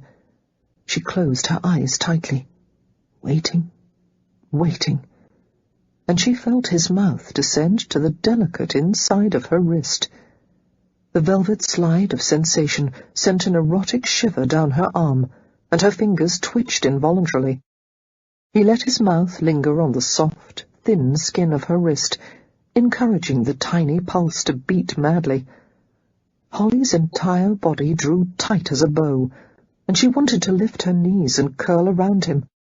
Her lips felt swollen and warm, tautly anticipating the pressure of his kiss. He lifted his head, and stared at her with eyes as dark as hell fire. Reaching for something nearby, he held it before her. The crystal wine-glass glittered in the firelight, a few remaining sips of burgundy liquid swirling in the bottom. "Finish the wine," he suggested softly, "and let me have my way with you. And in the morning we'll both pretend that you don't remember." It frightened her, the extent to which she was tempted by the sinful offer. He was mocking her, she thought dizzily. Surely he couldn't truly be propositioning her. He was waiting to see what her response would be, and then no matter what she said, no or yes, he would make jest of her. "You're wicked," she whispered. The smile had left his eyes. "Yes." Breathing shakily, she passed a hand over her eyes, as if trying to clear away the wine-soaked fogginess. I want to go upstairs. Alone." A lengthy silence stretched between them, and then Bronson replied in a light, friendly tone, all intensity safely banked. "Let me help you." His hands cupped beneath her elbows, and he guided her to her feet. Once she had gained purchase, she found that the room had stopped its heady swaying. Relieved, Holly pushed herself away from his hard, inviting body and made her way to the door. "I'm perfectly able to go to my room unescorted," she said, throwing him a beseeching glance. "All right." He came to open the door for her, glancing up and down her dishevelled form. "Mr. Bronson, this will be forgotten by tomorrow morning?" Her voice contained an anxious, questioning lilt. He gave a short nod, watching as she sped away as fast as her wobbling knees would allow.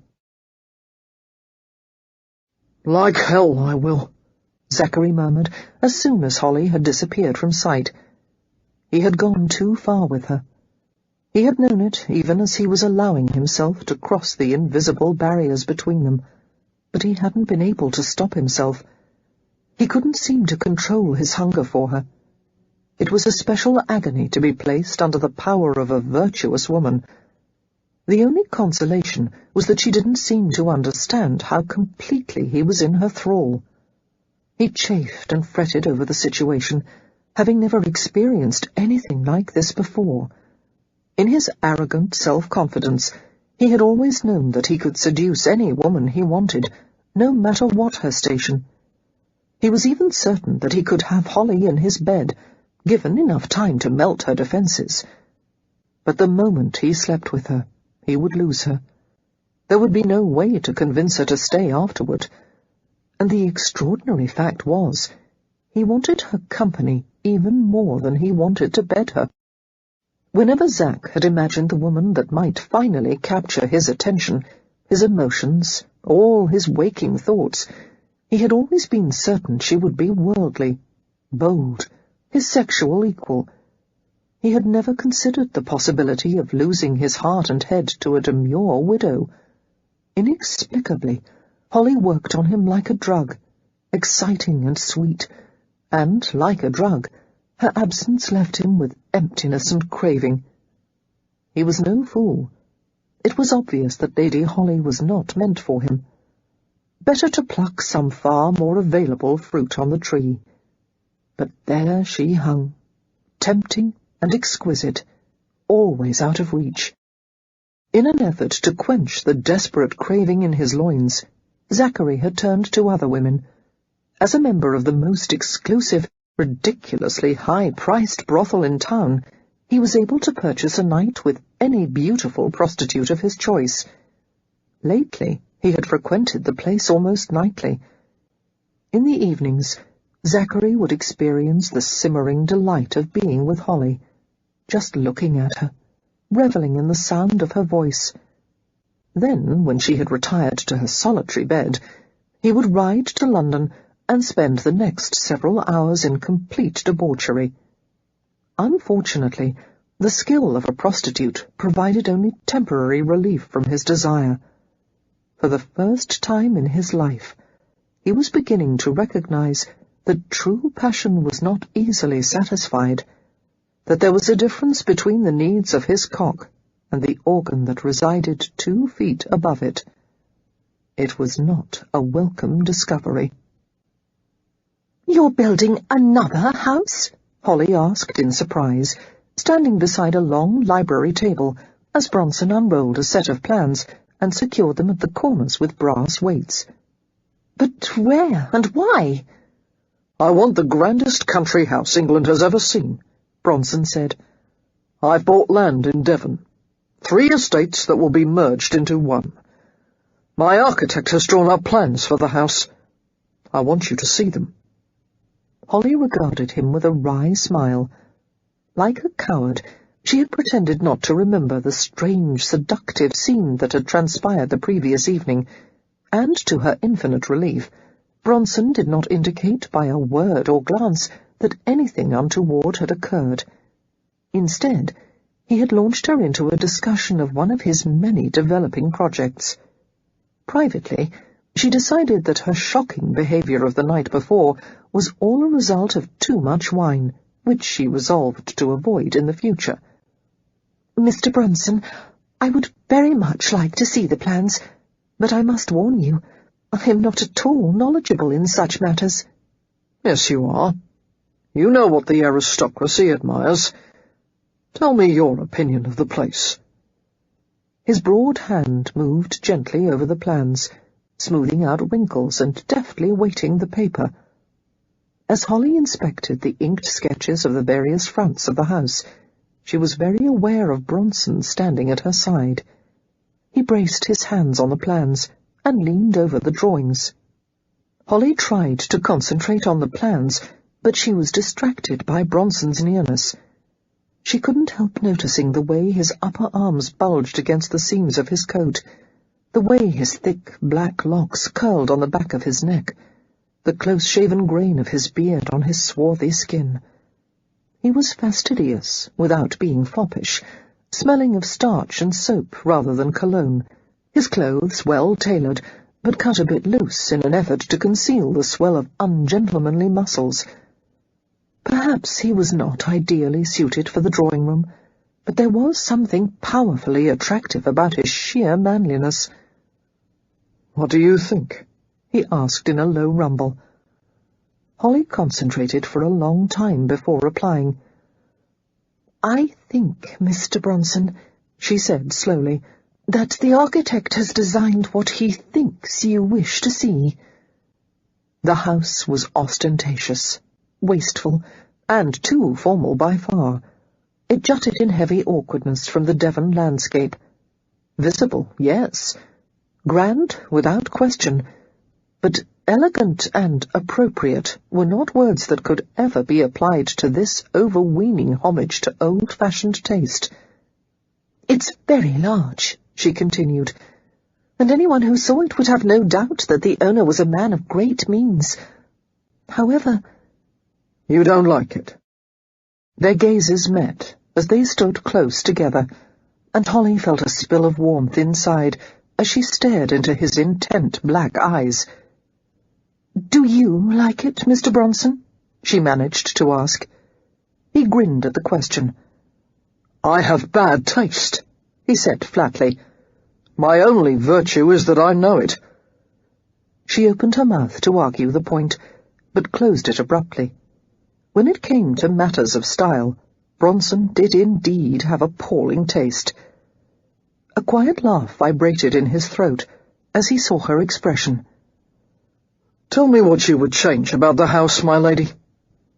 Lifting a corner of the top sketch and surveying the sprawling first-floor plan beneath, Holly shook her head helplessly.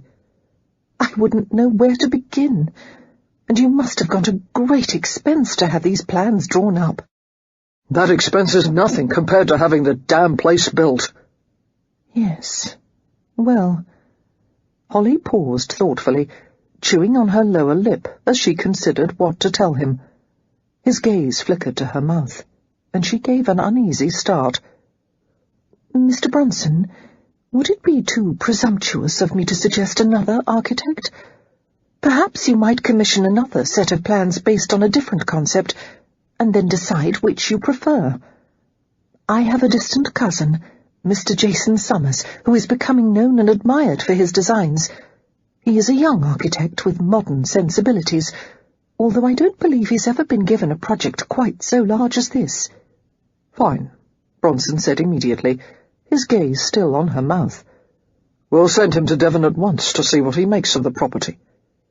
"It may take some time before Mr. Summers is able to oblige you.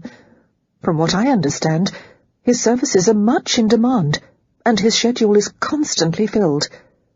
"Oh, he'll go to Devon without delay, once you mention my name," Bronson assured her cynically.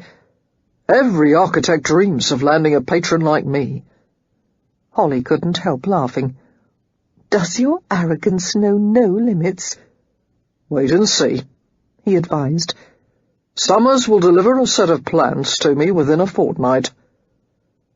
As Bronson had predicted, Jason Summers did indeed come to the estate with a bundle of sketches and partial floor plans in a remarkably short time. 16 days to be exact. "Elizabeth, I'm afraid we'll have to cut the morning lesson short today," Holly murmured, glancing out the window as she saw Summers' modest black carriage travelling along the drive toward the house.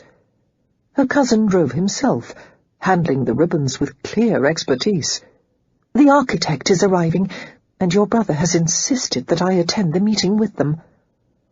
"Well, if you must," Elizabeth said with apparent regret, shrugging her shoulders. Holly suppressed a smile, knowing that Elizabeth's sorrow at cancelling the lesson was entirely false. The girl had little patience for their current subject, the rules of correspondence. As an energetic young lady with a passion for riding, archery, and other physical pursuits, Elizabeth found the act of putting pen to paper exceedingly tiresome. "Would you like to meet Mr. Summers?" Holly offered. "His work is quite good, and I'm certain your brother would have no objection." "Dear me, no. I've better things to do than view the sketches and scratchings of some stuffy old architect. It's just a beautiful morning. I think I'll go for a ride." "Very well. I'll see you at midday, then." Taking leave of the girl, Holly descended the grand staircase with an eager step. She found herself smiling at the prospect of seeing her distant cousin. The last time they visited had been at a family gathering at least 5 years earlier, when Jason was barely out of his teens. A warm-natured boy, with a ready sense of humour and an engaging smile, Jason had always been a family favourite. From the time he had been a small child, he had drawn and sketched compulsively, resulting in many a scolding for his perpetually ink-stained fingers. Now, however, he was in the process of building a formidable reputation for his unique style of natural architecture that was designed to blend into the landscape. "Cousin Jason!" Holly exclaimed, reaching the entrance hall just as he did. Summers broke into a smile the moment he saw her, stopping to remove his hat and execute a well-practiced bow. Holly was pleased to see that in the past few years Jason had grown into a wonderfully attractive man. His heavy shock of chestnut-brown hair was cut close to his head, and his green eyes gleamed with intelligence. Although he still possessed the physical lankiness of youth, he had a surprising air of maturity for a man only in his mid-20s. "My lady," Jason said in a pleasantly raspy baritone. Holly gave him her hand, and he squeezed it gently. His smile turned regretful as he continued in a softer tone, "Please accept a long-overdue apology for missing your husband's funeral."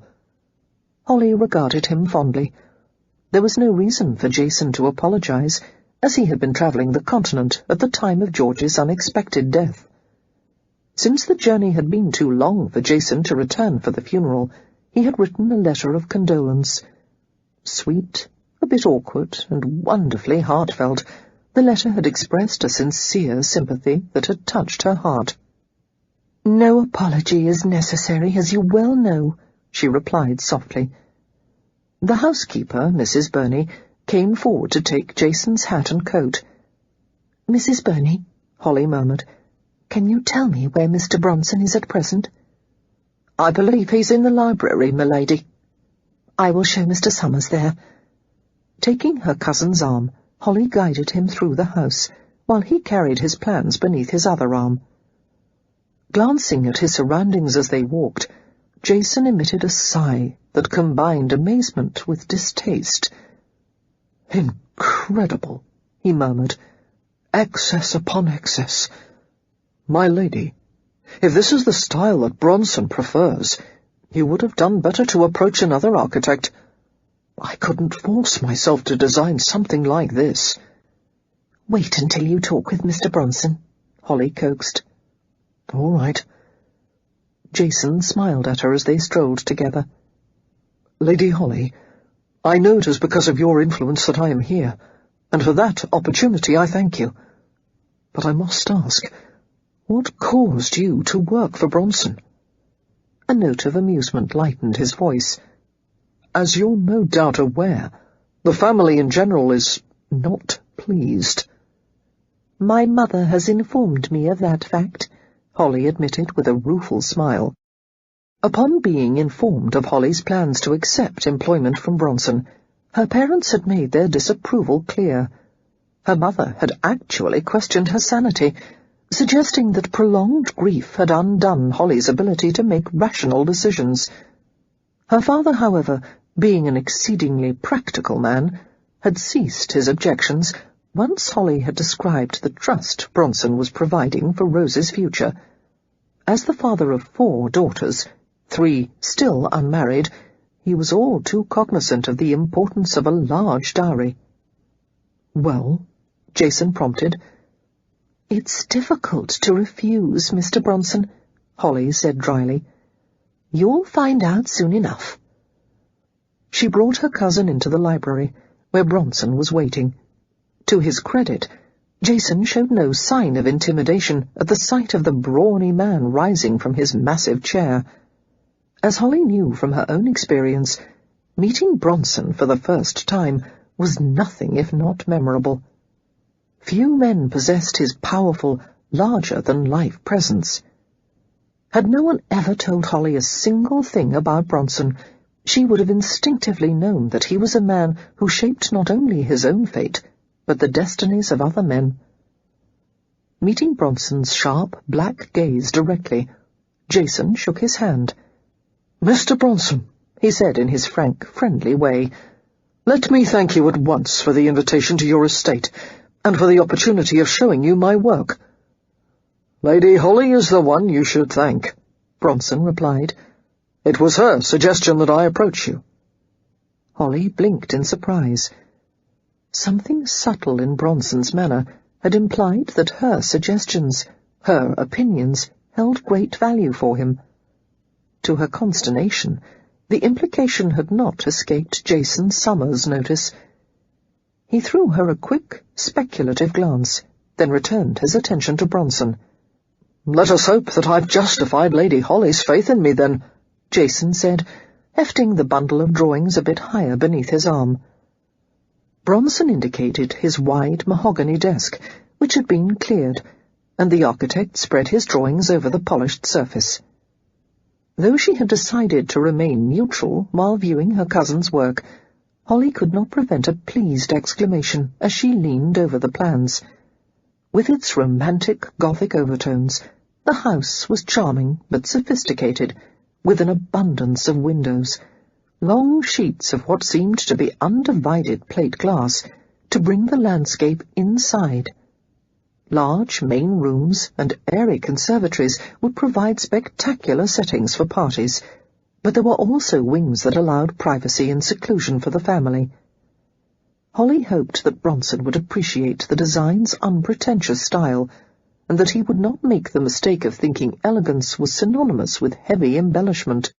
She was certain that he would at least be pleased by the abundance of modern technology, including running water on all floors, a large number of water closets and tiled shower bath rooms, and hot walls to give warmth and comfort in the winter. Bronson showed no expression as he stared at the plans, only asked a question or two that Jason hastened to answer. In the midst of the inspection, Holly became aware of someone entering the room. It was Elizabeth, dressed in a smart, rose-coloured riding habit trimmed in scarlet. The clothes, with their simple but dashing cut, and the feminine froth of white lace at her throat, were especially becoming. With her black curls tightly braided and topped with a scarlet hat, and her dark, heavily lashed eyes, Elizabeth looked young, fresh, and exotically alluring. "I couldn't resist having a look at the plans before I went out," Elizabeth began to say, but her voice faded as Jason Summers turned and bowed.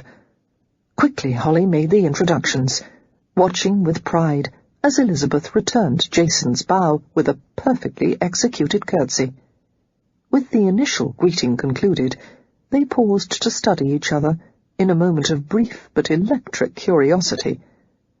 Then Summers turned back to the table and focused his attention on a question Bronson had posed.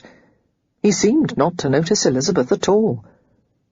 Puzzled by his apparent indifference, Holly wondered how he, or any other healthy young male, could fail to be captivated by the girl's dazzling looks.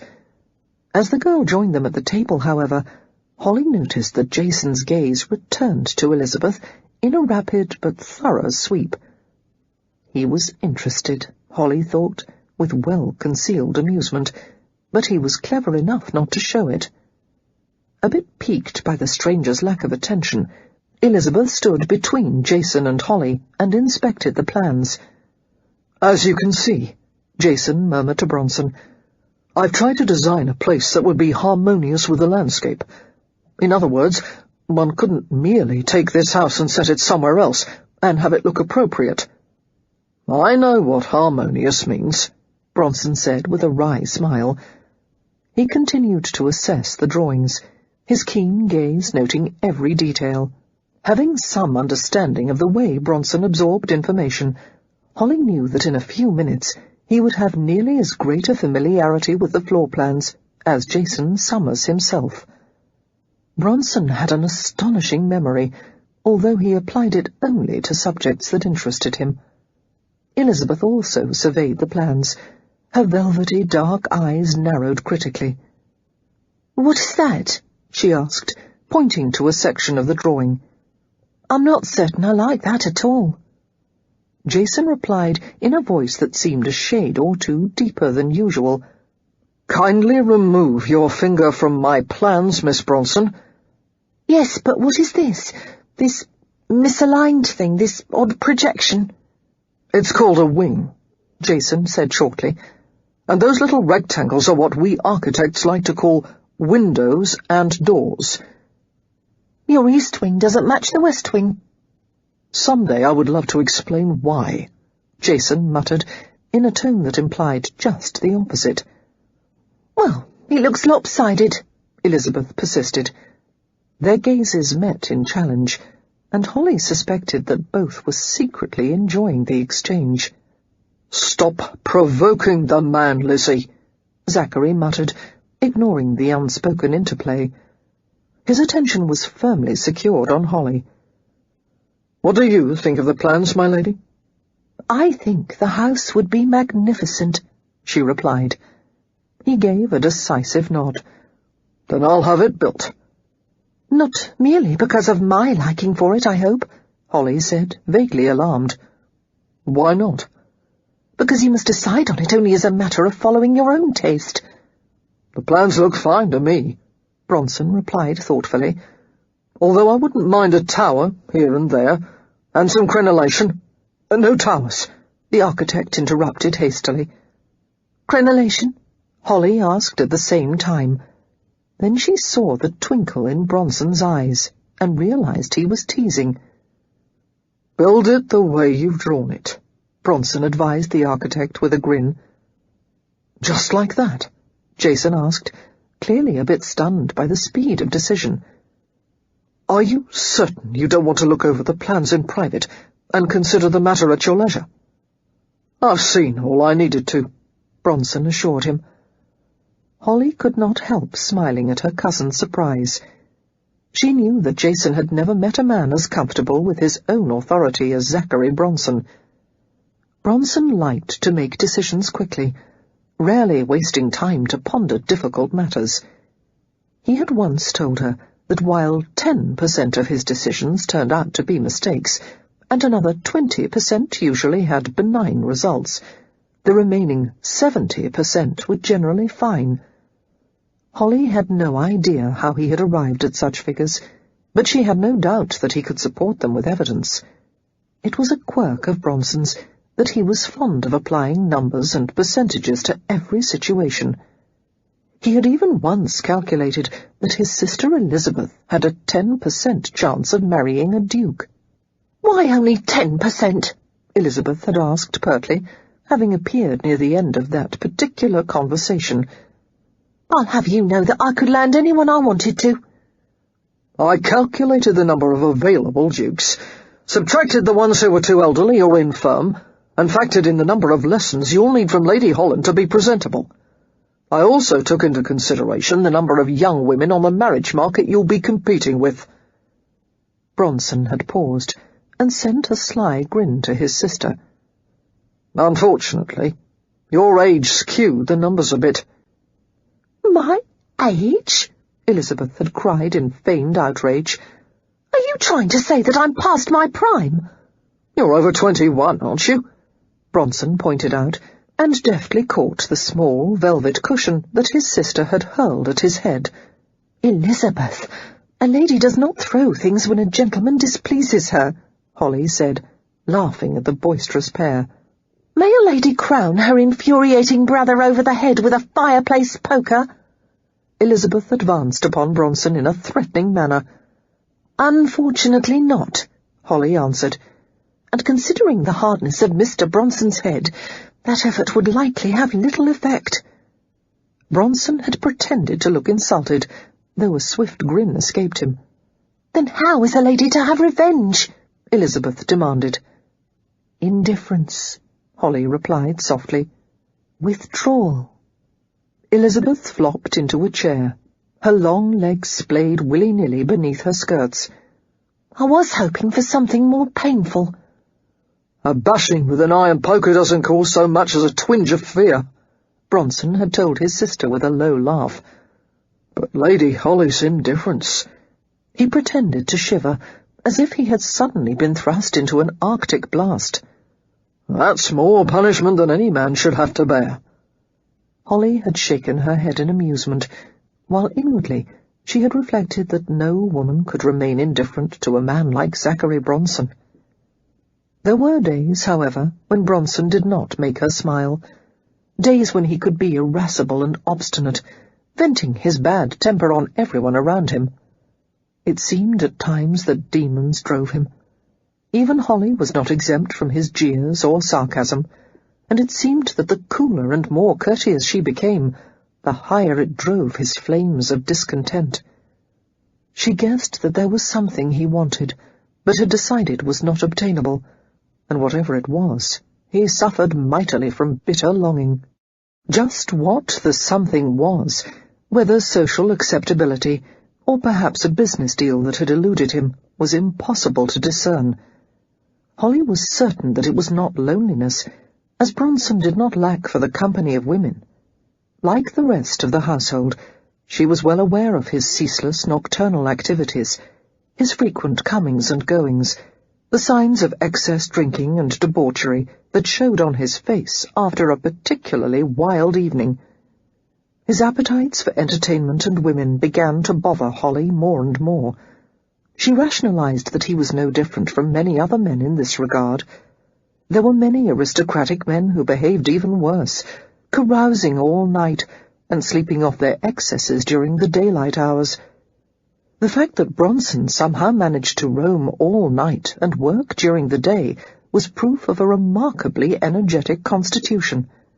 But she was not easily able to shrug off his womanizing, and in a moment of raw honesty she admitted to herself that her disapproval had far less to do with morality than her own personal feelings. The thought of Bronson in another woman's arms made her feel strangely bleak, and unbearably curious. Every evening when he left the house for a night of womanizing, her imagination ran rampant. She knew somehow that Bronson's sexual activities were different in every way from the sweet, gentle interludes she had shared with George. Although her husband had not been a virgin on their wedding night, his experience in such matters had been greatly limited. In bed, George had been respectful and kind, loving rather than lustful, and despite his warm nature, he had believed that sexual intercourse was a pleasure that should not be indulged in too often. He had never visited her bedroom more than once a week. Such occasions had been all the sweeter and more special, never to be taken for granted by either of them. Zachary Bronson, however, had all the self-restraint of a tomcat. The way he had kissed her in the conservatory was evidence of a sexual knowledge that went far beyond her own experience, or George's. Holly knew she should be repelled by this aspect of Bronson.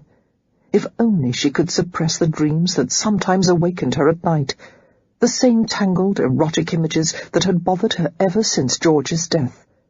Dreams of herself being touched, kissed, held naked against a man's body, except that the images were more disturbing than ever before, because now the stranger in her dreams had a face. It was Zachary Bronson's dark features above her, his hot mouth possessing hers, his hands touching her intimately. Holly would always wake from these dreams troubled and sweating, and she was hardly able to look at Bronson the next day without flushing scarlet. She had always thought herself above such base desires, had even felt sorry for people who seemed unable to master their physical passion. She had never been troubled by lust, but there was no other word for it. This sweet ache that sometimes overwhelmed her, this terrible preoccupation with Zachary Bronson, this awful wish that she could be one of the women he visited to satisfy his needs. Chapter 8. Although Holly wore a grey dress today, its drabness was relieved a bit by touches of raspberry-coloured piping at the throat and wrists.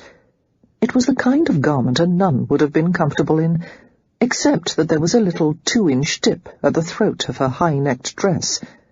The opening was shaped like a keyhole to reveal a glimpse of tender, pale skin.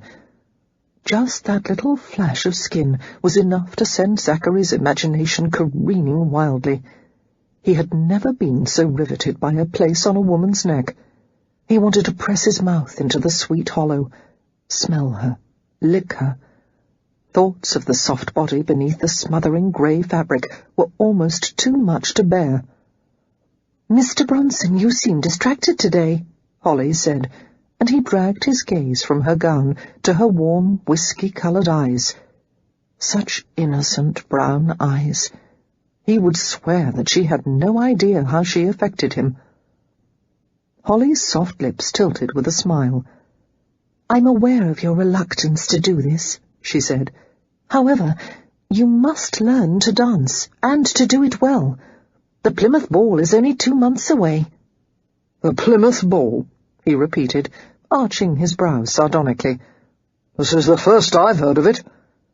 "I thought it would be the perfect occasion to give your social skills an outing. It's an annual event hosted by Lord and Lady Plymouth, always at the height of the season. I've been acquainted with the Plymouths for many years, and they are an exceedingly gracious family. I will discreetly prevail on the Plymouths to send invitations.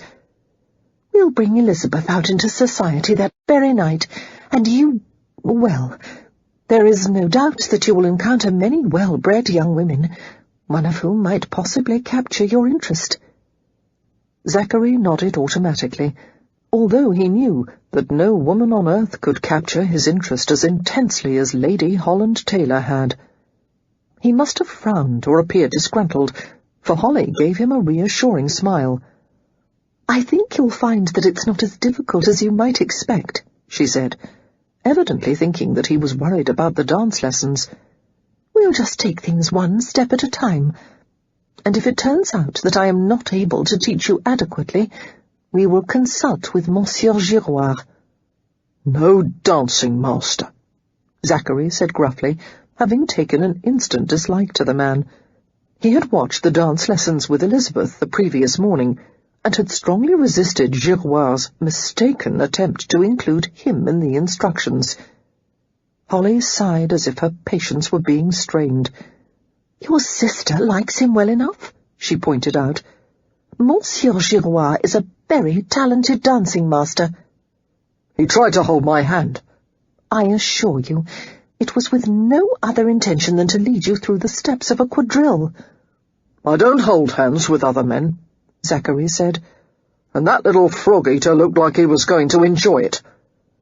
Holly rolled her eyes and let the comment pass. They stood alone in the sumptuously upholstered ballroom, the walls covered in pale green silk and acres of overwrought gilded carving. Rows of rich green malachite columns, fit for a Russian palace, filled the spaces between gold-framed mirrors that reached 18 feet in height. It seemed remarkable that the ceiling could support the weight of the 6 massive chandeliers, sparkling with carriage-loads of crystal drops. Since no music was necessary for Zachary to learn the basic patterns of various dances, the musician's bower at the back of the room was empty. Zachary saw his partner's reflection in many of the mirrors that surrounded them. Her grey gown was incongruous in such an ornate setting. What would Holly look like in a ball gown? He imagined her in some low-cut garment with bare shoulders, trimmed with the frothy stuff he had seen on women's evening dresses lately, the pretty, round shapes of her breasts rising from the bodice, the glitter of diamonds on her pale skin, her dark brown hair upswept to reveal jewelled earbobs clasped to her little ears. "Do you remember the rules of ballroom etiquette that we discussed yesterday?" he heard her ask, and he forced his attention to the business at hand. "Once I've asked a young lady to dance," he said in a sing-song tone, "I should not leave her until I've returned her to the chaperone. After the dance is finished, I ask if she will take some refreshment. If she says yes, I find a seat for her in the refreshment room and provide everything she needs, and stay with her as long as she cares to sit there." He paused and asked with a slight scowl, "What if she wants to sit and fill her face for an hour, or even longer?" "You will remain with her until she is satisfied," Holly said. "and then you will return her to the chaperone and bow, and offer thanks for the pleasure of her company. Furthermore, you must dance with the plain girls as well as the beautiful ones, and never dance more than twice with one particular partner, and in the event of a supper dance, you must offer to escort the chaperone to the dining table and be as agreeable and charming as possible." Zachary sighed heavily. "Now, on to the opening march," Holly said briskly. "When you lead the march at your own ball, you must keep the pace slow and dignified. Follow the direction of the walls, and execute the change steps at the corners." She leaned a bit closer to him, and said in a conspiratorial manner, "A march is really just a walk around the room for all the ladies to display their finery. You can't make a mistake, Mr. Bronson. Just lead the couples around the sides and back through the centre of the ballroom, and try to look a bit arrogant. It should pose very little problem for you." Her gentle teasing caused a surge of pleasure inside him. The idea of performing the staid, pretentious march at a ball usually made Zachary jeer and laugh, but the notion of parading around the room to display a woman like Holly on his arm, well, that had some merit. It was a territorial statement that he rather liked. "And you must never march with 2 ladies at once," Holly admonished. "Why not?" "For one thing, the change steps at the corners would be impossible. And for another—" She stopped, seeming to forget what she had been about to say, as their gazes met. Blinking slowly, as if she were distracted, she forced herself to continue. "It's an honour that a gentleman does to one particular lady." She reached for his arm and took it lightly. "Let us proceed to the first corner." They walked with great dignity, while Zachary was absurdly conscious of the sound his feet made on the gleaming parquet floor. Upon reaching the corner, they paused, while Holly explained the change steps. "I will release your arm and take your hand, and you will guide me from your left side to your right." She began to execute the movement as she spoke, and Zachary obliged her. Their hands touched, and the feel of her cool little fingers sliding against his palm caused Zachary to catch his breath. Holly stopped in apparent confusion and snatched her hand back with a slight gasp. She must have felt it too, the exciting leap of sensation that resulted from the touch of their hands. Zachary stood staring at her down-bent head, dying to clasp his palms over her sleek, dark hair and tilt her face upward. He would never forget how it had felt to kiss her, the way her lips had clung to his, the sweet interior of her mouth, the vulnerable sound of her breathing. "We," Holly said unsteadily, "we should be wearing gloves. Ladies and gentlemen always wear gloves when they dance." "Shall I send someone to fetch them?" Zachary was surprised by the raspiness of his own voice. "No, I suppose that won't be necessary." She took a deep breath, appearing to compose herself. "Always bring an extra pair of gloves to a ball," she murmured. "A gentleman should never offer a soiled glove to a lady." Not looking at him, she reached for his hand once more. Their bare fingers clasped for a brief, electric moment, and she guided him through the change steps. "It's been so long," he heard her say in near whisper. "I've almost forgotten how to do this." "You haven't danced since George?" he asked. She shook her head in wordless response. This was his particular idea of hell, Zachary reflected silently, his mind and body on fire as the lesson on marching proceeded. He was grateful for the fashionably long hem of his coat that draped over the front of his trousers. If Holly had any inkling of how aroused he was, how close he was to crushing her against him and defiling her with his hands, mouth, and every conceivable part of his body, she would probably run screaming from the ballroom. However, the march wasn't nearly as bad as the quadrille, a tedious pattern of glissades and chassés and all manner of foppish footwork. And the waltz turned out to be the most excruciating torment man or woman had ever devised. "Stand just a little to my right," Holly said, her thick lashes lowering over her eyes, "and put your right arm around my waist. Firmly, but not too tightly." "Like this?" Carefully, Zachary fitted his arm around the neat curve of her waist, feeling unaccountably awkward. He, of all men, was well accustomed to holding a woman in his arms, but this experience was different from all others. He had never touched someone as fine as she, had never wanted so keenly to please a woman. For once, her emotions were difficult to read, and he wondered if she disliked being so close to him. After all, she had been used to dancing in the slim, elegant arms of aristocratic men, not brawny, low-bred bruisers like himself. His hands felt like big paws, his feet as large and heavy as carriage wheels. Her left hand came to rest gently on his right shoulder. His tailor had stripped every bit of padding from the shoulder of his coat in an effort to make him appear smaller, but unfortunately nothing could conceal the brutish swell of muscle. Holly took his left hand in her right. Her fingers felt dainty and crushable. She was so light and sweet in his arms that it caused a pang of yearning inside him. "The man guides his partner with this hand," she said, her face upturned. "You mustn't hold my fingers too tightly. Your grasp must be firm and steady, but gentle.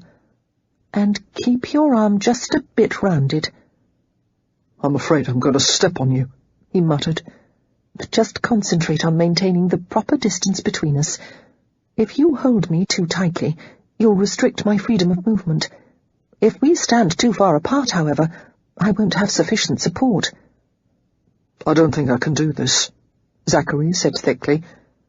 "You've taught me how to do the march, and I can muddle through a quadrille. Let's leave things at that." "Oh, but you must learn to waltz," she coaxed. "You'll never be able to court a girl properly if you can't waltz." His succinct reply caused her to frown in sudden determination. "Utter all the obscenities you like, Mr. Bronson. Nothing will deter me from teaching you to waltz. And if you prove to be uncooperative, I will send for Monsieur Girouard." The threat of the dancing master caused his scowl to deepen. "All right, damn it. What do I do next?" "A waltz is composed of 2 steps, each lasting 3 beats. Now, glide backward with your left foot, a little step, mind you, then draw the right foot back a bit beyond the left, and turn toward the right." To say the least, it was a struggle at first. However, as Zachary concentrated on Holly's instructions and felt her glide with him in seemingly magical conformity, his lumbering steps became a bit more assured. It helped that she moved with him so easily, turning with the slightest pressure of his hand. It helped also that she seemed to be enjoying herself, although he couldn't fathom why she should like to stumble through a waltz with him. "Keep your arm steady," she warned, her eyes sparkling as she stared into his set face. "You're moving it like a pump handle." As she had probably intended, the comment distracted him from counting. He raised one brow in a sardonic glance that usually withered the recipient. "All I can concentrate on at the moment, my lady, is trying not to maim you with one misplaced step." "You're doing very well, actually," she said. "Don't tell me you've never tried to waltz before." "Never." "You're surprisingly agile. Most beginners rest too much of their weight on their heels." "Boxing," Zachary said, pulling her in another half-turn. "If you have lead feet in the rope ring, there's no way to duck and dodge." Although he had not intended the comment to be amusing, Holly seemed to be greatly entertained. "I wouldn't suggest applying too many of your pugilistic skills to our dance lesson, Mr. Bronson. I should dislike to find myself engaged in fisticuffs with you." Staring into her smiling, rosy-cheeked face, Zachary experienced a painfully sweet sensation, an ache that had less to do with the body than the spirit. She was the most adorable woman he had ever known. Not for the first time, he felt acute envy for George Taylor for having been loved by her, for having the right to touch and kiss her whenever he had wanted, for having had her turn to him for all of her needs, for being loved by her still.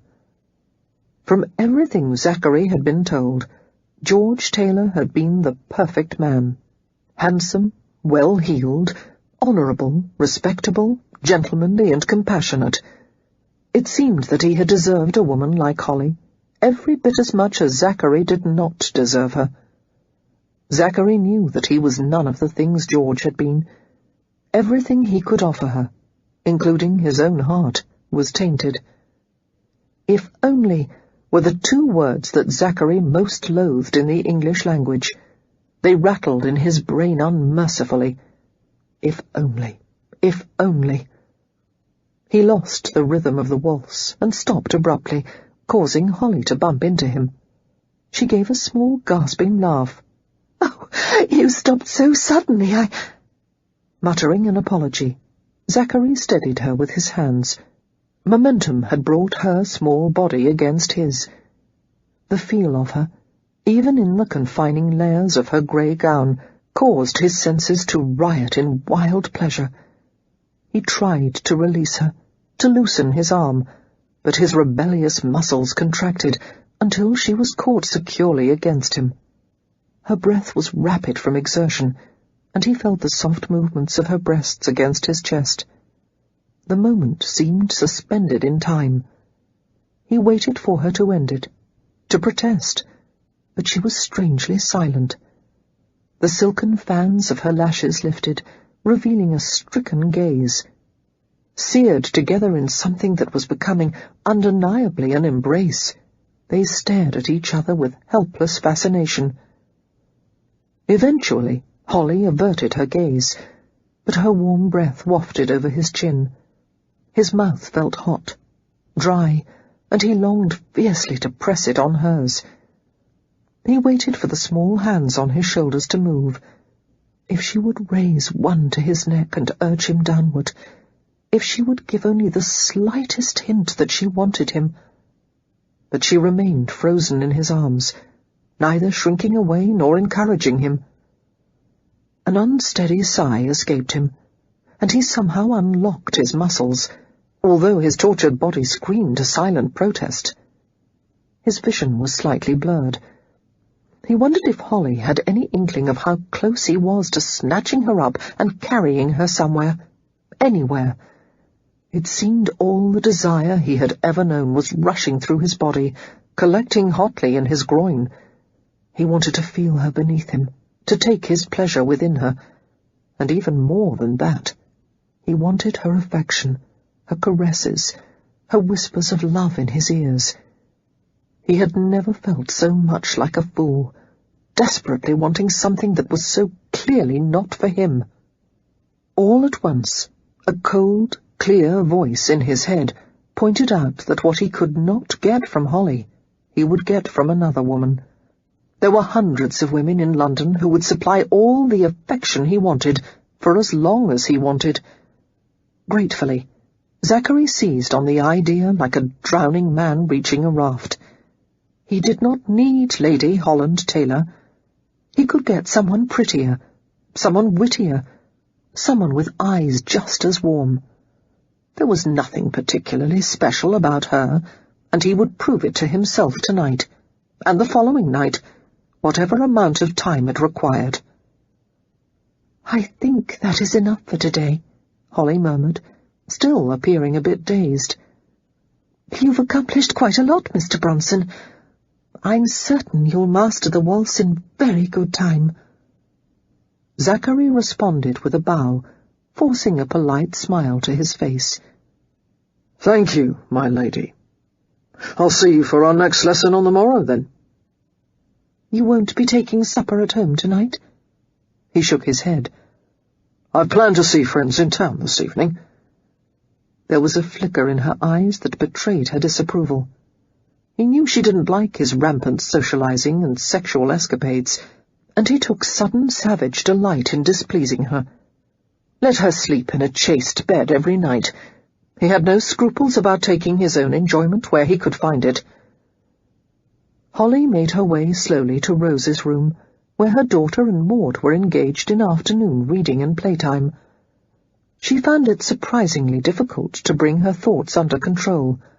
Her mind kept summoning images of herself clasped in Zachary Bronson's arms, turning slowly in the mirrored ballroom, while their joined reflections shimmered around them. Being so close to him, talking and laughing intimately for more than 2 hours, had ruffled her senses unbearably. She felt troubled, anxious, unhappy about something she could not identify. She was glad the dance lesson was over. There had been a delicious, awful moment when he had held her too closely, and she had thought he might kiss her. What if he had? What would her reaction have been? She was afraid to ponder that question. Bronson appealed to something deep and primitive within her. To a woman who had been taught that even her sexual attraction to her own husband should be contained within strict limits, the situation was alarming. She should be repulsed by Bronson's coarseness, but instead she was drawn to him. He did not treat her as a fragile doll, or as a figure of sympathy. He provoked and teased and spoke bluntly to her. He made her feel vital and alive, and much too interested in the world outside her own.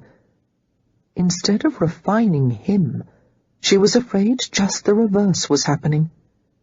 He was changing her, and none for the better. Laughing a bit shakily, Holly passed a hand over her eyes, which felt sore and sensitive. A shower of sparks passed through her vision, and she caught her breath. "Oh, no," she murmured, recognizing the signs that heralded one of her megrims. As always, the piercing ache was appearing for no discernible reason. Perhaps if she could lie down for a little while with a cool cloth over her forehead, she could avert the coming pain. Using the banister to aid her progress, Holly ascended the stairs, squinting against the gathering ache in her temples and the back of her neck. As she reached the suite of rooms that she and Rose shared, she heard her daughter's voice. "No, that's not a trot, Maud. That's much too slow. This is a trot." Peeking around the doorframe, Holly watched as her daughter sat on the carpeted floor with a blonde maidservant, the two of them surrounded by toys. Rose was holding one of the toys Bronson had given her, a little horse covered in leather. The horse had a cunning tail, a mane made of real horsehair, and bright glass eyes. It pulled a miniature carriage and a group of dolls past buildings fashioned of blocks and books. "Where are they going, darling?" Holly asked softly. "To the park, or to the shops on Regent Street?" Rose looked up with a smile, her dark curls bouncing. "Mamma!" she exclaimed, and returned her attention to the trotting horse. "They're going to the steel refinery." "The steel refinery?" Holly repeated with amusement. A wry smile appeared on Maud's round face. "Yes, milady. Mr. Bronson has been telling Rose about the lives of working people and what they do at the refineries and factories he owns. I tried to tell him that a child has no need of hearing such things, but he paid me no heed." Holly's first instinct was to be annoyed with Bronson. He had no right to talk to a sheltered child about the circumstances of the working class. On the other hand, it had never occurred to Holly that her daughter was growing up without an understanding of the differences between rich and poor, and why some people lived in fine homes while others lived in the streets and went hungry. "I suppose," she said hesitantly, "that's not a bad thing. Rose should know a little something about the world, that most people's lives are different from her own." She rubbed her aching forehead as the pain intensified to continuous jabs. For the first time, she realized that Zachary Bronson was becoming more real, more influential to her daughter than George ever would. Bronson had played Hunt the Slipper and hide-and-seek with Rose, and had sampled the jam that she helped the cook make one rainy afternoon, and built her a house of playing cards as they sat on the floor in front of the fire. Things her father would never be able to do with her. Bronson never ignored Rose, or dismissed her questions as silly. In fact, he treated her as if she were equally valuable, if not more so, as any other member of the household. Most adults regarded children as merely half-formed people, undeserving of rights or privileges until they came of age. But Bronson was clearly fond of the child, and Rose was in turn becoming fond of him. It was another unexpected facet of a situation that bothered Holly on many levels. "Oh, milady," Maud said, staring at her intently. "It's your megrims, isn't it? You're all white, and you look ill down to your toes." "Yes." Holly let the doorframe support most of her weight and smiled wretchedly at her daughter. "I'm so sorry, Rose. I promised to take you for an afternoon walk, but I can't today." "Are you sick, Mamma?" The little girl's face wrinkled with concern, and she jumped to her feet. She came to Holly and hugged her around the waist. "You should take your medicine," she instructed, sounding like a miniature adult. "And draw the curtains together and close your eyes." Smiling despite her growing misery, Holly allowed the small tugging hand to guide her to her bedroom. Swiftly, Maud pulled the heavy drapes closed, extinguishing all trace of light, and helped Holly to undress. "Do we have the tonic that Dr. Wentworth left the last time?" Holly whispered, flinching as Maud unfastened the buttons at the back of her gown. The slightest movement in the room caused her head to throb violently. When she had had her last attack of megrims at the Taylor household, the family doctor had given her a bottle of tonic that had sent her into merciful oblivion. "Of course," Maud murmured, having enough experience with Holly's occasional megrims to keep her voice very soft. I would never have left it behind, milady. I'll fetch you a nice big spoonful as soon as you're settled in bed. Thank God. Holly let out a whimpering sigh. What would I do without you, Maud? Thank you. Thank you for coming here to the Bronsons' estate with us. I wouldn't have blamed you for staying with the Taylors. And let you and Rose come to this outlandish place alone? Maud's low murmur was threaded with a smile. Truth be told, milady, I rather like it here. The dress slipped to the floor, followed by a set of light stays and her stockings. Left only in her chemise and pantaloons, Holly crawled into bed. She bit her lips to stifle a groan of discomfort, and eased herself back to the pillow. Maud, she whispered, you've had so little time off. I'll remedy that when I'm better again. Don't you worry about a thing, the stout maid soothed. Just rest your head, and I'll be back with your medicine. Dressed in a crisp blue coat and grey trousers, with a fresh black silk cravat wrapped around his throat, Zachary strode down the grand staircase as he headed out for his evening's entertainment. His mood was one not of anticipation, but determination. All the sensations roused from the afternoon's dance lesson still seethed in his body, demanding to be sated. He was primed for a good hard romp with a willing woman, and after that, perhaps a few hours of cards and drinking. Anything to help him forget how it had felt to hold Holly in his arms. As he reached the landing midway down the stairs, however, his rapid steps slowed and halted at the sight of the disconsolate figure of Rose sitting on one of the carpeted steps. The sight of her, like a prim little doll in her ruffled muslin dress, plump calves encased in thick white stockings, tiny hands filled with her ever-present button-string, made him smile.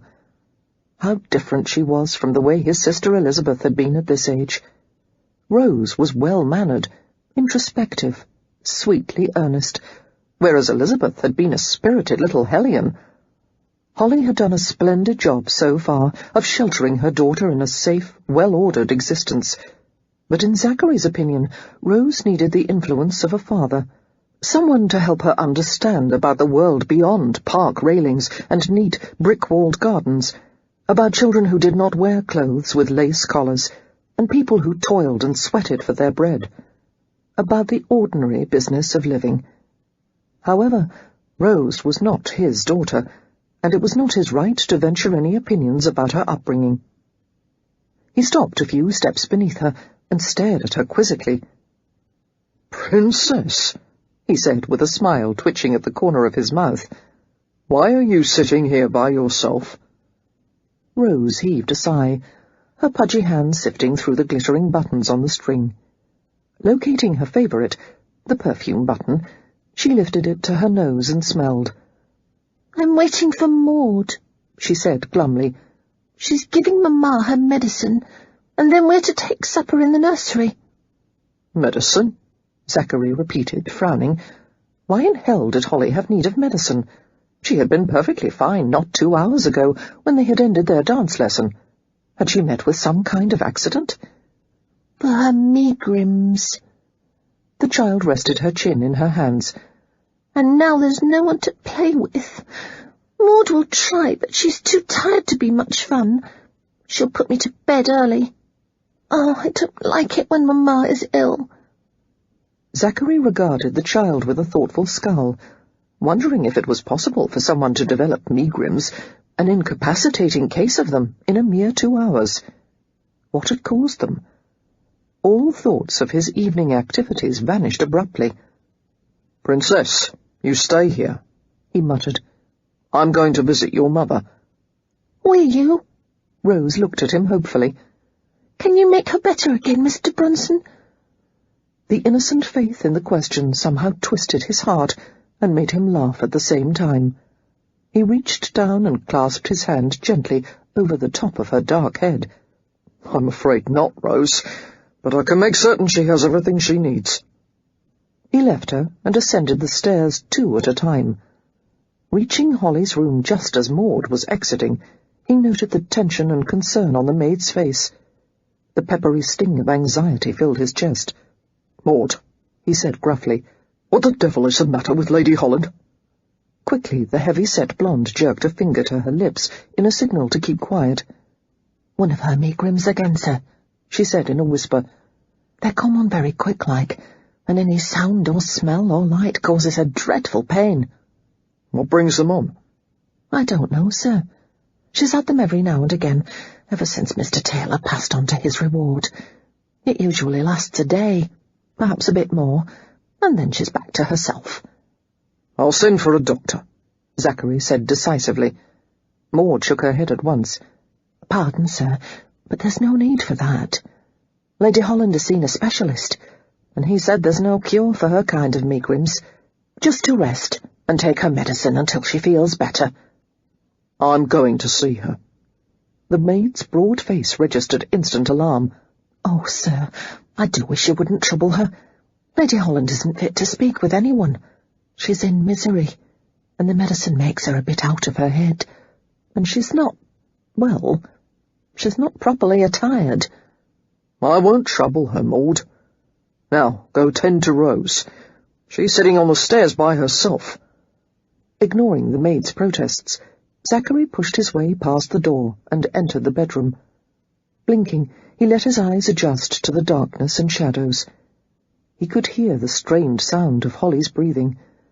A faint, sickly sweet scent hovered in the air, and he sniffed curiously. Making his way to the bedside, he found a bottle and a sticky spoon at the night table. Touching his finger to the spoon, he brought it to his lips and discovered the taste of opiate-laced syrup. Holly stirred beneath the light sheet, sensing someone's presence in the room. Her eyes and forehead were covered with a damp cloth. "Maud?" she whispered. Zachary hesitated before replying. "I thought you would come away from our dance lesson with your feet hurting," he murmured. "Not your head." The soft rumble of his voice caused her to twitch. "Oh, Mr. Bronson, you must leave at once." She spoke groggily, clearly under the influence of the opiates. I'm not dressed, and this tonic sometimes makes me say things I don't usually mean to say." "In that case, I insist on staying." A faint gasp of laughter escaped her. "Please don't make me laugh. Hurts dreadfully." Zachary lowered himself into the chair that had been placed by the bedside. The creak it made as it bore his weight made Holly flinch. As his gaze adapted to the lack of light, he stared at the luminous whiteness of her shoulders and the sweet curve where her throat flowed into the slope of her chest. "That medicine you're taking is full of opium, sweet lady. I would hate to see you become addicted to it. I've seen the healthiest of men turn into walking skeletons that way." "It's the only thing that helps," she murmured, her mind clearly fogged with pain and drugs. "I'll sleep for a day or so, and the megrims will go away. No lessons tomorrow, forgive me." "Damn the lessons," Zachary said softly. "Your language," she reproved with a weak sigh. "How do the megrims start? Did I do something earlier?" No, never a reason. I start to see sparks and flashes. The pain starts on one side of my head or my neck.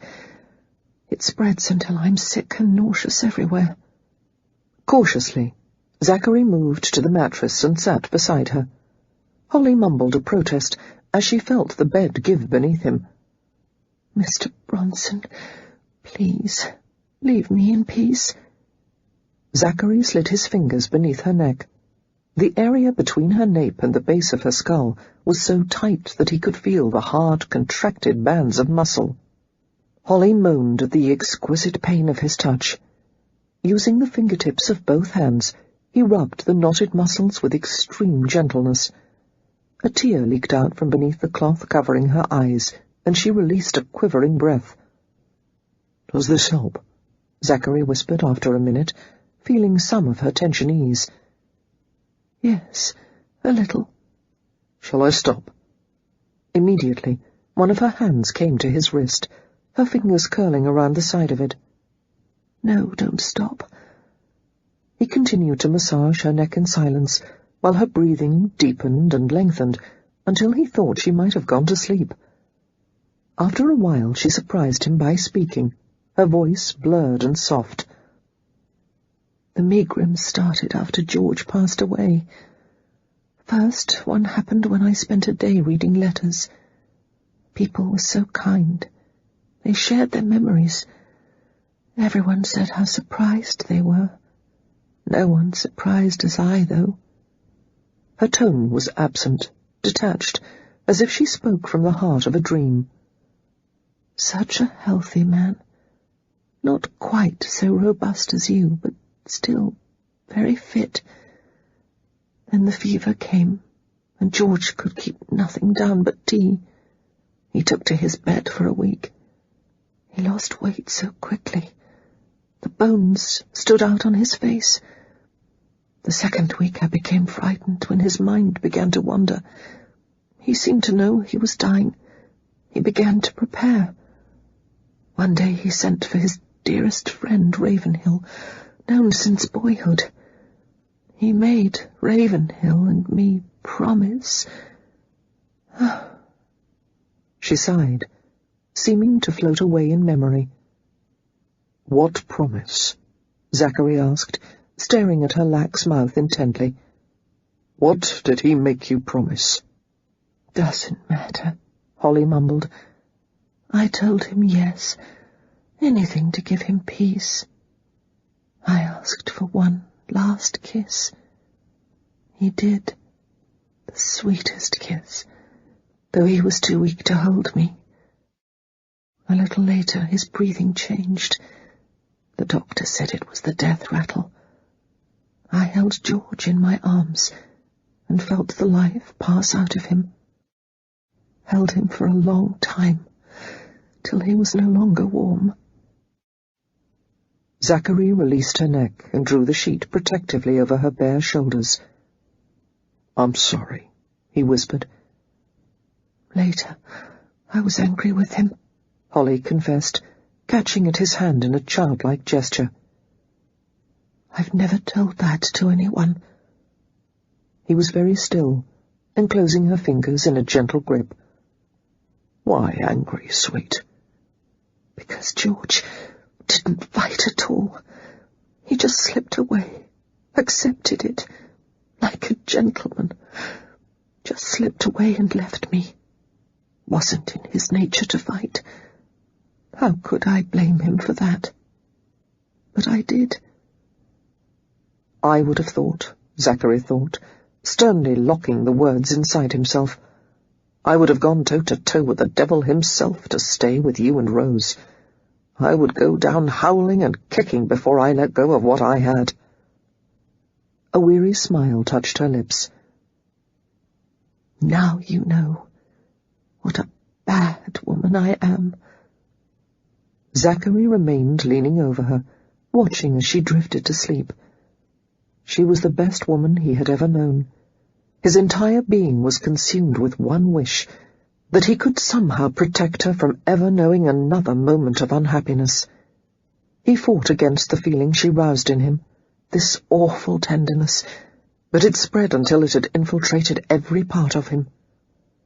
The desire to go out and find solace in another woman's body had vanished completely. All he wanted was to stay here in this dark room, guarding the sleep of Lady Holland Taylor, while she dreamed of her dead husband. Sorely troubled, Zachary moved off the bed. On impulse, he took Holly's limp hand and lifted it reverently to his lips. He kissed the backs of her fingers, the tender hollow of her palm. Nothing had ever felt as good as the silken texture of her skin against his mouth. Setting her hand onto the covers with great care, Zachary cast a last, wretched glance at her before leaving the room. He had to get out of this place, his own home. He felt confined, trapped, suffocated. "Master?" Maud waited in the centre of the hallway, staring at him with patent suspicion. "Where is Rose?" Zachary asked curtly. She is in the family parlour, playing with Mrs. and Miss Bronson." Maud frowned uneasily. "If I may ask, sir, what did you do in Lady Holland's room for so many minutes?" "I ravished her while she was unconscious," he said gravely. "It took a little longer than I expected." "Mr. Bronson!" the maid exclaimed in outrage. "That is a wicked thing to say." "Settle your feathers," he said with a faint smile. "I merely stayed with Lady Holly until she went to sleep. You know I would slit my own throat before causing her any harm." Maud gazed at him speculatively. "Yes, sir," she said after a moment. "I believe I do know that." The maid's remark caused Zachary to wonder uncomfortably if his feelings for Holly were becoming that obvious. "Damn it," he thought savagely, and brushed past her as he strode away, overwhelmed by the need to escape. Chapter 9. There were clubs in London to suit any interest. Clubs for gentlemen who were avid sportsmen, politicians, philosophers, drinkers, gamblers, or skirt-chasers. There were clubs for the rich, the newly arrived, the intelligent, or the well-born. Zachary had been invited to join innumerable clubs that welcomed professional gentlemen, including highly successful merchants, barristers, and entrepreneurs. However, he did not want to belong to one of those. He wanted to join a club that had no desire to accept him, a club that was so exclusive and aristocratic that members were allowed only if their grandfathers had once been admitted.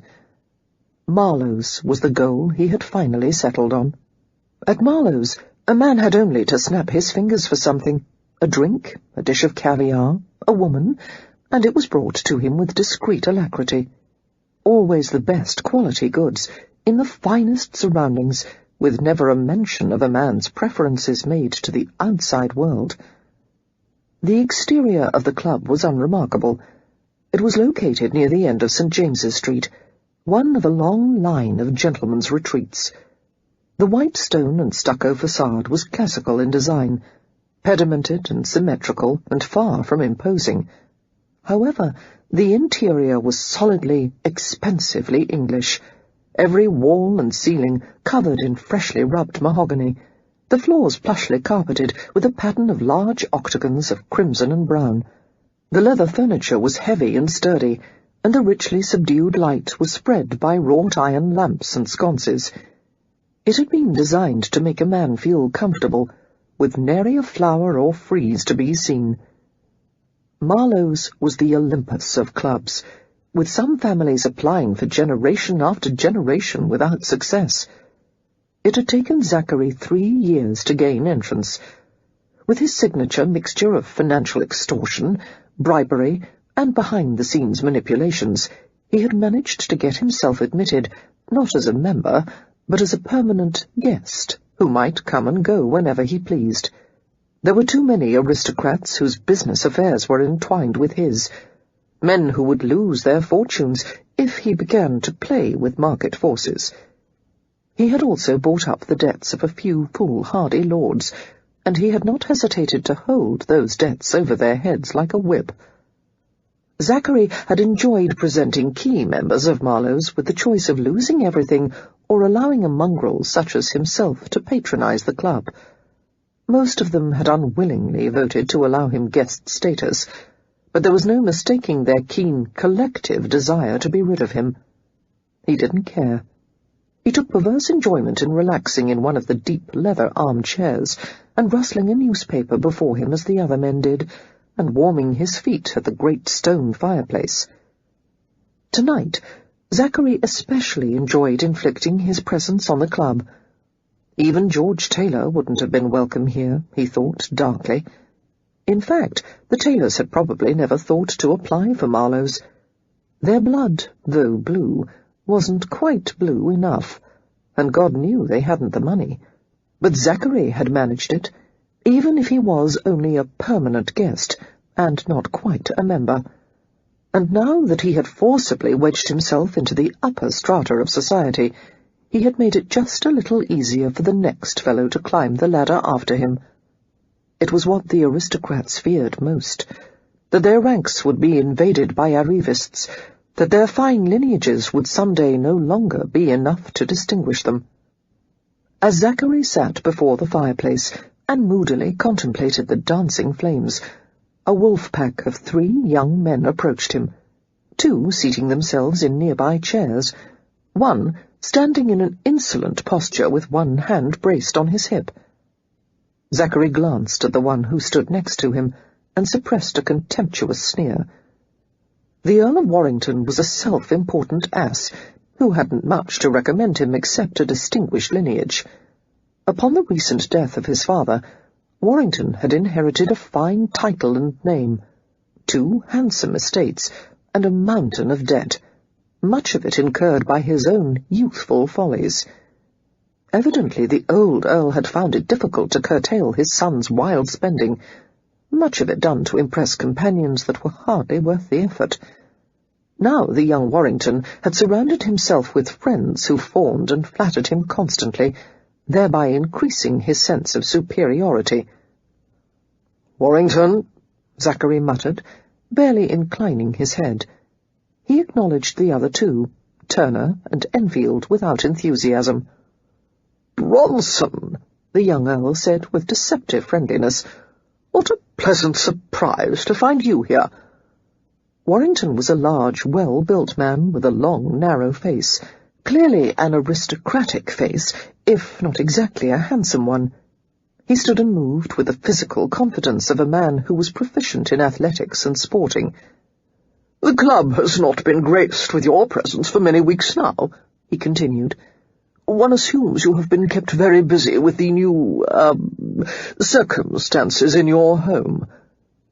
"To what circumstances are you referring?" Zachary asked softly, although he knew exactly in what direction the conversation was heading. "Why, everyone in London knows of your new chère amie, the exquisite Lady Holland. May I compliment you on your remarkable and rather surprising show of good taste. Congratulations, my fortunate fellow." "No congratulations are in order," Zachary said shortly. "There is no intimate relationship, nor will there be." Warrington raised his dark brows, as if he were confronted with an obvious falsehood. "The so-called lady is residing under your roof, Bronson. Do you take us all for fools?" "Under the same roof as my mother and sister," Zachary pointed out evenly, though inwardly his temper had exploded into cold, lethal flame. "To lend instruction and advice to the family." Warrington laughed nastily, revealing a set of long, uneven teeth. "Oh, I'm certain there is a great deal of instructing going on, concerning how a fine lady prefers to be bedded, perhaps." Warrington's companions chuckled at his lame wit. Zachary remained in his chair, appearing relaxed in spite of the burst of icy rage in his chest. He was making yet another unwelcome discovery, that any slight upon Lady Holland Taylor was sufficient to make him want to commit murder. He had known when he and Holly had signed their infernal contract of employment that there would be rumours. Even Holly had recognized the certain damage to her reputation. At the time, the idea had not bothered Zachary very much. He had been too intent on getting what he wanted. Now, however, it bothered him exceedingly. He felt little flames exploding behind his eyeballs. "Retract the comment," he said softly, "and add an apology while you're at it." Warrington smiled, clearly pleased that his arrow had hit its mark. "And if I don't, I'll beat it out of you," Zachary replied in deadly earnest. "A boxing match? Excellent idea." There was no doubt that it was what Warrington had wanted all along. "If I best you, you'll give me your word that you'll leave the club immediately and never enter the place again. And if you emerge the victor, I'll come forth with a retraction and apology. And one more thing," Zachary said, staring at the top button of Warrington's finely tailored coat. All the buttons on the garment were large and gold, engraved with the family insignia. However, the top one was adorned with a large, sparkling white diamond that appeared to be at least 2 carats in weight. "If I win, I'll take that diamond button as well." "What?" Warrington wore a perplexed expression. "Deuced strange request. What the devil do you want that for?" "Call it a memento," Zachary replied. The Earl shook his head, as if he suspected he was dealing with a madman. "Very well. Shall we make the arrangements for the morning?" "No." Zachary had no intention of allowing the coxcomb and his cronies to publicise the event all over London, or to cast further aspersions on Lady Holly's honour. The matter would be resolved expediently. He stood and flexed his hands with anticipation. "We'll do it now, in the club cellar." Warrington seemed momentarily perturbed by Zachary's cold, deliberate manner. "I can't do it right now without any sort of preparation. There's a difference between a properly arranged match and a common street brawl. Not that you would understand such distinctions." Suddenly Zachary smiled. "I understand that you want to make a show of your boxing skills and dispatch my ass from the club once and for all. You have your chance, Warrington. But it will happen here and now, or else we'll declare a forfeit." "No forfeit," Warrington retorted. "I'll come to scratch whenever and wherever you desire." He turned to one of his companions. "Enfield, will you stand as my second?" His friend nodded at once, clearly pleased to have been asked. Warrington glanced at his other companion. "Turner, I suppose that means you'll have to stand for Bronson." Turner, a pudgy, round-faced fellow with overlong reddish-brown locks that straggled to his shoulders, frowned and folded his short arms across his chest. It was apparent that performing the duties of a second for Bronson, remaining in the corner of the rope ring to encourage and assist him, was none too appealing for Turner. Bronson threw him a jeering smile. "Don't trouble yourself, my lord," he muttered. "I have no need of a second." To all their surprise, a new voice entered the conversation. "I'll serve as your second, Bronson, if I may." Zachary stared in the direction of the dry, cultured voice, and saw a man seated in a corner chair. Setting aside the fresh-pressed edition of the Times, the man stood and approached him. The newcomer was tall and lean and blonde, looking the way aristocrats were supposed to look, but somehow never did. Zachary studied him thoughtfully, having never seen him at Marlowe's before. With his cool grey eyes, wheat-blonde hair, and perfectly sculpted features, he was handsome, princely even. His self-contained air and the watchful intelligence of his expression brought the image of a golden hawk to mind. "Varden, Lord Ravenhill," the man said, extending his hand. Zachary shook his hand, discovering the man had a hard, solid grasp. The sound of the name triggered something in the back of his mind. Ravenhill. Ravenhill, the name Holly had spoken just a few hours ago in her drugged reminiscences of George.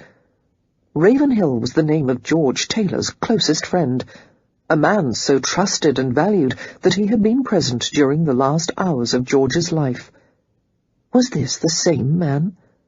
Why would he volunteer as Zachary's second for a fist-fight? And what did Ravenhill think of the fact that George's beloved wife was now employed by a commoner like himself?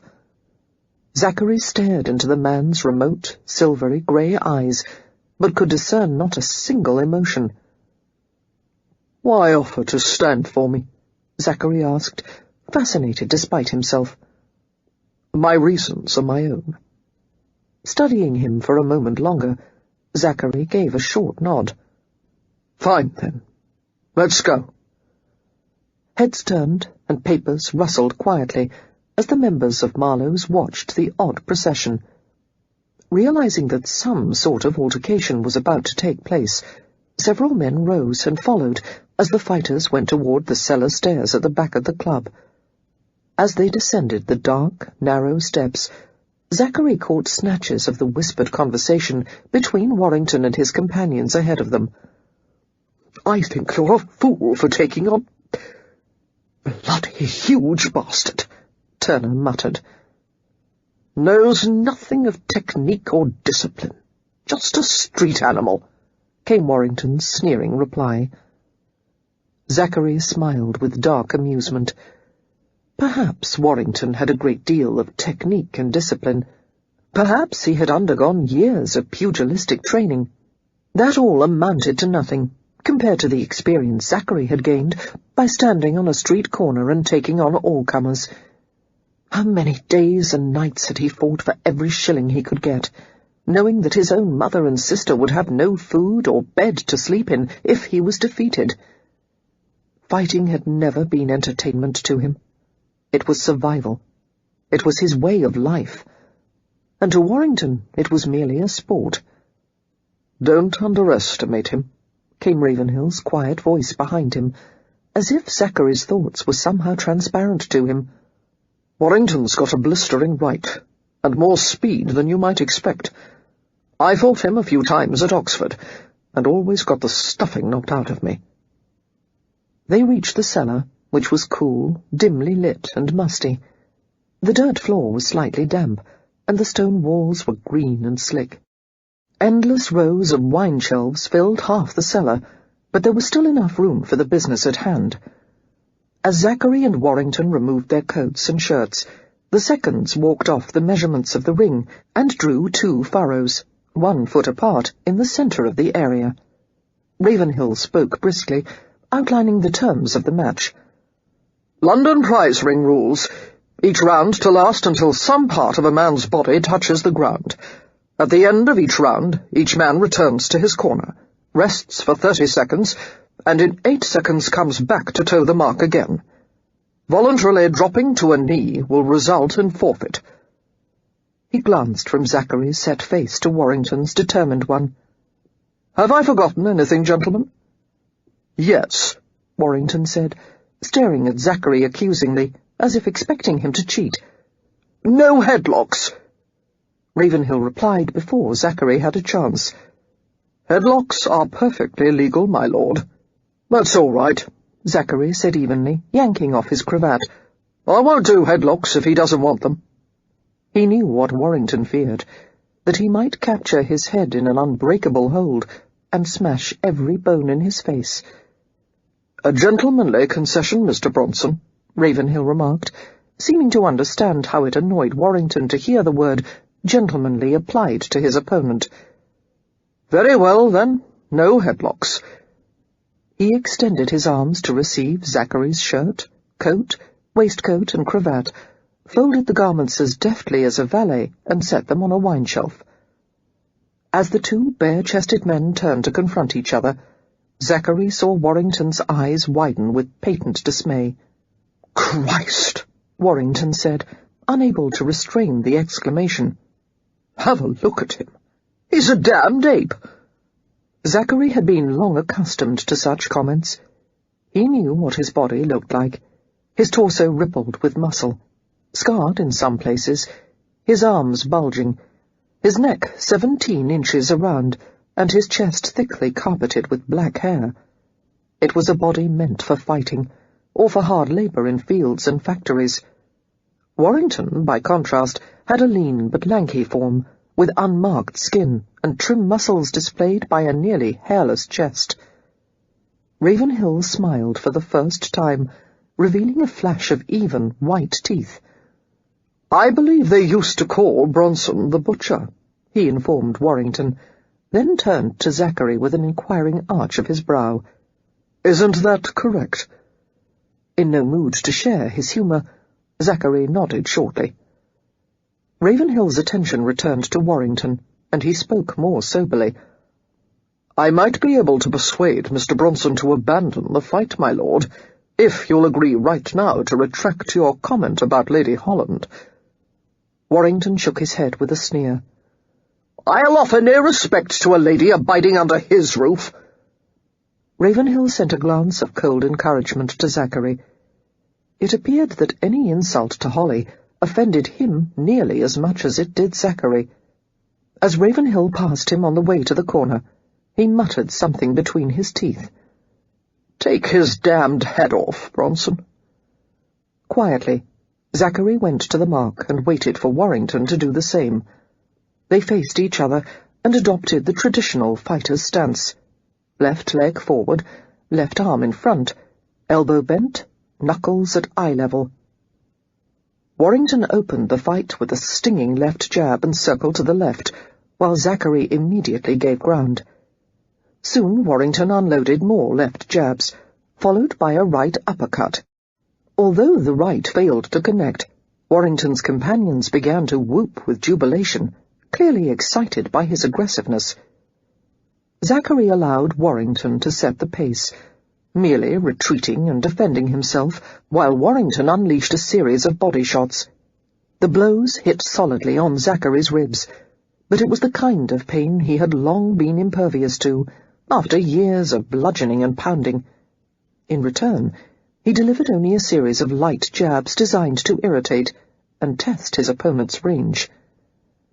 Finally, when Warrington's sweating face was adorned with a triumphant smirk, and Turner and Enfield were cheering lustily in premature victory, Zachary threw a 3-shot combination, followed by a hard right cross that caught Warrington squarely in the eye. Warrington staggered backward, clearly stunned by the power and speed of the blows. The men were instantly silenced, as Warrington's legs buckled and he fell to his knees, before scrambling to rise again. "End of the round," came Ravenhill's call, and Zachary went to his corner. He was beginning to sweat from exertion, and he brushed his hand impatiently at the wet locks of hair that fell over his forehead. "Here," Ravenhill said, giving him a clean wine towel, and Zachary blotted his face. Warrington retreated to his own corner, while Enfield wiped his face and offered advice. "Don't toy with him for long," Ravenhill murmured, smiling, although his grey eyes remained cool. "There's no need to drag this business out, Bronson." Zachary handed back the towel. "What makes you think I'm toying with him? It's clear the fight is yours to finish whenever you choose, but be a gentleman about it. Make your point succinctly and have done with it." 30 seconds had passed, and Zachary returned to the centre mark for the next round. It annoyed him that Ravenhill saw through him so easily. He had indeed been planning to prolong the fight, taunting and humiliating Warrington with his superior prowess. He had intended to give the spoiled aristocrat a lengthy, painful thrashing that turned every inch of him black and blue. Instead, Ravenhill wanted him to end the fight soon, and allow Warrington to walk away with a bit of pride left. Zachary knew that the recommendation was indeed the gentlemanly thing to do, but it aggravated him sorely. He didn't want to be a gentleman. He wanted to be merciless and strip away every modicum of Warrington's vanity. Warrington came at him with renewed vigour, planting his feet and delivering 3 right-hand uppercuts that caught Zachary on the chin and snapped his head back. Zachary followed with 2 hard rib shots and a whip-like left hook to the head. The blasting blow rocked Warrington back on his heels, and he did a quick 2-step to stay on his feet. Retreating, circling, Zachary waited until the other man approached once more, and they traded blows until Zachary landed a powerful straight left to the jaw. Dazed, Warrington fell to the floor and cursed as he tried to lurch to his feet. Enfield called for the end of the round, and both opponents retreated to their corners. Zachary swabbed at his face with the damp wine towel. He was going to be sore on the morrow. Warrington had blackened his left eye and bruised the right side of his chin. Warrington was not a bad fighter, actually. One had to give him credit for being busy in the ring, not to mention determined. However, Zachary not only outmatched him in power, but was far more experienced, delivering fewer but infinitely more effective blows. "Good work," Ravenhill said quietly. Zachary wanted to snarl that he didn't need or want his damned approval, nor did he need the bastard's instructions on how to fight like a gentleman. However, he kept his fury in check, suppressing the emotion until it simmered coldly in his belly. Returning for the 3rd round, Zachary tolerated a rapid flurry of shots from Warrington, who was already tiring. Dodging at least half the blows, Zachary experienced the familiar sensation of settling in for the fight, reaching the plateau on which he could last for hours. He could box like this all day without requiring rest. It would be easy to keep Warrington occupied until the other man simply dropped in exhaustion. However, Zachary went in for the kill and landed a 5-shot combination that sent Warrington to the ground. Clearly bewildered, shaking his head in a useless effort to clear it, Warrington remained down. Turner and Enfield screamed at him to rise again, but he spat some bloody saliva and held up his hands in refusal. "Can't do it," he muttered. "Can't." Even when Enfield came forward to lift him up and lead him to the centre again, Warrington refused. Although Zachary would have liked to have inflicted further damage, he was mildly placated by the sight of Warrington's bruised and battered face, and the way he held his ribs in obvious discomfort. "Match is finished," Warrington said out of one side of his swollen mouth. "I cede to Bronson."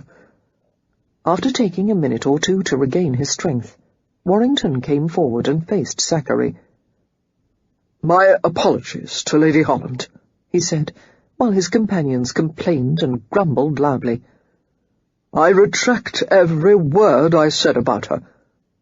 He turned to Enfield. "Cut off the top button of my coat and give it to him." "But what's he going to do with it?" Enfield complained, glaring at Zachary. "I don't give a damn," Warrington replied curtly. "Remove the blasted thing."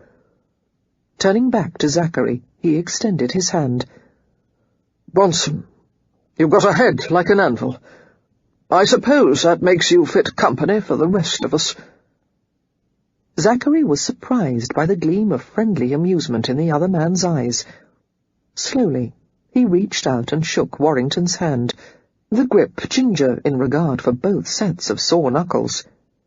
The gesture meant that Warrington recognized Zachary as an equal, or at least as someone whom he considered an acceptable member of the club. "You've got a good right cross," Zachary replied gruffly. "As good as any I took in my prize-fighting days." Despite his swollen mouth, Warrington smiled, apparently pleased by the compliment. Returning to Ravenhill, Zachary towelled off and donned his clothes, buttoning his shirt with difficulty and leaving his waistcoat unfastened. "Allow me," Ravenhill offered, but Zachary shook his head irritably. He hated to be touched by other men, even to the extent of refusing the services of a valet. Ravenhill shook his head and smiled slightly. "As mild-tempered as a wild boar," he commented in a cool, dry tone. "How in God's name did you get Lady Holland to agree to it?" "Agree to what?" Zachary asked, although he knew exactly what Ravenhill meant. "The shy, gentle lady I knew 3 years ago would never have agreed to work for you. She would have been terrified of you." "Maybe she's changed," Zachary muttered coldly. "Or maybe you didn't know her as well as you thought you did." He saw the dislike in the other man's remote grey eyes, and he experienced a strange commingling of emotions. Triumph, because Holly was indeed living with him, and her life was entwined with his in a way it had never been with this superior aristocrat's, and jealousy.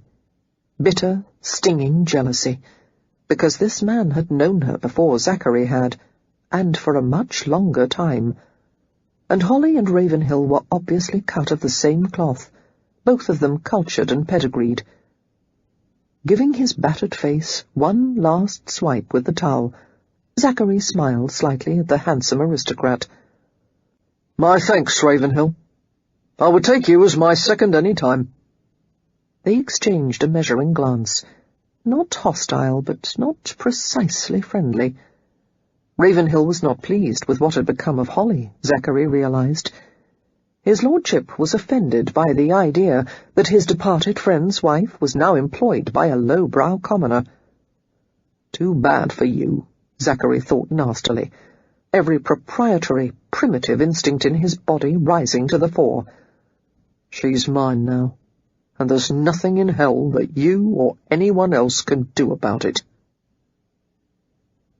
Almost 24 hours to the minute since her megrims had begun, Holly felt well enough to rise from her bed. She felt weak and a bit dazed, as she always did after such an episode. It was early evening, the time when the Bronsons usually gathered in the family parlour to wait for supper to be announced. "Where is Rose?" was Holly's first question, as Maud helped her to sit up in bed. "Downstairs with the master and his mother and sister," Maud answered, tucking supportive pillows behind her back.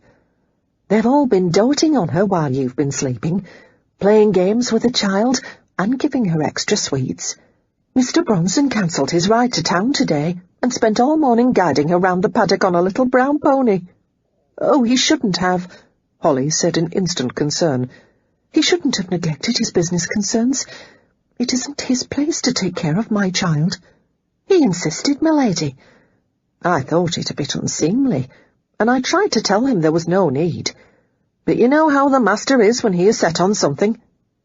"Yes, I know." Holly sighed and clasped her hand over her sore forehead. "Oh, the extra trouble I've caused for you and everyone."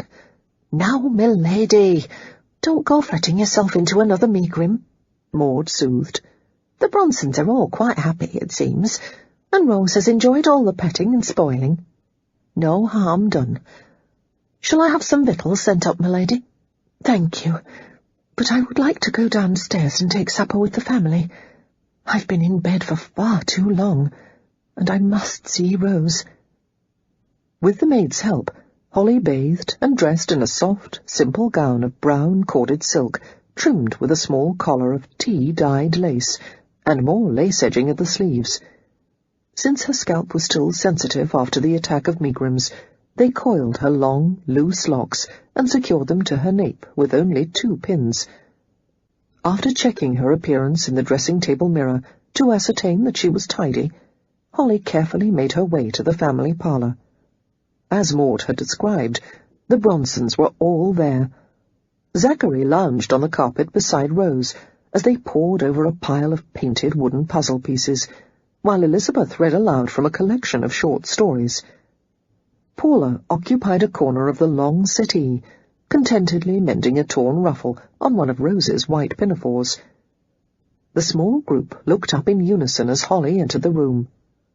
Wan and fatigued, she managed an apologetic smile. "Good evening, everyone." "Mamma!" Rose exclaimed, beaming as she hurried to Holly and threw her arms around her hips. "You're all better now?" "Yes, darling." Lovingly, Holly stroked her daughter's dark curls. "I'm sorry I took such a long rest." "I had great fun while you were sleeping," Rose said, and proceeded to entertain her with an account of the morning's pony ride. While Rose chattered away, Elizabeth bounded over to Holly with exclamations of sympathy and concern, and guided her to the settee. Paula insisted on covering Holly's knees with a knitted lap blanket, despite Holly's sheepish protests. "Oh, Mrs. Bronson, you're too kind. Really, there's no need." While the women fussed over her, Bronson stood and bowed in welcome. Sensing his dark, assessing gaze, Holly gave him a hesitant smile. "Mr. Bronson, She broke off in surprise as she saw that his eye was shadowed with a bruise, and there was another blotch on his jaw. "What happened to your face, sir?" Rose answered before he did, with the pride of a child who was delivering news of great significance. "Mr. Bronson ran into a left hook again, Mamma. He was fighting, and he brought this to me." She pulled the end of her button-string from her large apron pocket and climbed into Holly's lap to display her newest acquisition. Cuddling her daughter, Holly examined the button carefully. It was fashioned of a huge, sparkling diamond encased in rich yellow gold. Bewildered, she glanced at Elizabeth's rueful face and Paula's tight-lipped one, before finally staring into Bronson's enigmatic black eyes. "You shouldn't have given Rose such a costly object, Mr. Bronson. Whose button is it? And why were you fighting?" "I had a disagreement with someone in my club." "Over money? Over a woman?" Bronson's expression revealed nothing, and he gave an indifferent shrug, as if the matter were of no importance. Considering various possibilities, Holly continued to stare at him in the tense silence that had overtaken the room. Suddenly, the answer occurred to her. "Oh, for me?" she whispered. Idly, Bronson picked a skein of thread from his sleeve. "Not really." Holly suddenly discovered that she knew him well enough to discern when he was lying. "Yes, it was," she said with growing conviction. "Someone must have said something unpleasant, and instead of ignoring the remark, you took up the challenge. Oh, Mr. Bronson, how could you?" Seeing her unhappiness, instead of the grateful admiration he had probably expected, Bronson scowled. "Would you rather I allowed some high-kick butt—" He paused to correct himself as he noticed the rapt attention Rose was paying to the conversation. "Some high-kick fellow," he said, his tone softening a degree, "to spread lies about you. His mouth needed to be shut, and I was able and willing to do it." "The only way to respond to a distasteful remark is to ignore it," Holly said crisply. "You did the exact opposite, thereby creating the impression in some people's minds that there may be a grain of truth in it. You should not have fought for my honour. You should have smiled disdainfully at any slight upon it, resting secure in the knowledge that there is nothing dishonourable about our relationship." "But, my lady, I would fight the world for you." Bronson said it in the way he always made such startling comments, in a tone of such cheering lightness that the listener had no doubt he was being facetious.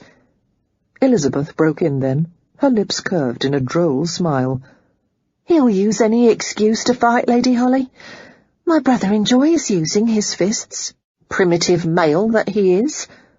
That is an aspect of his character we will have to correct." Holly sent Bronson a reproachful glance, and he laughed. A maid came to announce that dinner was ready to be served, and Rose bounced up and down in excitement. "Rosemary, lamb and potatoes," she said with anticipation, evidently having gleaned the information from the cook. "My favourite. Come, Lizzie, let's hurry." Laughing, Elizabeth caught the child's hand in hers and allowed herself to be dragged away from the parlour. Paula smiled as she set her needlework aside and followed. Holly was slow to rise, battling a sudden wave of nausea at the thought of lamb, which did not sound at all appetizing. Unfortunately, the tonic that had relieved her megrims and caused her to sleep for a day did not come without side effects, one of them being greatly diminished appetite. Closing her eyes for a moment, she opened them to discover that Bronson had made it to her side with astonishing speed. "Feeling faint?" he asked quietly, his gaze moving over her pale face. "Just a bit queasy," she murmured, struggling to her feet. "No doubt I'll feel better once I eat something." "Let me help you." His hard, strong arm slid behind her back, supporting her weight as she stood, and Holly experienced a sweet quake of familiarity. It seemed that since their dance lesson, her body had become accustomed to the closeness of his. Being in his arms felt far too natural and pleasurable. "Thank you," she murmured, reaching up to check the coil at her nape, which felt rather loose. The pins had loosened from Rose's affectionate embrace. To Holly's dismay, the pins slid out and the mass of her hair tumbled free.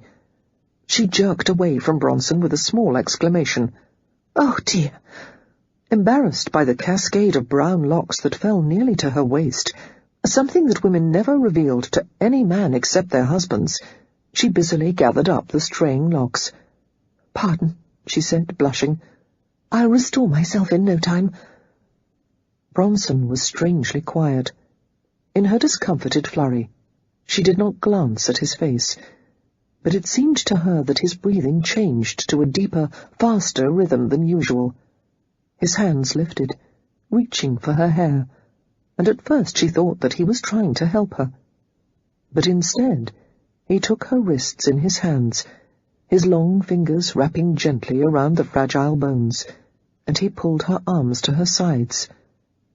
Gasping, Holly glanced up at his dark face. "My hair. Oh, Mr. Bronson, please, do let go."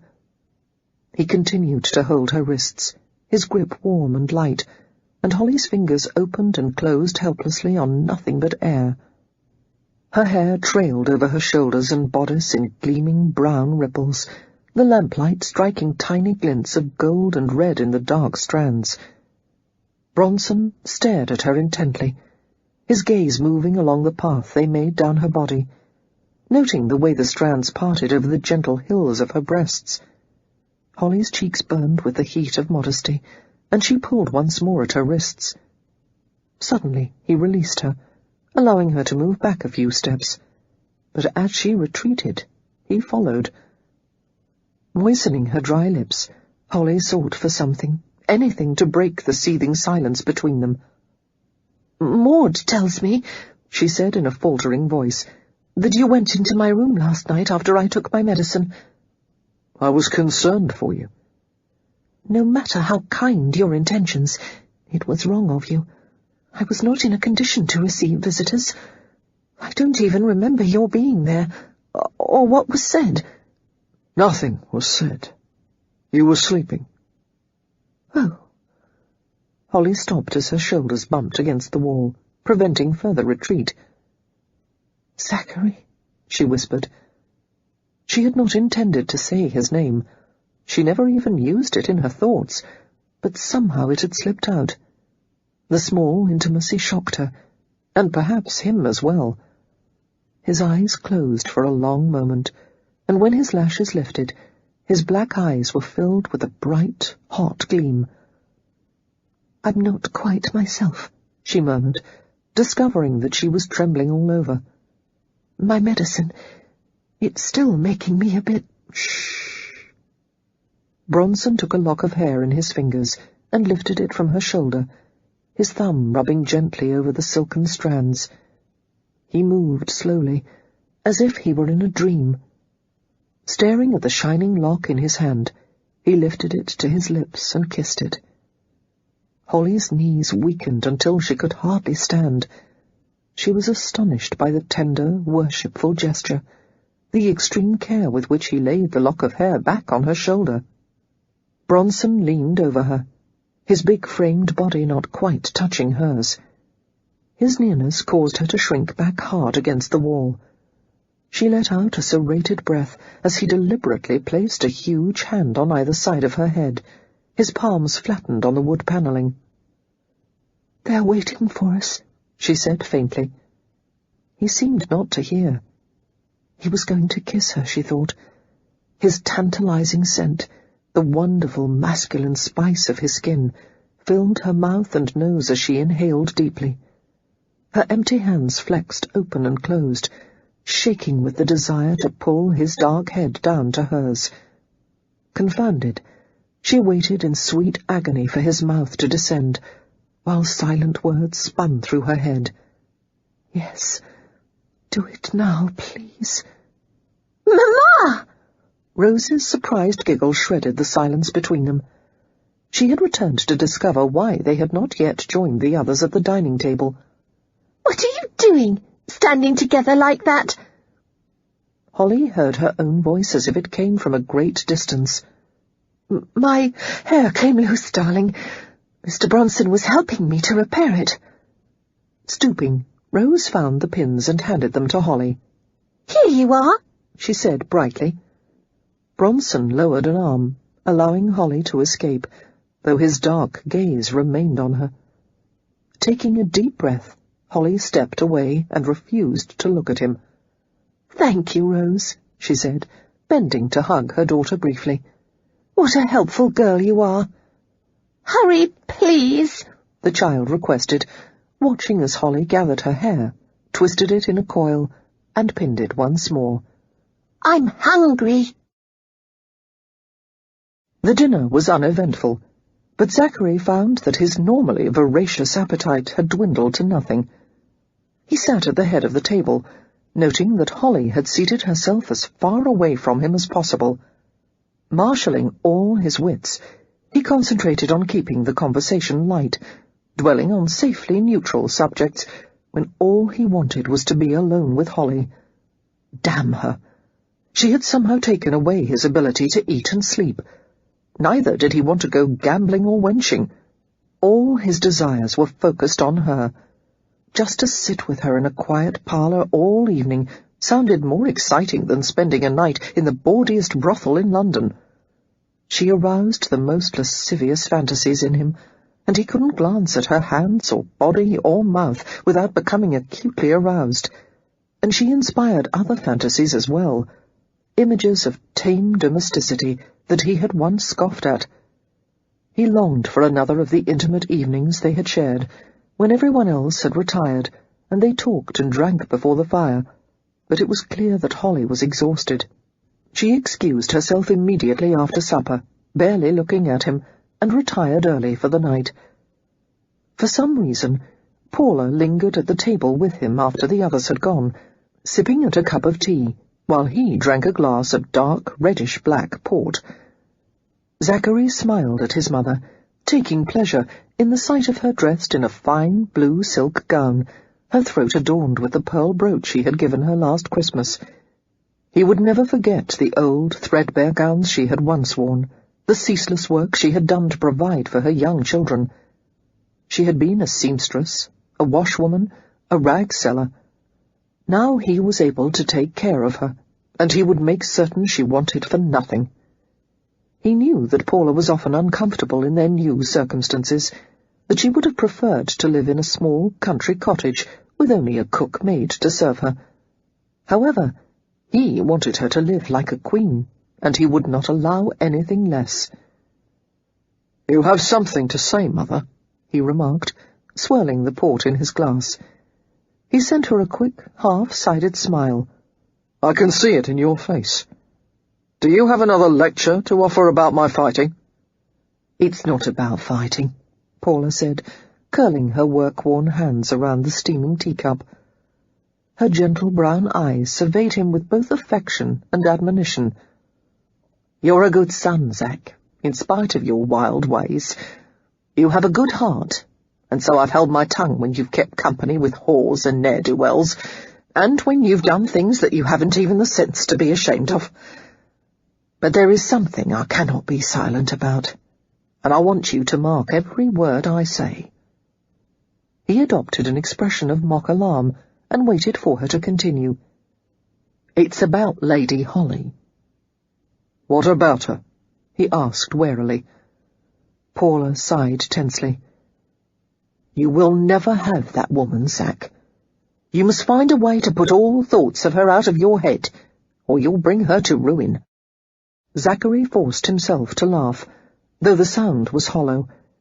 His mother might not be educated or polished, but she was an intelligent woman, and he couldn't dismiss her words easily.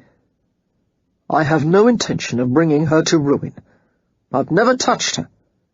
"A mother knows her son," Paula insisted. "I see how you are with her. You can hide it from the world, but not from me. Zach, it's not right. You're not meant to be with her any more than a donkey should mate with a thoroughbred."